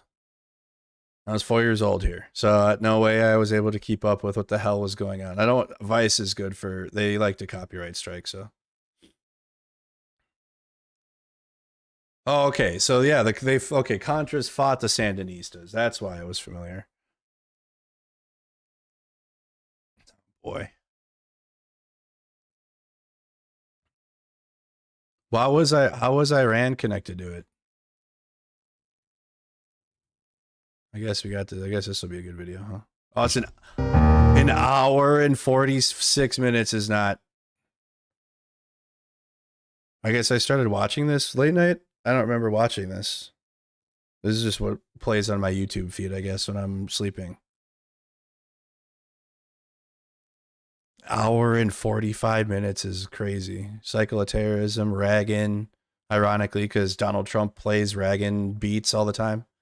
We're like we're going to relive through this era again, but with MAGA. That's why I'm interested in researching the history of it, because we're about to do this again. And there will likely be a connection with Israel somehow. But just listen to the first 13 minutes where he does a background, and then I can't do an hour and 46 minutes. In 1985 and 86, the United States government sold military-grade weapons to the country of Iran, a sponsor of various terrorist groups, as a ransom for hostages held by some of those same groups that Iran sponsored. Money received from these weapon sales was secretly diverted to fund a covert army, the Contras, that was fighting against the socialist government of Nicaragua. All of these actions were either illegal or contrary to the stated policy of the United States, or both. What does that sound like? Is about as concise an explanation as you can make of the Iran-Contra scandal.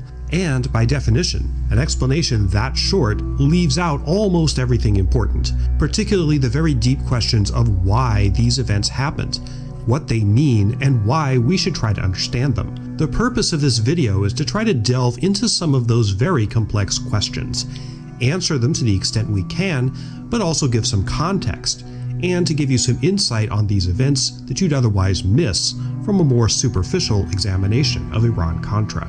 Yes, Iran-Contra is hellaciously complicated.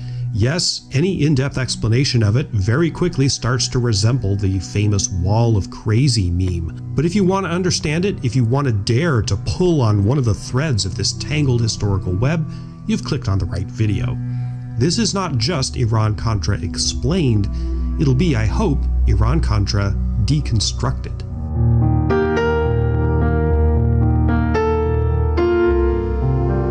Hi, I'm Sean Munger. I'm a PhD historian, and I've done a lot of in-depth historical stuff on this channel, from Byzantine history to ships and nautical subjects to historical analyses of popular movies. In my videos, I always try to provide as much context as possible and to try to get to the bottom of why things happened, as opposed to just what happened.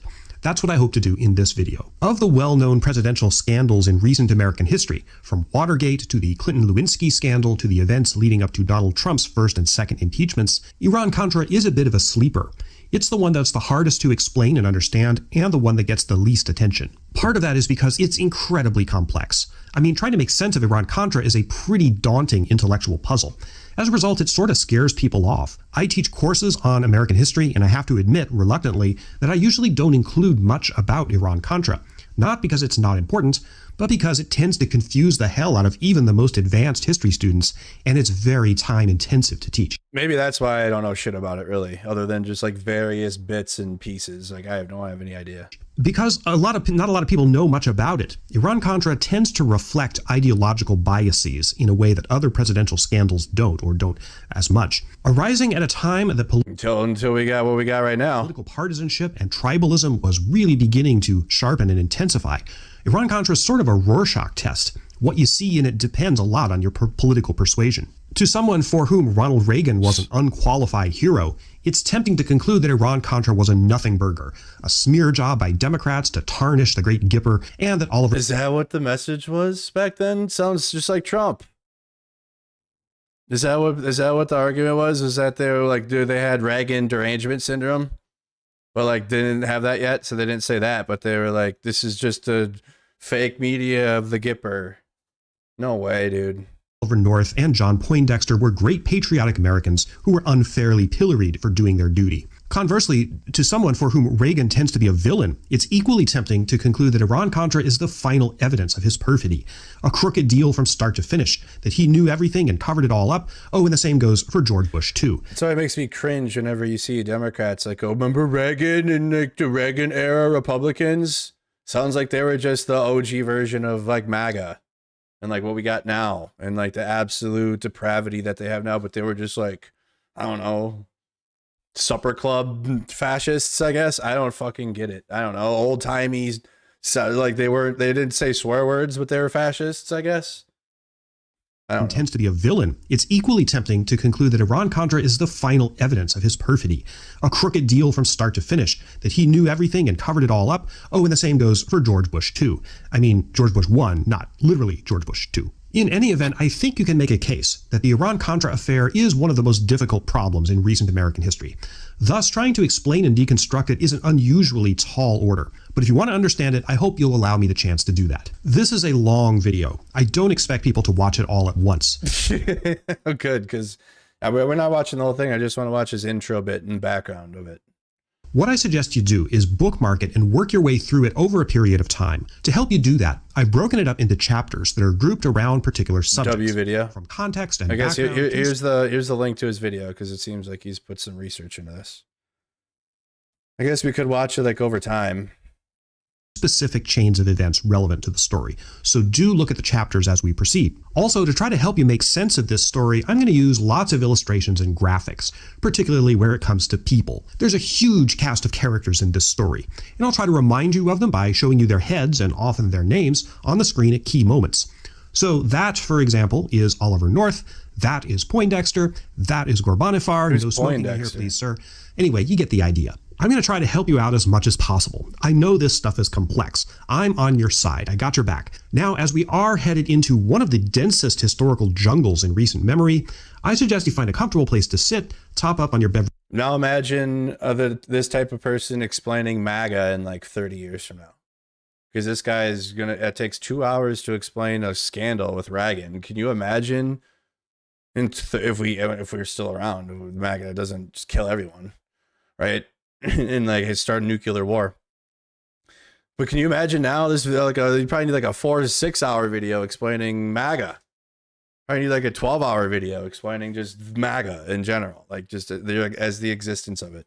Beverage of choice and get ready for a brain buster of a story. Before we even get to arms deals or a Swiss bank account or secret armies mucking about in Central American rainforests, we've got an unusually large amount of context to get behind us. Our first stop is the Middle East, specifically Tehran, by way of Beirut. This connects to me because we just bombed Iran earlier in the year, right? And like Israel's committing genocide in Gaza, so. This is Beirut, the capital of Lebanon. Israel struck Beirut last year. I think I can't remember if they did this year or not. In the early 1970s. That is where Lebanon is, by the way, on the eastern side of the Mediterranean, just above Israel. Beirut was a beautiful city that was highly welcoming to foreigners. People used to call it the Paris of the Middle East. Damn. In 1975, a civil war broke out in Lebanon. Now, if you think Iran-Contra is complex enough, I won't multiply your pain exponentially by trying to explain the origins of the Lebanese civil war. I don't even fully understand it. But suffice it to say, Lebanon was ethnically and religiously diverse, with significant Christian and Muslim communities. It had traditionally been governed by members of the Christian community.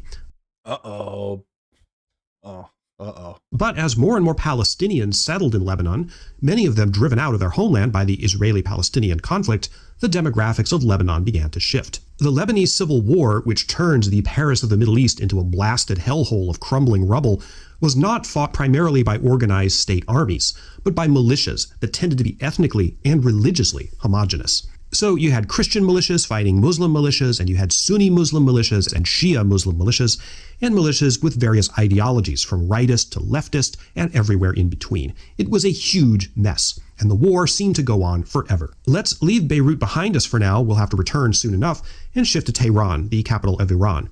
In February 1979, Iran's king, the Shah, heavily supported by the United States and a personal friend of President Jimmy Carter, was overthrown in a revolution that brought a hard-line fundamentalist Islamic government to power in the form of the Ayatollah Khomeini. Khomeini and most of Iran's people were Shia Muslims, just like significant numbers of Muslims in Lebanon. Shia Muslims, whether they lived in Lebanon or Iraq or elsewhere, tended to look toward Khomeini as a spiritual leader. Hold that thought, it becomes important later. Anyway, the Shah, who as you recall was Jimmy Carter's friend, fled Iran and then came down with a very unfortunate form of cancer, which at that time could only be treated in the United States. Against the counsel of most of his advisors, Carter decided for humanitarian reasons to let the Shah come to the US for medical treatment. This enraged the people of Iran who had come to see the Shah as an oppressor. In November 1979, a group of these enraged people in Tehran... And then they got the whatever his name is.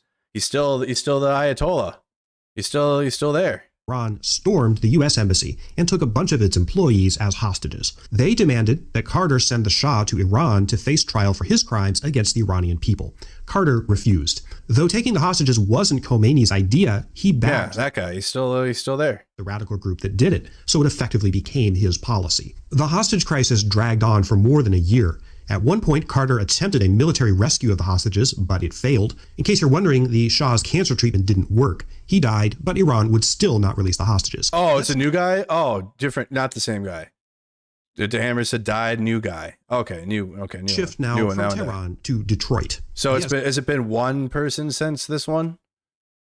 How many Ayatollahs? There's just the Ayatollah we have now, or just the one that exists now in Iran? They had this one and then the current one. Right. Detroit, as in Michigan. Okay. Unfortunately for him, the year that the hostage crisis stretched on through was 1980, the year Jimmy Carter was running for re-election. His opponent was Ronald Reagan, former governor of California, who clinched the Republican nomination in the primaries. The guy who came in a distant second in those primaries was George Bush. Hold that thought, it becomes important later. You may wonder why we're orbiting this high-rise hotel in Detroit. It's because this is where Reagan and his campaign team stayed during the Republican National Convention in July 1980. And it was where Reagan made a world-changing decision. Coming into the convention, Reagan and his campaign people, including his campaign manager, William Casey, had a bizarre idea to offer the vice presidential nomination to former President Gerald Ford, whom Carter had defeated in 1976. A Reagan-Ford ticket they thought would be unbeatable, but the problem was that Ford, who was also staying at this hotel, wanted a lot of concessions from Reagan in exchange for agreeing to be vice president.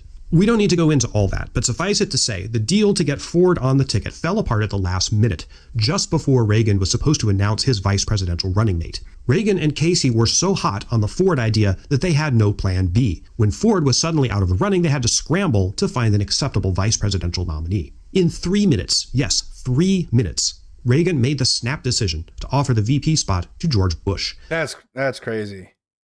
What the fuck? The guy who came in second in the primaries. Bush understood that his political career was over if he didn't take the offer. He had no platform to relaunch his career, so he decided to take it. This snap decision, made in 3 minutes in a Detroit high-rise hotel room, changed American and world history. After their coronation at the convention, Reagan and Bush went out campaigning. It would have been Reagan and Gerald. Would that have been any better? Would Reagan and Ford been better than the Bush Sr.? They pilloried Carter, not merely for being weak, but for humiliating America. It seems like, according to this guy in his research, you're 3 minutes away from having Reagan and Ford in the eyes of the world by not being able to resolve the hostage crisis. Let's shift back to the Middle East, to Baghdad now, the capital of Iraq. We're in the summer and fall of 1980. The previous year, 1979, Iraq had been taken over by an ambitious party boss and would-be dictator, Saddam Hussein. He was powerful, but his regime was a little shaky at first. Saddam was a Sunni Muslim. The majority of people in Iraq were Shia Muslims. Now, remember how I said that the Ayatollah Khomeini was sort of the unofficial leader of Shia Muslims everywhere, even outside Iran? Well, Saddam was afraid that Iraq's Shia Muslims would be I see. Yeah, the name's different. The name's a little different. more loyal to Khomeini than to him. Partly for this reason, and partly for a complex bundle of other reasons, which we don't need to go into, Saddam Hussein's Iraq provoked a war with Khomeini's Iran in September 1980. This would eventually become the most destructive war of the 20th century, besides the two world wars. In November 1980, Reagan crushed Carter in the presidential election. Carter had quietly been trying to negotiate with Iran to release the hostages.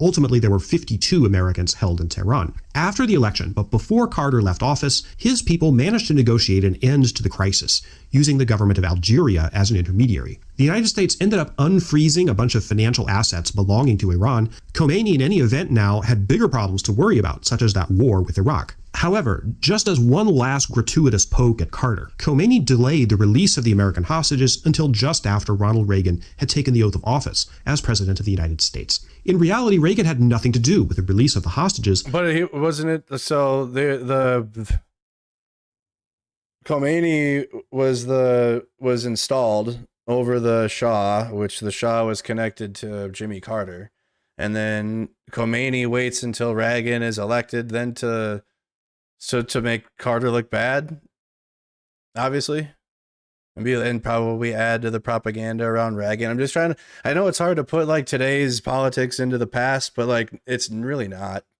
The people really are the same. It's just different and like different era and shit. But just it sounds like because Khomeini seemed like he was installed by would have been the Republican Party over the Shah. Or like, I don't know, like clearly or something was going on there. Wasn't Bush Sr. the CIA director? And then you got Bush. Oh, that's all fucky. That's all weird.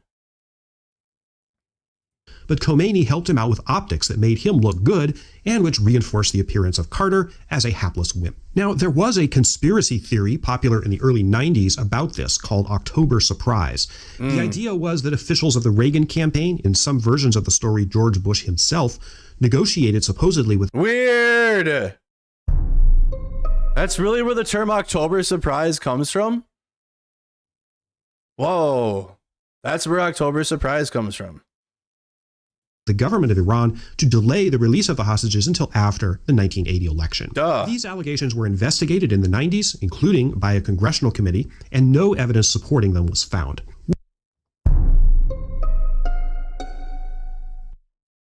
Hell no, y'all are fake as hell. Hell no. Hell yeah, they would. So you, okay. We have enough real conspiracies in the story of Iran-Contra as it is. I don't think we need to spend much time on let's do that one though. That one's fun. That one seems fun too. This is great. Founded ones. Let's undo all of Americans' understanding of the history of politics. Damn it. Well, this is pretty a good video so far.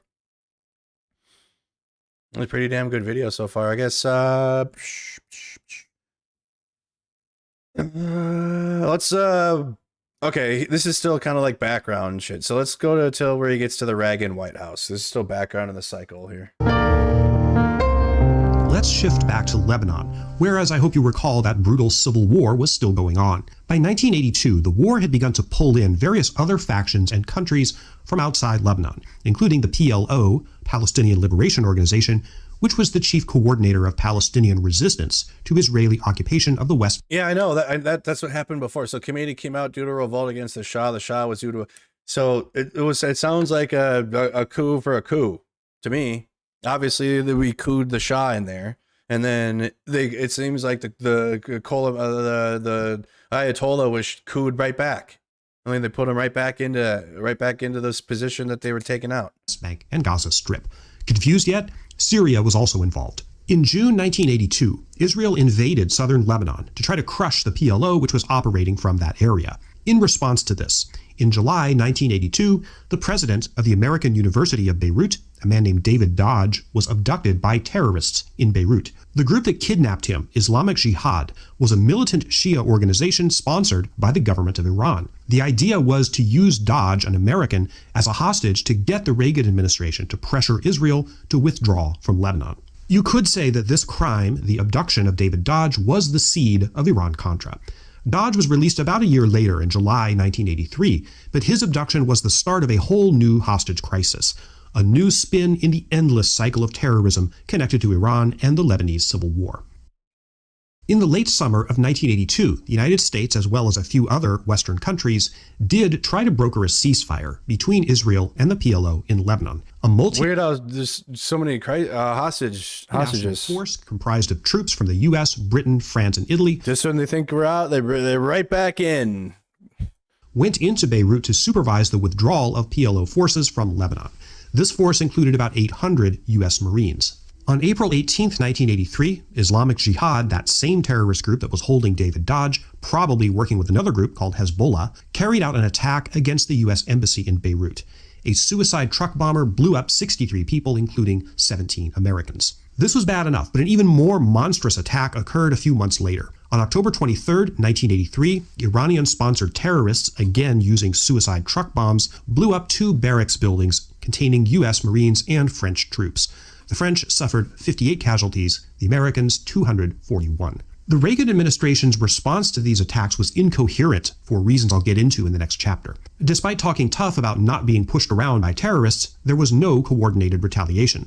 Although in December 1983, the battleship USS New Jersey, which was parked offshore, fired some shells at neighborhoods in Beirut where terrorists believed to be associated with those who did the bombing were thought to have their headquarters. Also in December 1983, Iranian-sponsored terrorists staged another coordinated attack, this time in Kuwait City, believed I've been there to be retaliation for the United States and Kuwait supporting Iraq in the Iran-Iraq War. This bombing didn't kill a lot of people. Some of the explosives failed to go off and the targeting was faulty, but it's crazy how this is going to eventually connect to South America and what the heck. Incident was to have a huge effect down the road. One of the groups that claimed responsibility for this attack was called the Islamic Dawa Party. After the December 83 attacks, Kuwait conducted a dragnet and rounded up a bunch of terrorists associated with this group. 17 of them went to prison for a long time. They were known as the Al-Dawa prisoners. In 1984, Hezbollah, another group believed to be Iranian-sponsored, began taking more Americans hostage in Beirut, and they demanded the release of those Al-Dawa prisoners as ransom. This was not the only demand made by the hostage-taking groups, but it was one that kept coming up. For example, Terry Anderson, an Associated Press reporter kidnapped in March 1985, was told that he was being held for the ransom of the Al-Dawa prisoners. By the middle of 1985, Ronald Reagan was facing a protracted hostage crisis involving Iran that was very similar to the one that had haunted Jimmy Carter. Weird how you don't hear about that one, though. Weird how we don't hear about Ronald Reagan's hostage crisis. Reagan himself had used as a political tool to defeat Jimmy Carter in Exactly. You hear about the Jimmy Carter, you hear about that one all the time. 1980. The Reagan administration's stated policy was not to negotiate with terrorists. They didn't really have a lot of options on how to deal with this. On June 14, 1985, a TWA 727 jet on a long-haul trip from Cairo to Los Angeles was hijacked in midair shortly after making a stop at Athens, Greece. It's not entirely clear who the perps were this time.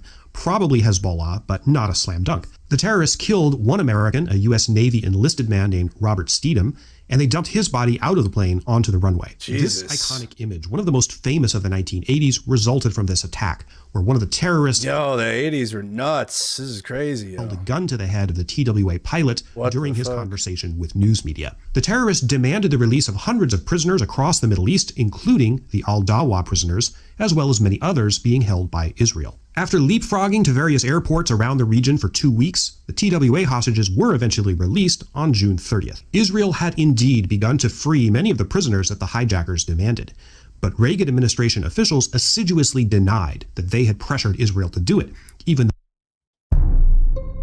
though they sort of did. Even after the TWA passengers were safe, though, there were at that time 7 Americans being held by Iranian-sponsored groups in Lebanon. The cycle of terrorism brought the issue of hostages to the forefront of Reagan's foreign policy. Between the seizure of multiple hostages, the TWA hijacking, and emotional meetings between Reagan and the families of the hostages, by mid-1985, the hostage issue was at the top of Reagan's priority list. This was to set the stage for the Iran-Contra affair. Before we get there, we have to take a brief look at what was going on inside Reagan's White House, and even a little bit farther back than that, to Reagan's origins in state politics in California. Yeah. Rather not. Let's get to the Contras though. Okay. I just want to get to this part. Okay. Asia. Way, rhetorically speaking, of Southeast Asia. Yeah, this is the Contra. But it's not. Ronald Reagan, as you recall, entered politics in the 1960s, when American involvement in the Vietnam War was ramping up. He was also a staunch Cold Warrior and anti-communist. His central obsession was the very old Cold War idea that the Soviet Union was a giant octopus, extending its tentacles everywhere it could in the world and ultimately trying to foment a world what a crazy socialist revolution. This kind of thinking, straight out of the 1950s, was the main... That was the Red Scare, which is like what this Timu MAGA shit's trying to do now. Like, they're basically trying to do that again right now, but failing miserably. Assumption that led the United States into Vietnam. You may have heard of the domino theory. This was the idea that if one country in Southeast Asia turned communist, eventually all of them would. This idea justified vast expenditures of blood and treasure to prevent U.S. ally South Vietnam from uniting with communist North Vietnam. That it didn't end up going so well. The Vietnam War killed 58,000 Americans and more than 1 million Vietnamese, and in the end, all of Vietnam did go communist, which strangely did not prove to be the end of the world. Crazy enough, right? Let's shift now from Southeast Asia to Central America. Even before the Cold War, this region had long been a playground for U.S. governments and business interests to throw their weight around, and the fight against communism, post-1945, made that tendency even worse. Whenever it looked like a left-wing or even left-leaning regime might come to power in any South or Central American country, the United States got very, very nervous.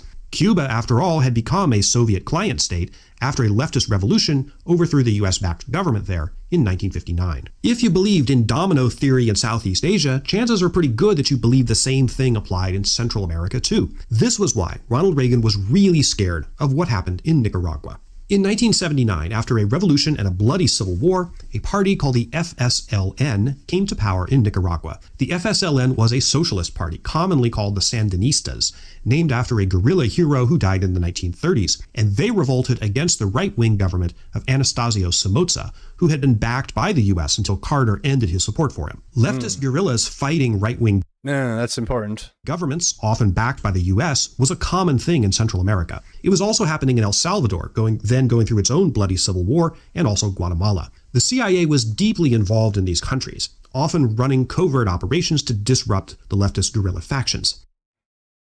American policymakers tended to see Central America as black and white, democracy versus communism, that kind of Cold War struggle, thereby... That's crazy. They're right next to each other. Missing all the nuance of what was really going on. It is time now for the people of the United States to unite with President Reagan to reverse the trends in Central America.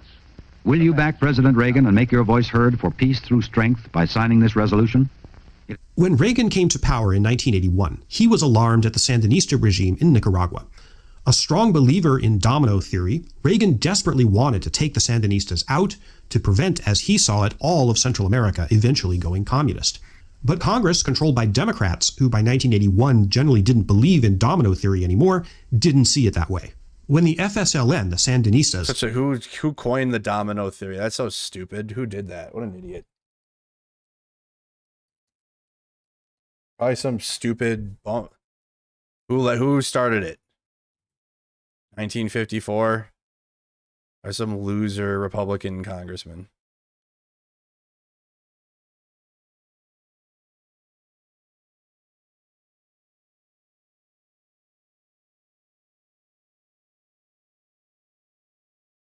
Okay, multiple administrators. They're stupid.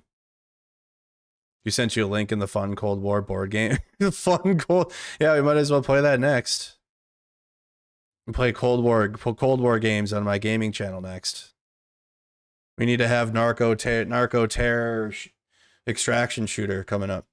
Flipped Nicaragua in 1979, the opposition to them became the guerrilla force within that country.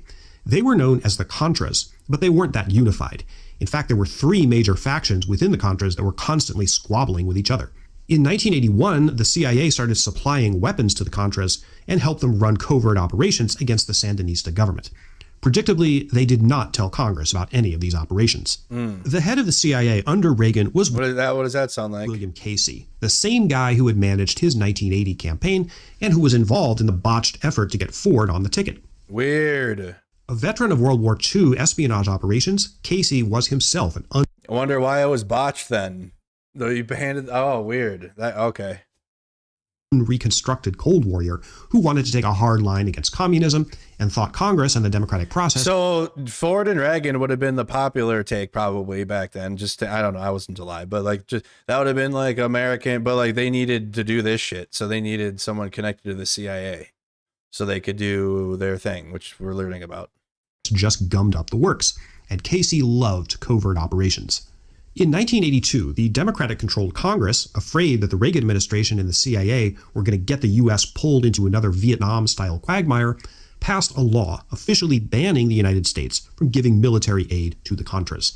This law was popularly known as the Boland Amendment.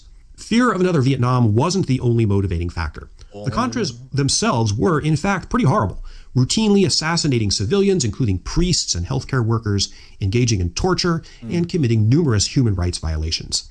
The Reagan administration, like most U.S. administrations, turned a blind eye to these abuses because it thought that the ends justified the means.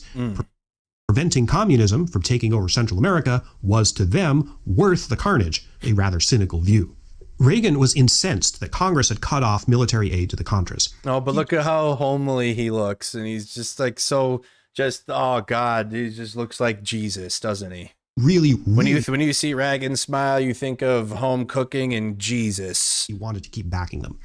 In fact, this was his pet cause. Advisors said that mere mention of the Contras caused Reagan to, quote, that's my grandparents right there. That's Grandpa and Grandma. With the U.S. government, and particularly the CIA, banned from helping them, enterprising officials in Reagan's government started to think up new ways to keep the lifeline going for Reagan's pet cause. One of the ways they did this was to get other countries to give money to the Contras on the unspoken assumption that this would buy favorable treatment from Ronald Reagan. For example, in early 1985, Robert McFarlane got the government of Saudi Arabia to donate $24 million to the Contras. Officials also hit up wealthy private citizens in the United States and directed those funds secretly to the Contras. The chief official in charge of doing this sort of thing was a Marine lieutenant colonel named Oliver North. A Vietnam veteran who predictably felt the U.S. effort in that war had been sabotaged by liberals at home, North had a lot of baggage left over from that conflict. Those pesky liberals. Though still a Marine, he went to work for the National Security Agency in 1981. There, he was involved in various covert operations. We're still not sure exactly what, because they were, of course, covert, and also because North had a tendency to exaggerate his accomplishments. For example, embellishing his role in the 1983 U.S. invasion of the small Caribbean island of Grenada.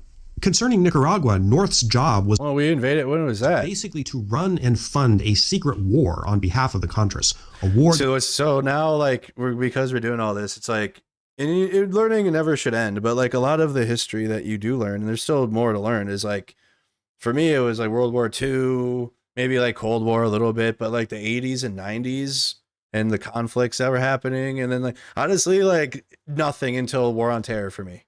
I have no fucking idea from like after like Vietnam. I don't like after Vietnam until 9/11. I have no fucking idea. I don't know what y'all did in the 80s. I don't know, but this is the time to learn now because we're reliving this again. Like we're going through this again with the war on the fentanyl and the war on drugs and CIA operations in Venezuela and blowing up drug boats and narco-terrorism again. And it's all back. Israel, Gaza, still Middle Eastern connections. Like we're doing this again. So we got to learn now. Got to learn. And I'm wondering how this bridges to 9/11 and like this shit bridges, right? It's got a bridge right into it. We're to like where we're at now, obviously after 9/11, the war on terror, and like we're in like post war on terror now, but like it seems like we're looping back into what got us into that to begin with. That the U.S. government was technically prohibited legally from supporting. Just so you know, North was not doing this entirely on his own. He was an employee of the National Security Agency, an organization run out of the White House, not accountable directly to Congress or... Wait, the NSA was it's different now, right? Now the NSA is And is the NSA, it falls under Homeland Security now, right? Or no? No, it's its own thing. It doesn't answer to the White House now, though, does it?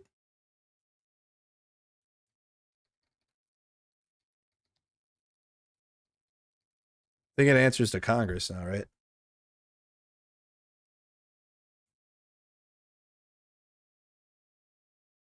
No, okay, it does answer to the White House. It's an agency of the Department of Defense.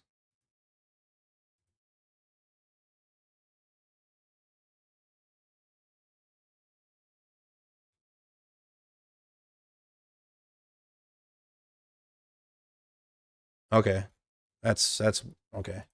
Or any cabinet level agency. North's direct boss was Admiral John Poindexter, the Deputy National Security Advisor. His boss was Robert McFarlane, who reported directly to President Reagan. At this time, 1985, there's no evidence that Ronald Reagan even knew who Oliver North was. Oh, I should mention something else because, you guessed it, it becomes important later. All these National Security Agency guys are communicating with each other via computer on a brand new system of interlinked systems called PROFs. God, look at this high-tech fancy computer system. Professional office system. Basically, email. The whole concept of email was brand new in 1985. Wow, brand new email, you guys. Brand new system. National Security Agency was using it because they thought it was super secure. Foreshadowing. Foreshadowing? Wasn't a secure server, was it? Anyway, back to Oliver North. Wow, it's weird. These fascists are still making the same stupid mistakes, just different.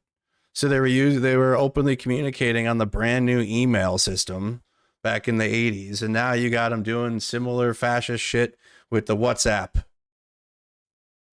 Dumbasses. That's the one thing that you can always count on is these fascists are stupid at the end of the day, and they suck at covering their crimes up.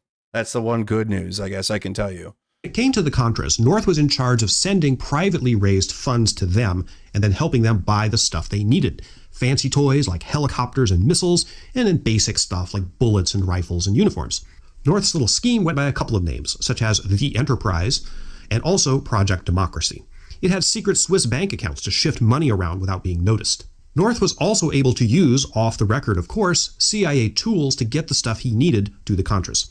Example, the CIA had its own private airline called Southern Air Transport that operated secret flights into Central America from various points of origin, often dropping pallets of weapons or supplies for the Contras. Isn't that what the movie about? Yes, I'm right. What's the movie? Tom Cruise. But there's like 2 movies made about this now, where he's the pilot, and he ends up getting the pilot ends up getting connected to the drug trade, and like does that, but also like when they stop, they pick up drugs too. So it's such a fuck time. But guess what? We're doing that again. We're doing all this again. It's gonna be so fun. Yeah, there you go. They made a movie about this. You can watch it. It's Tom Cruise though, so you're gonna have to deal with the movie. Barry Seal. I just needed the name. Barry Seal. Didn't he make an appearance in yeah, he was in no, they had his character in the Pablo Escobar show. Obviously that, but no, what's the show on Netflix? You got Pedro Pascal's in it. No.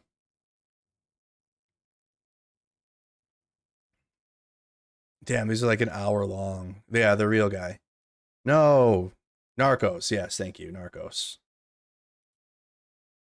New tonight, infamous drug smuggler Barry Seal gained international attention for his exploits, even being portrayed in a film starring Tom Cruise. It's been 35 years since 3 people were convicted of his murder, but now one of the killers may be...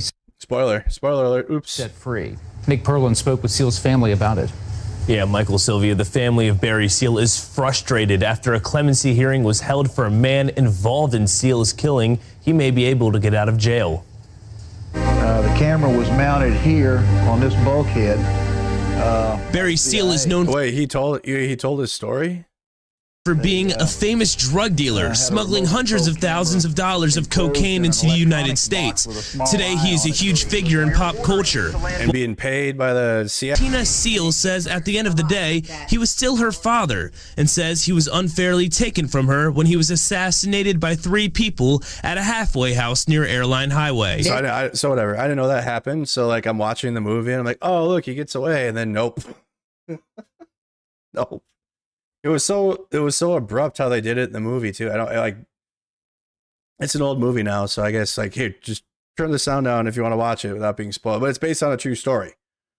So like, all right, and now I'm gonna say so in the movie you got Tom Cruise just like in his car, and it's like out of fucking nowhere, and then he just gets popped like at the very end. I'm like, whoa, it's crazy. This man took because he ended up working with the government in the end, I guess. Like even though he was getting paid by the government, and then ended up working with them to expose the drug operation that he was a part of, but being paid to do whatever. I don't know. It's probably all confusing into this whole Iran-Contra thing, and we're not getting the full truth of it all. That had been purchased by Project Democracy. A man named Richard Secord, a former Air Force officer with extensive experience in covert operations, and his business partner, Albert Hakim, were involved in these logistics. Remember that, it becomes important later. I'm getting tired of saying that. So you got all this, a secret war in Central America, officially illegal, funded off the books, run by NSA personnel, including Oliver North, occasionally borrowing CIA assets to make it all work. What could possibly go wrong? Now, finally, after all this context, we get to the arms deals. That's the next chapter. And I'm guessing that's why it was all done. Okay. Okay, well, we might come back to this then. I might come back to this. This is like the reason why I'm even playing this on stream right now, and like why we're even watching this history is because of the context with Venezuela, the drug boats, the America. Like this might not. We obviously aren't doing this to fight communism. Like there's no communism or anything with that. So it's gonna be different, but it at least gives us the understanding of like how America can operate behind the scenes, and like it's going to be very similar with this MAGA government and with the administration outright denying the double tap strikes, and then you got them today, and you got Caroline Leavitt today basically owning up to it. So while what's going to happen in Venezuela won't be like, there won't be like, it doesn't, I don't know if, I don't see them funding a militia group or anything. We'll see if that happens. That'll be weird, but like, I don't see them like funding a Contra group or, you know, having, it's not going to be the exact same. It's just going to be like the strategy will be similar though. And obviously when you got Palantir and you got all these tech companies that want to see how their new AI toys do, Israel connection. It's like same but different. Okay, what else is going on today? Anything else happening? Y'all are gonna have to work this one out for yourselves. Dan, Military Affairs, Washington Post. Oh yeah, it ended up. They're totally posing like they're really not gonna have an office there. By my account, you've got at least 2 or 3 desks left at the Pentagon. They were told to push out that we took the Washington Post's office, but like they're all still in their jackets and shit. Like they're just posing in those offices with their fake press cards. Whatever. You think Reagan cared about democracy? I don't think he did. I don't think so. It's Ronald Reagan's fault why we have billionaires anyways. And why we have, I will see if Amanda posts anything new from New Orleans. And why corporations are like the way they are right now. And why we live in a capital, like I'm all for, like I said, I like capitalism in terms of like people being able to make their own money and not being like, if you want to go out and start a business and do your thing or like create a product for people and sell it to people. I like that. I like you being able to do that. But the system we're living in right now is like slavery with like, because all you gotta do is work all day long and do nothing else, give all your money to the taxes, and there's really no There's really no future for a lot of people with that don't have their own thing going. There's not a lot of resources around it to help people get ahead with it or at all, or like be able to have their own plot of land. So, and a lot of that can be traced back to Ronald Reagan and like the reality of like these corporations and what they can get away with now is because of Ronald Reagan. Did he do good things in the Middle East? Not in the Middle East. Did he do good things to like end the Soviet Union? Yeah, sure. But I mean, beyond that, domestically though, sucks. That's like the one thing that you can even hold on to Reagan is, well, he was strong against Russia. Okay, because Russia was a part of their communist brand, obviously. So Russia it was easy for the politics to fall into the right side of that one. But then obviously as like Russia's rebranded and now they're like not communist anymore. Now you see how they're not any different. It's still the same Russia, but now they're not communist. America doesn't care. Like they're committing their own genocide of Ukraine. And America doesn't give a shit. But I bet you if Russia branded themselves as like deep red communist country, I don't know, maybe probably not even then either at this point in our history. There's just really no, you got like even now, like labeling Americans that are dissenting of Trump as Antifa or whatever. And they're trying to do like a new Temu Red Scare with it. And it's just not working either. So I think that Red Scare thing, I don't know. It's still too early to tell. They haven't really laid the propaganda out yet. I don't think they're done with it, but right now it's not working. The affordability crisis in America and the lack of interest from the American people in getting into another war is just too loud for the right-wing agenda, thankfully, because their agenda sucks. And their agenda is just corporate control even further. But like to like billionaires and like just a few people and not like helping the working class. Anyways. All right. Yeah. So in conclusion, I hope Pete Hegseth's held accountable. And we're going to continue to get more of that throughout the week. And people, what the fuck? I ended 8 wars. There you go. There's your president. We're going to get more from that throughout the week. What else? We got New Orleans. So I would like some support to get to New Orleans, you guys. See, refresh. If you guys could. Trying to get down there it's going to be named something else now. It was Operation Swamp Sweep.